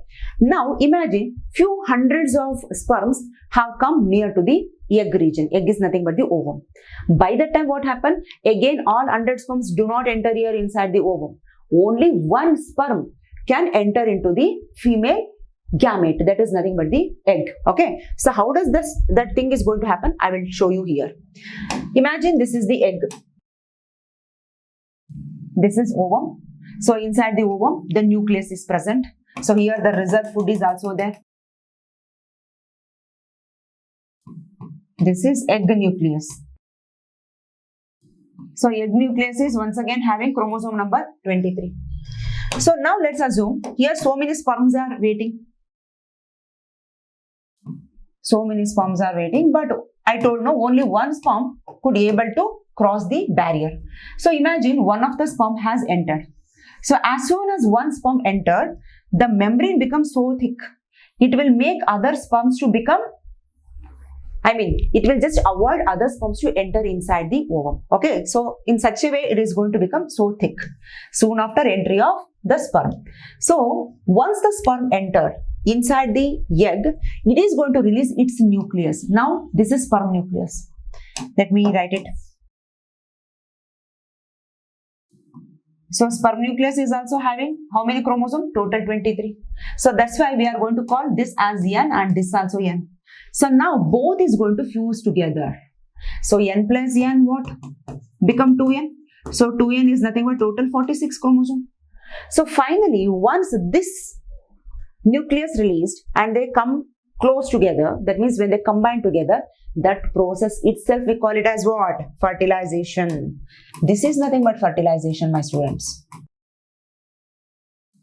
Fusion of male and female gamete. And finally, all these sperms are going to get degenerate. Okay. Now this whole structure, that means this structure which is having the egg nucleus and the sperm nucleus together, that is nothing but 2n, or we can say 46 chromosome, which is so having this structure itself we call it as a zygote. Now this zygote has to undergo development. Okay, so this zygote is nothing but it is the first cell of the embryo. Now it has to develop into embryo and finally it has to develop into fetus. Embryo means just it is undergo division, like one cell become two cell become four cell. That is embryonic stage. And finally it will take a shape of a baby, right? That we call it as a fetus. So let me show how this embryonic development occur. Hope this part is also clear. Imagine this is one-celled zygote which is having how many chromosomes? 46 inside. Now this zygote will undergo multiplication so that it will form two cell like this. One cell become two cell. So this we call it as a two-celled stage. Again, it is going to divide from two cells. Four cells are going to form like this. It is a four-celled stage. These are all nothing but embryo. This is nothing but embryo only. And again, it is going to divide and form so many cells. 4 become 8, 8 become 16, 16 become 32. Like that, we are going to see a mass of cell like this. I am not writing immediately from 4 cell. We are not going to get all these things. I am just writing mass of cell. It is understood from 4 to 8, 8 to become 16, 16 to become 32. So, finally imagine we got a mass of cell like this. This mass of cell is going to called by a name called morula. And in the next stage what happened? There are certain variations in the cell size. Some of the cells which are so present here, they will be having quite elongated structure like this. And some of the cells will be spherical in size. So now they are going to think, why can't we arrange ourselves according to our size? Okay. So later what happened? These cells which are so elongated like this, they are going to occur in the peripheral region in this way. Of course, these are also cell only. And the cells which are so present inside, they are going to occupy in one particular area in this way. And in this region, the fluid is going to fill. So this stage, we call it as the blastocyst. This is blastocyst stage. And this outer layer is called trophoblast. And this group of cell, what you are saying, this is inner cell mass. Now the complete embryo is going to form from this inner cell mass only. I will tell you. Because the trophoblast is going to show finger-like projection, something like this. Imagine this is the trophoblast, right?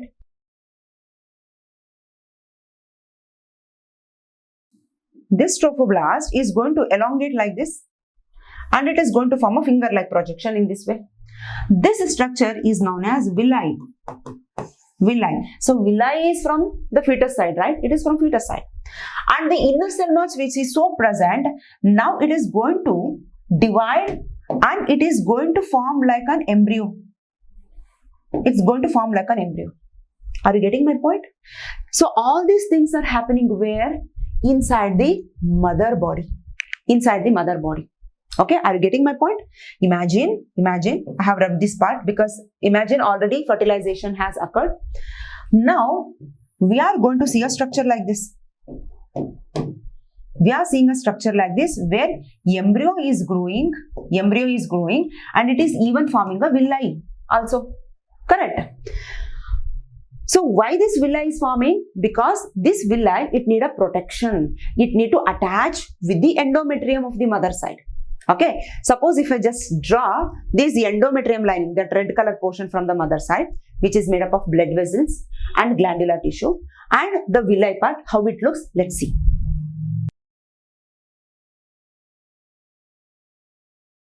So let me draw only uterus part. So imagine this is uterus part, this is outer lining, Okay, RS, let me take the outer lining like this, yellow color. This is made up of smooth muscle middle layer, and this is inner lining, endometrium. So endometrium somewhat show a projection like this, made up of blood vessels only. So it will give permission for the attachment of the embryo with this blood vessel. Suppose if I take only this portion of the blood vessel, how it looks? See, this is from mother side, right?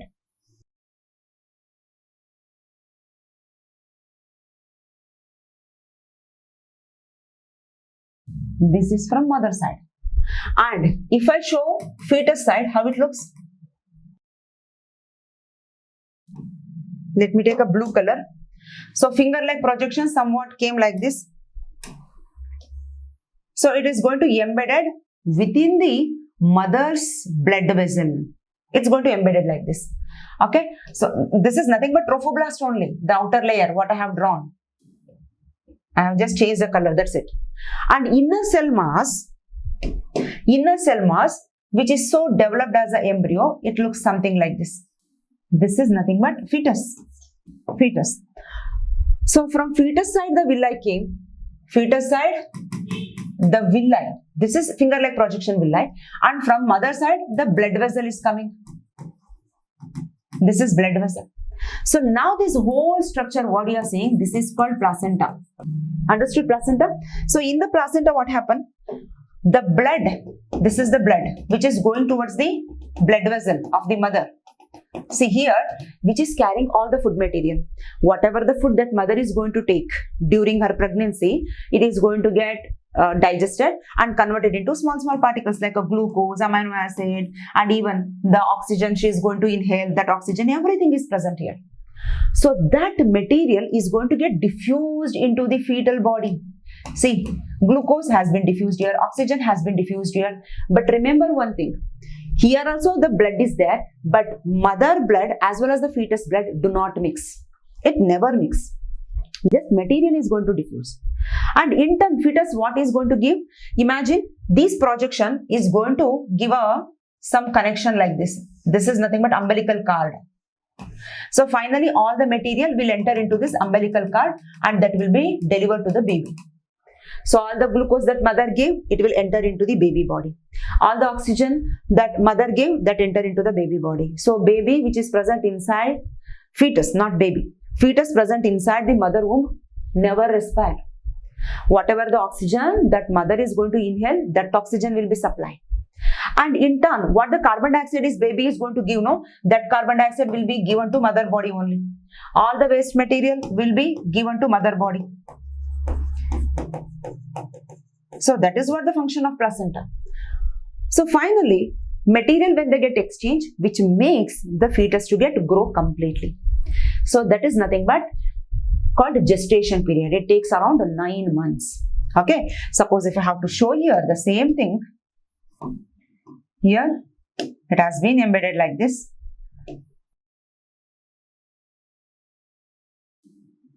So complete uterus have been covered by the fetus. So this is umbilical cord. So it is going to get all the nourishment because it is going to diffuse in this umbilical cord.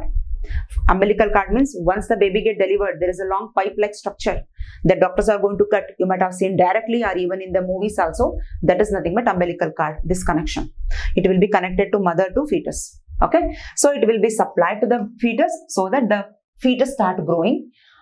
So it takes 9 months for complete development. It is called gestation period. So when baby has been grown or fetus has completely grown, the signal will be sent to the mother's brain. So from the mother's brain, the signal will be delivered to the fetus, delivered to the uterus so that this is the time to deliver the baby out. Okay. So that is nothing but delivery of a baby. I will tell you what happened there. So hope the placenta part is clear and what is the function of placenta, that also I have understood. Exchange of material, that's it. Okay. Waste material from the fetus and all the necessary materials like nutrition as well as the oxygen from the mother side into the fetal body. And during delivery of a baby, what happened? As I have told, no, this is outermost layer. perimetrium. It is just for a support.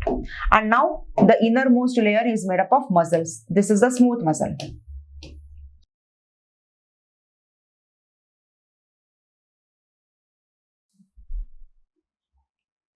This is nothing but the cervix. This is cervix and the vagina. Okay. So now,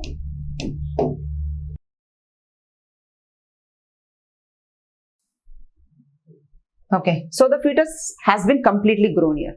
So by the time this smooth muscle,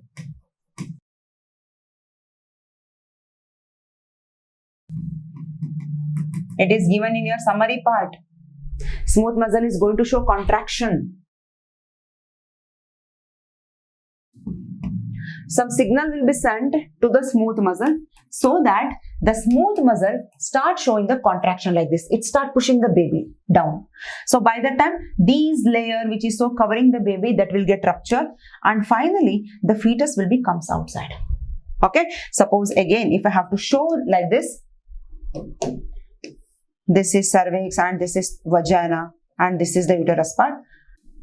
The fetal head will comes out first, and then the baby will be comes out through the vaginal opening. That is called birth canal. So all this area.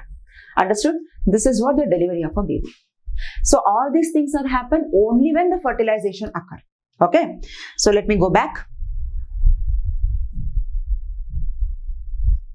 Why all these things? All this process is taking place because the sperm has fertilized with the egg. But every time, whenever or every month, the female body is going to release the ovum, right? But every month the process of fertilization do not occur. Every time sexual intercourse do not occur. So by that time what happened? That we need to see. Suppose if the ovum, if it is not get fertilized with the sperm, then what is the fate of this ovum? That we need to understand. Hope this part of fertilization is clear. As well as how the embryo is going to develop, this also clear. How the delivery of a baby occur and what is the structure and function of the placenta, that also clear, I think. And finally, now let us understand what happens when the egg is not fertilized. Okay, now let's see what happens when the egg is not fertilized. So till now we have understood the structure of uterus, right? So uterus is a womb, nothing but womb only. It will be having cervix, vagina, all those part below that. Then fallopian tube. Now I am going to draw only uterus part because I need to make you understand few things. So let's assume this is the uterus part. So just now I told uterus is made up of 3 covering or 3 layer, correct? So this is the outermost layer. What is that? Just recall. Yes, you are right. It is perimetrium. So what is the function of perimetrium? It is just a outer covering. It is just a covering layer, okay? Because it is made up of epithelial tissue. Now, when you get inside the second layer, it is made up of smooth muscle, I said.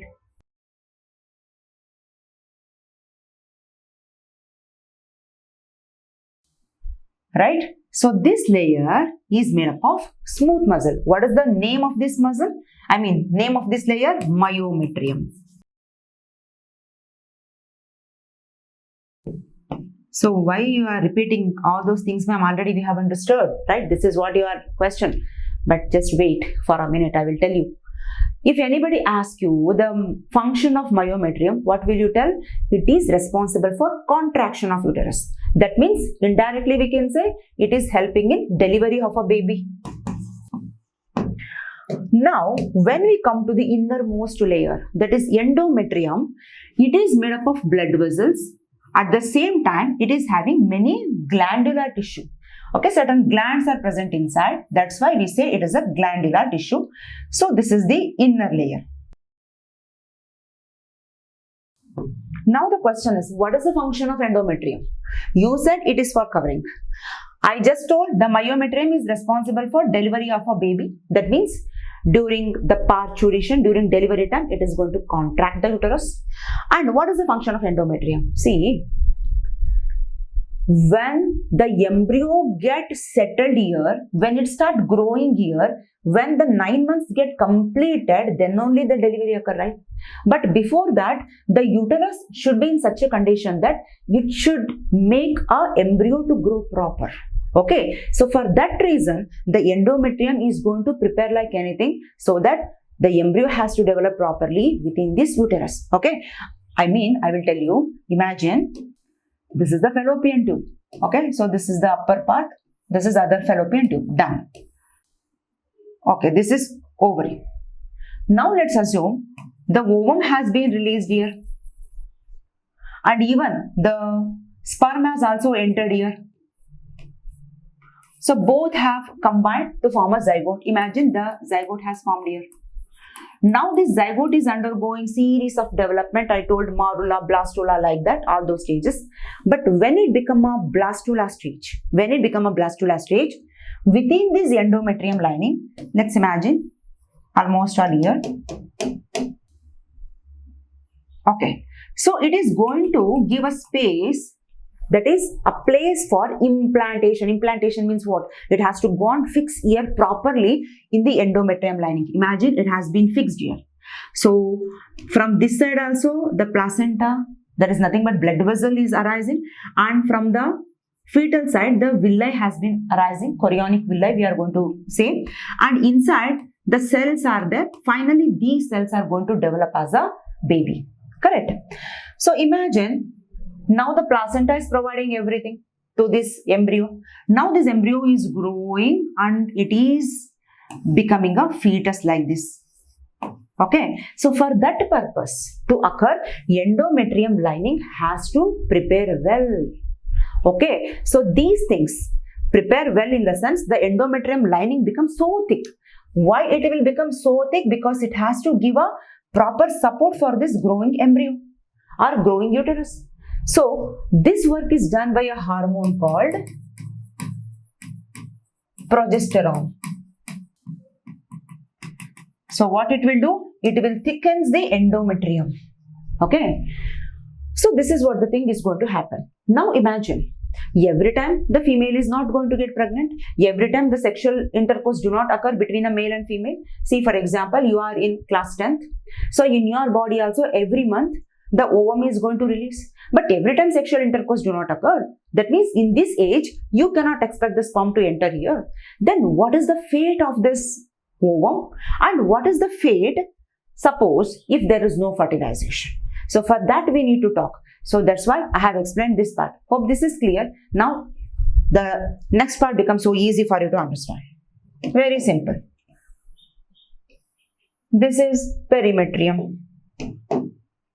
This is made up of smooth muscle, that is myometrium. And this is the thickened portion, that is endometrium. It has been prepared for the supporting fetal growth.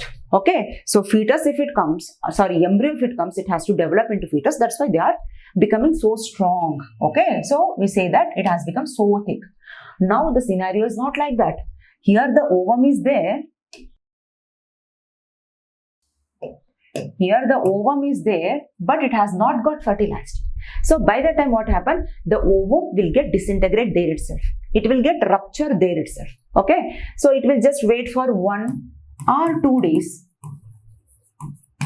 for sperm. Suppose if no sperm comes, then egg says, okay, sperm is not there, let me get disintegrated, destroy here only. Now there is no ovum at all, it has got destroyed. Now if this endometrium, if it remains thickened like this only, then there is no use. So that's why the progesterone hormone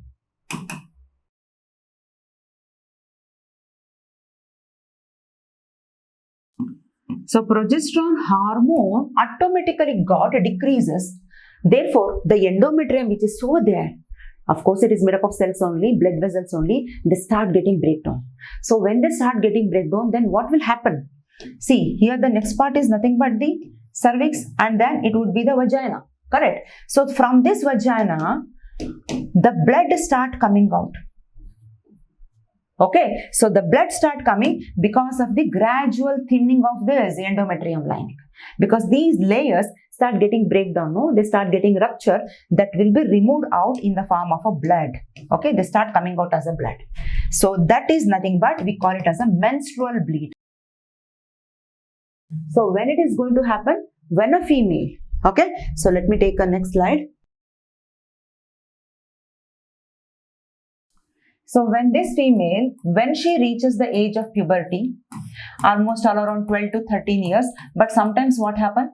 In some female, before reaching 12 or 13 years itself, because of the pollution, because of the food habits, because of so many chemicals that we are going to directly or indirectly, knowingly or unknowingly, we are going to introduce into our body through food. Okay, so that makes the process to occur a bit faster. But depending on the body's physiology, this process, time duration, that will be get varies. Okay, but imagine now this girl has reached the puberty age. So her body, especially ovary, start producing egg.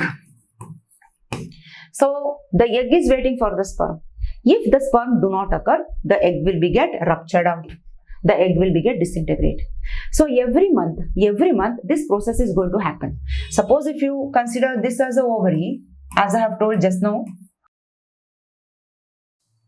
Okay, so these two are the ovary, cervix and vagina. So every time what happen? From 1 month, the egg is going to release from this ovary. In the next month, the egg is going to release from this ovary. Okay, but if there is no fertilization, every month also endometrium is going to prepare in having a hope that okay, fertilization may occur. But if there is no fertilization, this layer will get rupture and it will be released out as a blood. That is called menstrual bleed. In some female, imagine in this girl body, the blood goes or bleeding occurs around 2 to 3 days.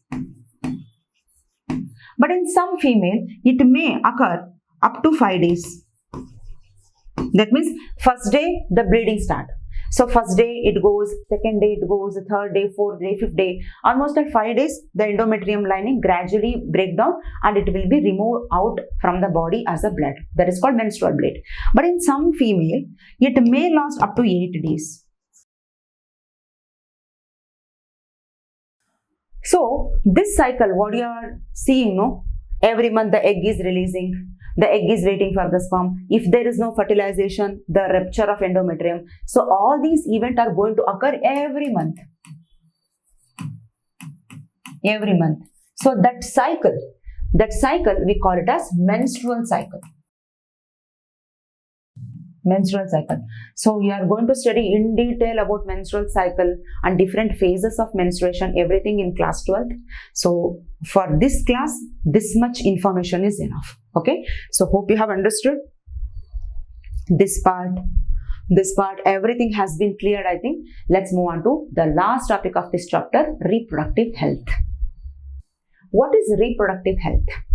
So when we talk about the health, the general health, so we don't feel any hesitation. We'll say that, okay, my lungs are good, my different organs, my heart is good, my liver is functioning well, my kidney is functioning well, right?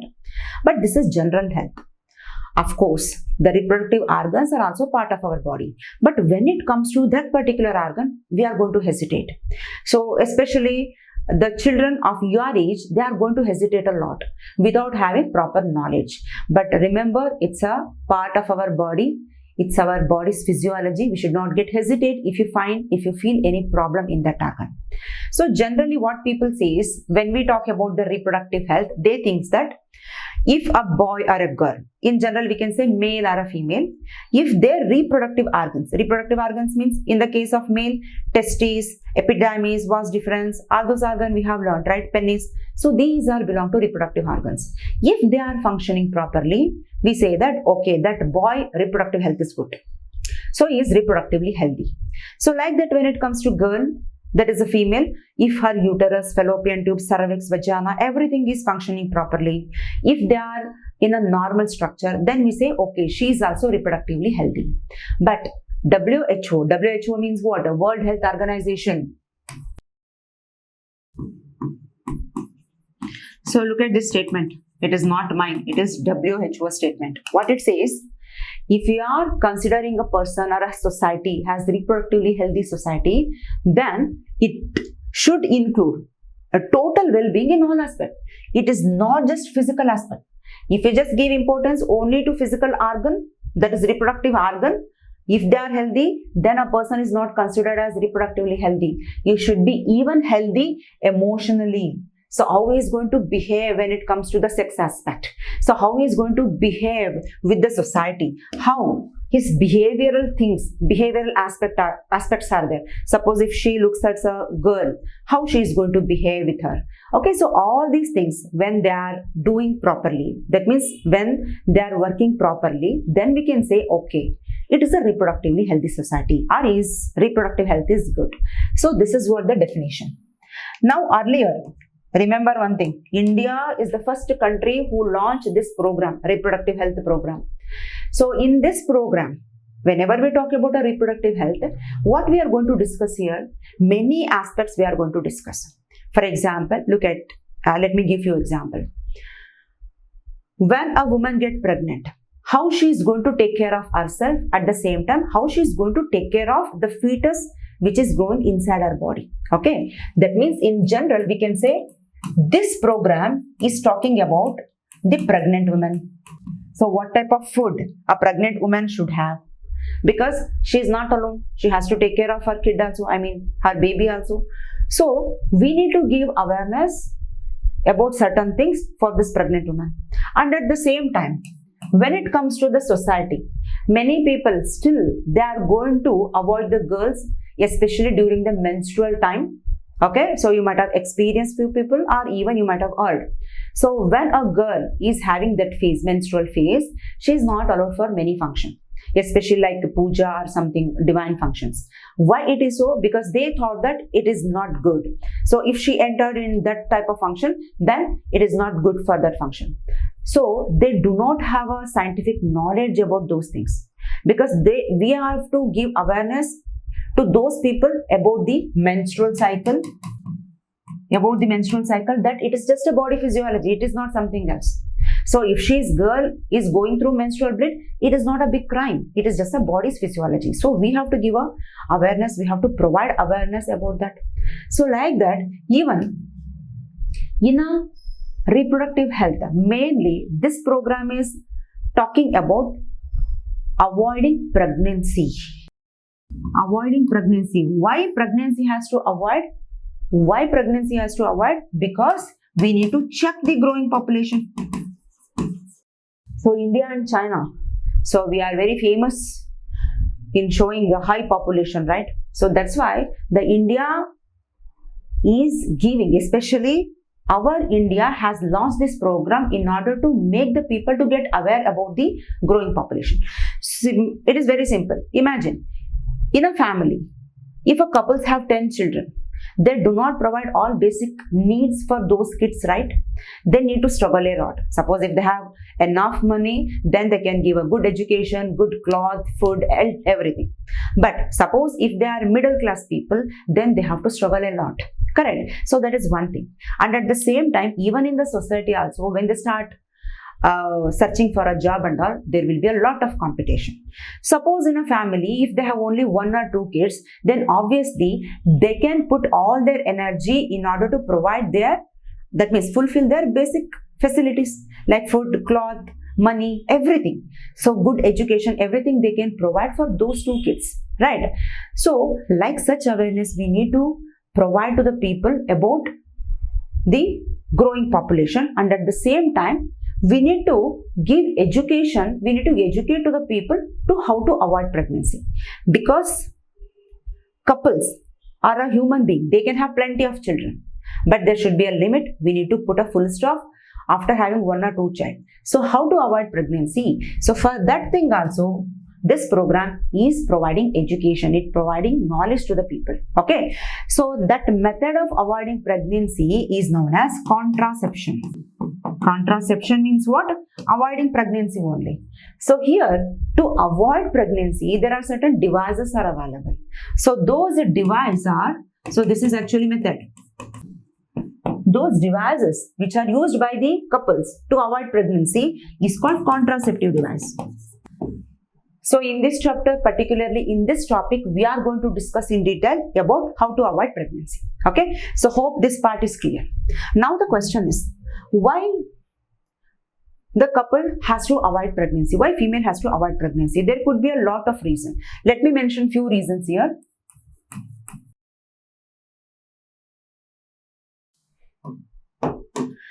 So the first thing is to check the growing population.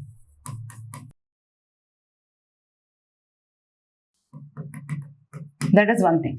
And the second, so when they are going to plan to avoid pregnancy, that is what I am telling. The first thing is, okay, they have decided that in sake of country, okay, our population is growing like anything, so let us stop by having 2 children. Okay, that is what their plan. And in second case also, even at our home also, we are going to see, suppose if we are having, that means if we are 2 or 3 kids for our parents, then after one kid, at least minimum 1 or 2 years gap will be there. Correct? Imagine is a father and it's a mother. So now they have 1 kid. So it's a son. So for the second kid, imagine a girl. It's a daughter. At least 1 or 2 year gap will be there. Correct? So during this gap, of course, the sexual intercourse occur between father and mother. But the mother she will follow, even father can also follow, mother can also follow, or we can say in general, the couples will follow the contraception method to avoid pregnancy. So when they want to have a child, they will stop that method. Again, they can have a child. Okay. So here, to maintain gap between 2 kids. So in that case also, the couples are going to follow the contraception method and they will avoid pregnancy. And in third scenario, you might have seen the newly married couple. Not all, few. So they think that we need to understand each other. Suppose imagine it's a man, woman, okay, they are newly married. So they want to understand each other. So that's why they want to postpone their pregnancy. Of course, sexual intercourse occurs between them, but they want to avoid pregnancy. So by that time also they can use this contraception method. That means to avoid pregnancy. And in fourth case, sometimes what happened? Imagine a woman. She had a baby for the first time. And after that, she want to have a baby, second baby. But by that time, doctors are going to advise to her that, okay, this is not a right time for you to have a next child. Because your health is very poor. You are very weak. Even if you become pregnant again, so you may, that means your health may become in a danger position. Or even the fetal health become a dangerous. So by that time also, the mother is going to avoid the pregnancy. Okay. If problem for mother or even for a fetus, that time also the pregnancy will be avoided. So like that we can list many reasons. Here only few reasons I have mentioned. Okay. So now the overall thing, what I want to summarize here, even by having sexual coitus in the sense sexual intercourse, the pregnancy can be avoided. That method is called contraception. How? In which way they are going to follow this, or in which method the pregnancy can be avoided. That is what we are going to study now. Okay. Yes.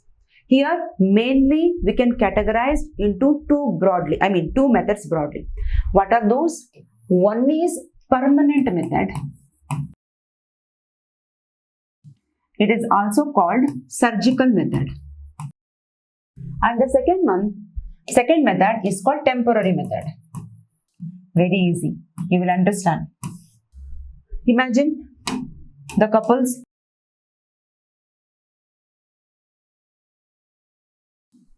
Father and mother, already they had children. So one girl is there, one boy is there. Okay. So now they have decided that only one son and only one daughter is enough for them. So further they do not want any child. So by that time they prefer for this permanent method. So they think that why we need to go for another baby. So we had two, that is more than enough. Let us follow the permanent method or surgical method. Let us stop having a further baby. Okay. So this is called permanent method. Here it is irreversible also. Okay. And in temporary method, what happened? Father and a mother. Imagine they had only one baby, one daughter. So for time being, they want to give a gap to this daughter, at least for 2 years. And after that, they think, okay, let us have one more baby. So in that time, in this gap, next to have a baby, before that, the gap which is so there, during this period, they are going to follow this contraception method. Okay. So here, whenever they wish to have a baby again, if they stop following this method, they can get a child. Okay. So that's why we are going to call it as a temporary method. Understood? So this is what the main difference between permanent and temporary method. So here definitions are not given and even the words are also not mentioned in NCERT. But remember, it is very important. So then only you will understand. Now let us talk about permanent method. Why it is called surgical method also. Okay. So permanent method is of two types again. One method is done purely for the male and another method is done purely for a female. Okay. Let me show both here itself. So one method is called vasectomy. It is done purely for male. So another method is called tubectomy. It is done purely for female. So let me tell you what is vasectomy and what is tubectomy. Okay.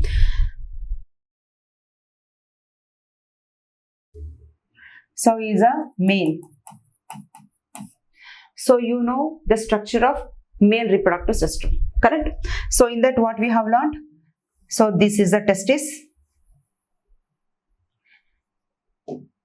which is present within the scrotum. I'm just showing only one testis. So like that, even on other testes, other part of the male reproductive system, the same procedure will be done. But you know all this structure. This is scrotum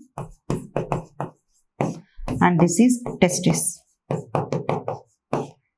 And just recall, here the epididymis has been covered. That means epididymis is there and that will be goes up as vas deferens. It is going to loop down from the urinary bladder. Correct? All those structures already we have understood. Now here what happened during this method, a local anesthesia will be given to the male. A small opening will be made in the scrotum so that through this opening, what the doctors will do, they are going to cut this vas deferens. Okay. So after cutting the vas deferens, they are going to put a stitch over here. They are going to tie it. Understood? So if this process, if this surgery has been performed, because it is an operation only, therefore it is called surgical method.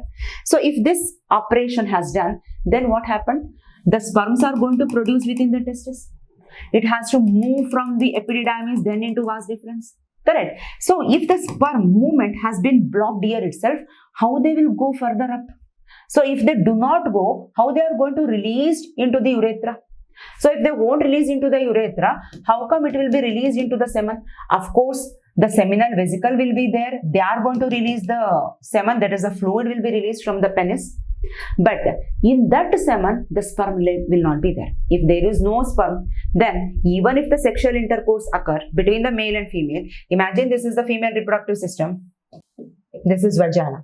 So even if the semen has been deposited and during the sexual intercourse, if there is no sperm at all, then even if egg has been released from the female body, there is no use. It will just wait for 1 or 2 days, then it will get destroyed. Correct. So like this, the pregnancy can be avoided. Okay. So here, what they did, vas deferens has been cut and tied. That's it. I will rub this part.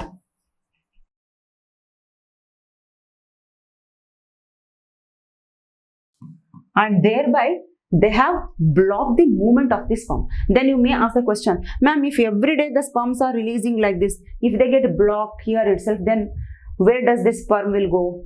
If such question comes in your mind, it is a good question. I will tell answer here itself. It will here also, it will just wait for a few days. then it will destroy here itself. There are certain cells, phagocytic cells are there. They are going to engulf all these sperms. Okay, but you just know that the sperms will get destroyed here itself if they won't move up. Okay, so here what we are doing, we are blocking the sperm transport. Sperm transport in vas deferens. So this is a simple method called vasectomy. It is done only for a male. Okay, so like that, even in case of female, hope you are writing all those things because these diagrams are given in your NCERT. Write down in your copy. It would be helpful during your examination. Okay, just for a quick revision. Next, even in the case of female also, like such surgery can be done. It is very small surgery. So here what we'll do,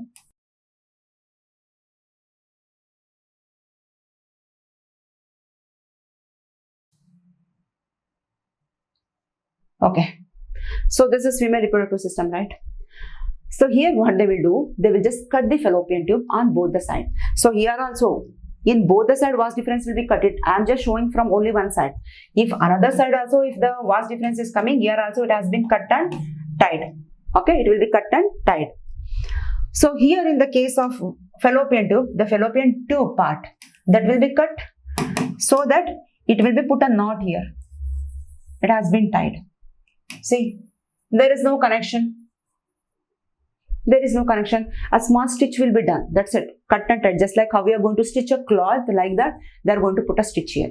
So here what happened? Even if the egg has been released, imagine the ovum has been released into the fallopian tube. The ovum unable to move up. If they won't come here in the fallopian tube, so even if the fertilization, imagine the man has not performed the surgery. Here in the surgical method, remember, it's not mandatory that both the couple has to go for surgery method. So look at here, don't get confused. Here father as well as the mother, both are there. Anybody can done, either father or mother can go for this surgical method. If the father has gone for surgical method, then also pregnancy will be avoided in mother. Like that, if father has not willing to go for surgery, so mother, she took an initiative to go for the surgical method, then also pregnancy will be avoided. Okay, so it's not that both will perform this, only any one can go for such method. Okay, now imagine in this case, the mother has took an initiative, she has gone for surgical method. So here our fallopian tube has been cut and tied. So by that time, the sexual intercourse of course will occur. And during this process, even the sperms are there. Imagine these are the sperms. They have entered here and they are waiting here for the egg. Where is the egg? It has been blocked here only in fallopian tube. So that is what the main idea behind this method. Okay. So here what we are doing, fallopian tube is cut and tied.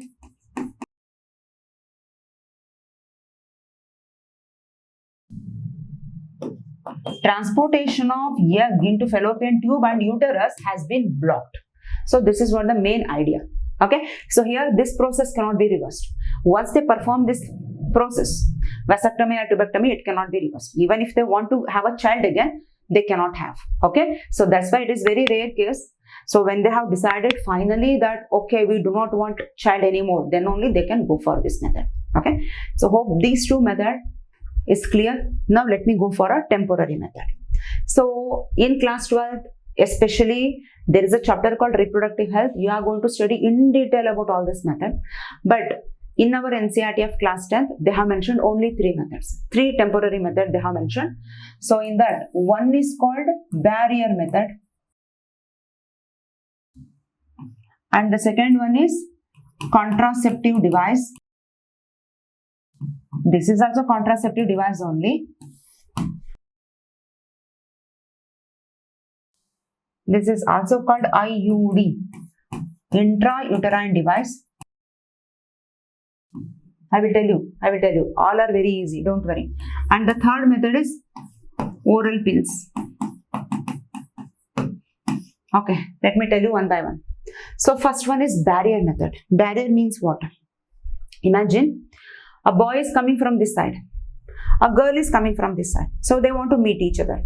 So by that time, if a big wall comes in between them, or a big lorry, or a bulldozer, or anything which comes in between them, or a big train comes in between them, So it's like a barrier, right? The train is a barrier for this girl as well as, the boy as well as the girl to meet. Okay, so it is a physical barrier. So like that here also, couples are using certain devices which acts like a barrier for meeting of sperm and ovum. Here we have put a barrier for meeting of girl and boy. So like that here, the barrier which the couples are using, which prevent the meeting of sperm and ovum. That's it. Okay. Here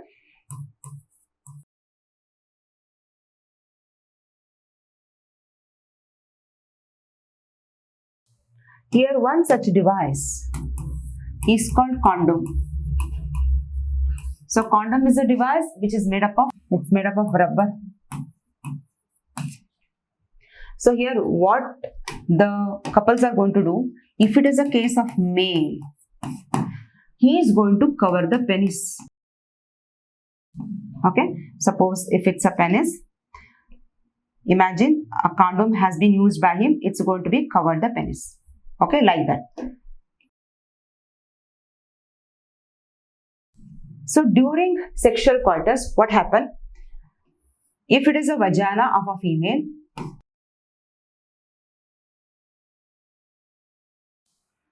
so even if the sexual coitus occurs, then if the boy or a male partner, if he releases the sperm, that will be blocked here only in the condom. Imagine the sperm has been released, which has been blocked here only. It will not enter into the female reproductive tract. If the sperm has been blocked, then even in the fallopian tube, imagine it's a fallopian tube. Even in the fallopian tube, the egg is waiting. Then what is the use? Because the sperm has been blocked here only. Okay, sexual intercourse has done, but it has been blocked. Okay, so it is done. I will rub this part. Hope you have written in this your copy. So like that, even condoms are available even for female also. But in the case of female, she is going to cover the vagina. Okay, here in the last part, we are going to study about sexually transmitted disease by using condom. Condom actually will do two functions. It has two functions. I will tell here itself. The first one is, it is going to prevent STD. STD means sexually transmitted disease. I will tell you, you just make a note of this, sexually transmitted disease, and even it is used to avoid pregnancy also. So these are the two functions of the condom. Okay. So the second barrier method is contraceptive device. Already I told, it is also called IUD, intrauterine devices. Here one example is given in our NCERT, that is copper T. Why it is called copper T? Because this device is a T shape, something like this. And around this loop, this is actually stem, this is the loop part. Let me write, this is the stem. Let me not make you confused, because all those things you are going to study in your higher classes, you just think this much only. It is a T-shaped structure. Here, this part has been wrapped by copper wire. This is a copper wire. So that's why the device name is copper T. So what is the purpose of this copper T? How it is going to avoid pregnancy? I will tell you. Imagine it's a female reproductive system.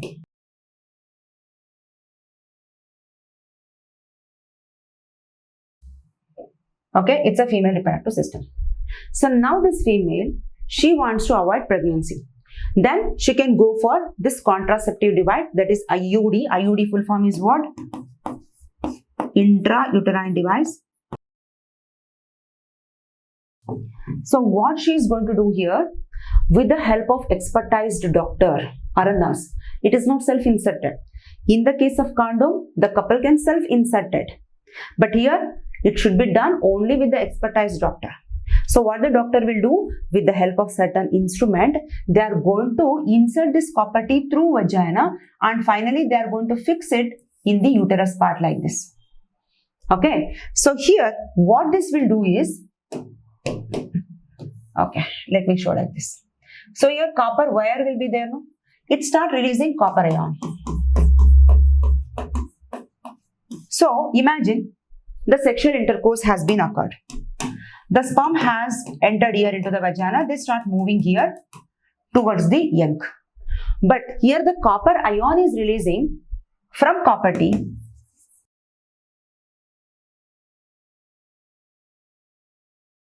It will kill the sperms. Sometimes it will make the sperms to become immotile. It will make the sperm to reduce its motility power, so that if the sperm do not move towards the egg, then there is no pregnancy at all. Okay, so if the sperms will get lower their energy, or if the sperms become immotile here itself, then 1 or 2 days it will wait, then it will just destroy that. So like this also the pregnancy will be avoided by using this copper ion, copper T. Okay, so this is second method. And the third method is called oral pills. So in oral pills, what happen? Pill means what? Pill means tablet. Tablet. Oral means mouth. So here, as we are going to take the tablets, no, for the fever, we are going to take paracetamol, dolo. Okay. So like that, we are going to take a brufen, like a painkiller, if we have any pain. So like that, here, the tablets will be made. The tablets are nothing but they are hormonal tablet. Okay. So these tablets are hormonal tablets. So remember one thing, the female body, especially female body, it's going to function with the help of lot of hormones. Okay, so for ovum to release, one hormone is responsible. If endometrium has to become thickened, another hormone is responsible. So like that, her entire body function, especially the reproductive aspect when it comes, hormones play a very, very important role. Okay, so here the tablets will be made, it is a synthetic hormone, it is not a natural hormone, but it will function exactly like a natural hormone. Okay, so what this hormone will do, again, let me show a female reproductive system again.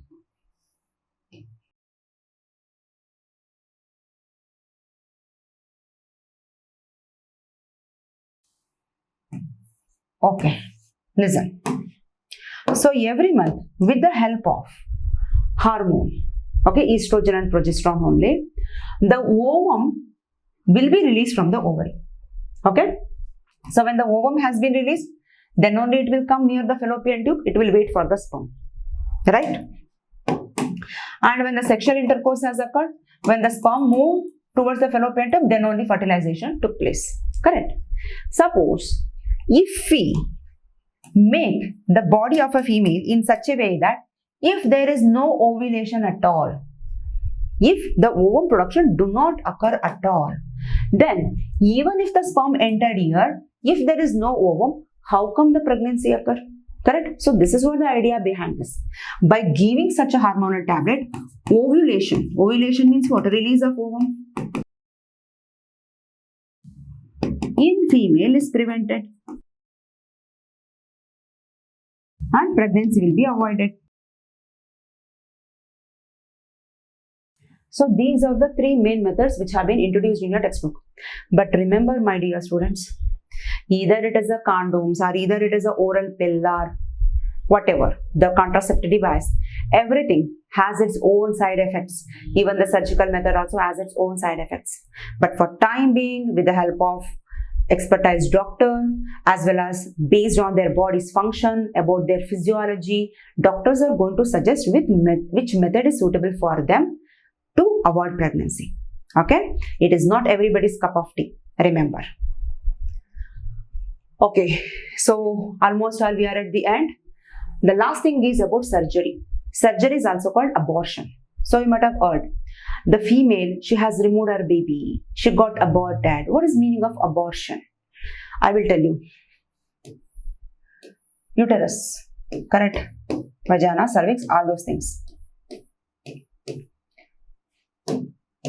Now imagine the baby is growing here. It's not even a baby, it is just an embryo. Let's assume the embryo is there. It is almost all around 3 months, 1, 2 or 3 within this month. A female become a pregnant. Now she is a female. So she become a pregnant. But she do not want this baby. Okay. So why she is going to become a pregnant again? If she is not willing to have a baby, the reason could be anything. The first reason is due to failure of contraception. She might be using certain contraceptive devices, but it might have got failed. So because of that reason, she become a pregnant. So she do not want the baby. Okay. So like that, the reason, other reason could be the rape cases. Due to rape, a female become a pregnant. By that time also, she do not want a baby. Okay. In sometimes what happen, if a problem occur, unexpectedly she become a mother or she become a pregnant, but the doctors are going to, of course, they are going to examine the body of a mother, and they are going to instruct the mother that if you carry further or if this pregnancy get continued like this, if it become a threat to your life. So by that time, doctors, they themselves, they are going to suggest to the female, that is to the mother, that you have to remove the baby. Okay. So if the problem in the mother, sometimes what happens, there are so many congenital diseases. Congenital disease means by birth itself, certain genes become abnormal, that you are going to study in detail, no problem. Certain genes become so damaged. By that time, it's not actually damaged gene, functionless gene. We can say the genes are not functional. So such a gene, if it is transmitted from parents to the offspring, then by birth itself, they are going to suffer from certain disorder. Mental abnormality, or so many disorders that we are going to study. So there are so many things are there, because the science has become so advanced. Just within the womb of a mother, we can able to detect whether all the chromosomes of a child is working properly or not. If the baby is having all 46 chromosomes or not. Sometimes if the chromosome become 45, then also it become abnormal. If it is 47, then also become a problem. In such case also, the doctors are going to suggest, if you want to remove the baby, you can. Because we are showing the fact. So if you want to be pregnant, if you want to have a child, you can have. Because the problem is like this. Okay. So in such case also, they can remove the baby if any problem in fetus. In all these conditions, they can go for this abortion. It is called voluntary removal of baby. Okay. Removal of baby voluntarily. Removal of unwanted pregnancy. Removal of unwanted pregnancy. So these are the reasons for that. These are the reasons. So by the time what happened, all this content which are so there, that will be removed. That should be safe only if she performed within 3 months. Okay. So this is called surgery. But remember, if a female or if the couple, they go to doctor to remove the baby by having the thing that the fetus is female. Okay. So nowadays, so many cases we have seen. The fetus, they want a male child. So if the child become a female, then they do not want that child, they want to remove it. It is called female feticide. Female feticide means what? Killing female baby. Killing female fetus. So if that is the scenario, if they are going for this condition, that is if they are going for this method of abortion to remove the female fetus, then it is illegal. It is illegal. If you have all this problem, then it is okay. The government has given permission. If you are going to the doctor so that you are having this female fetus, then you will be put into jail. Okay. So remember, these points are important about the surgery. Right. Now we are in last part, that is sexual transmitted diseases. So we know that so many diseases that will be transmitted from person to person from various mode. You know, common cold. If you sneeze in the air, the droplets will be there in the air. If any healthy person comes in contact with that air, if he inhale, then he is going to get a common cold, right? So like that, typhoid, that will be transmitted through contaminated food and water. Cholera, transmitted through contaminated food and water. Malaria, by mosquito bite. So like that, every disease, contagious disease or infectious disease, going to transmit from person to person by various means. Various modes, like air, water, touch, anything.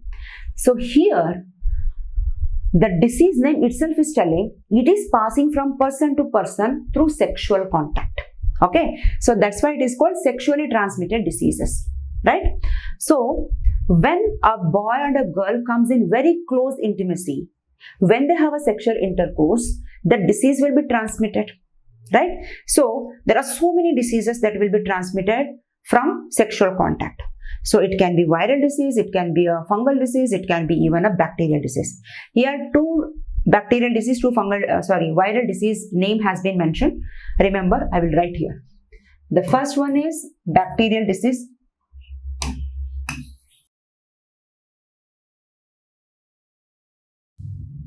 Gonorrhea and syphilis. So these are bacterial disease. It will be transmitted from, that is through sexual contact. So like that, if it comes to viral disease, the words as well as AIDS in the sense HIV, it is transmitted through semen. Okay, so how to avoid such a sexually transmitted disease? If the couples are using the condoms, if they came to know that, if they suspect this boy is suffering or if this female is suffering from sexually transmitted disease, then they use such a barrier so that it is not only helping in avoiding pregnancy, at the same time, because you know that in the barrier, that is in this condom, even if the male is having this disease, bacterial infection, it will be covered here itself, it will be present here itself, it will not enter into the female body. So like that, even if the female is having a problem, then if a person uses the condom, he will not get the disease. So that's why the condom will do a dual purpose. Understood? So this is what about sexually transmitted disease. I am not doing all those things in detail because anyhow you are going to study in class 12. Okay, so this is what this chapter about, my dear student. Hope you have enjoyed the class, you have understood each and every concept of this chapter. Please go and read your NCERT textbook and please hit the like button if you like the video and do share it with your friends. Thanks for watching.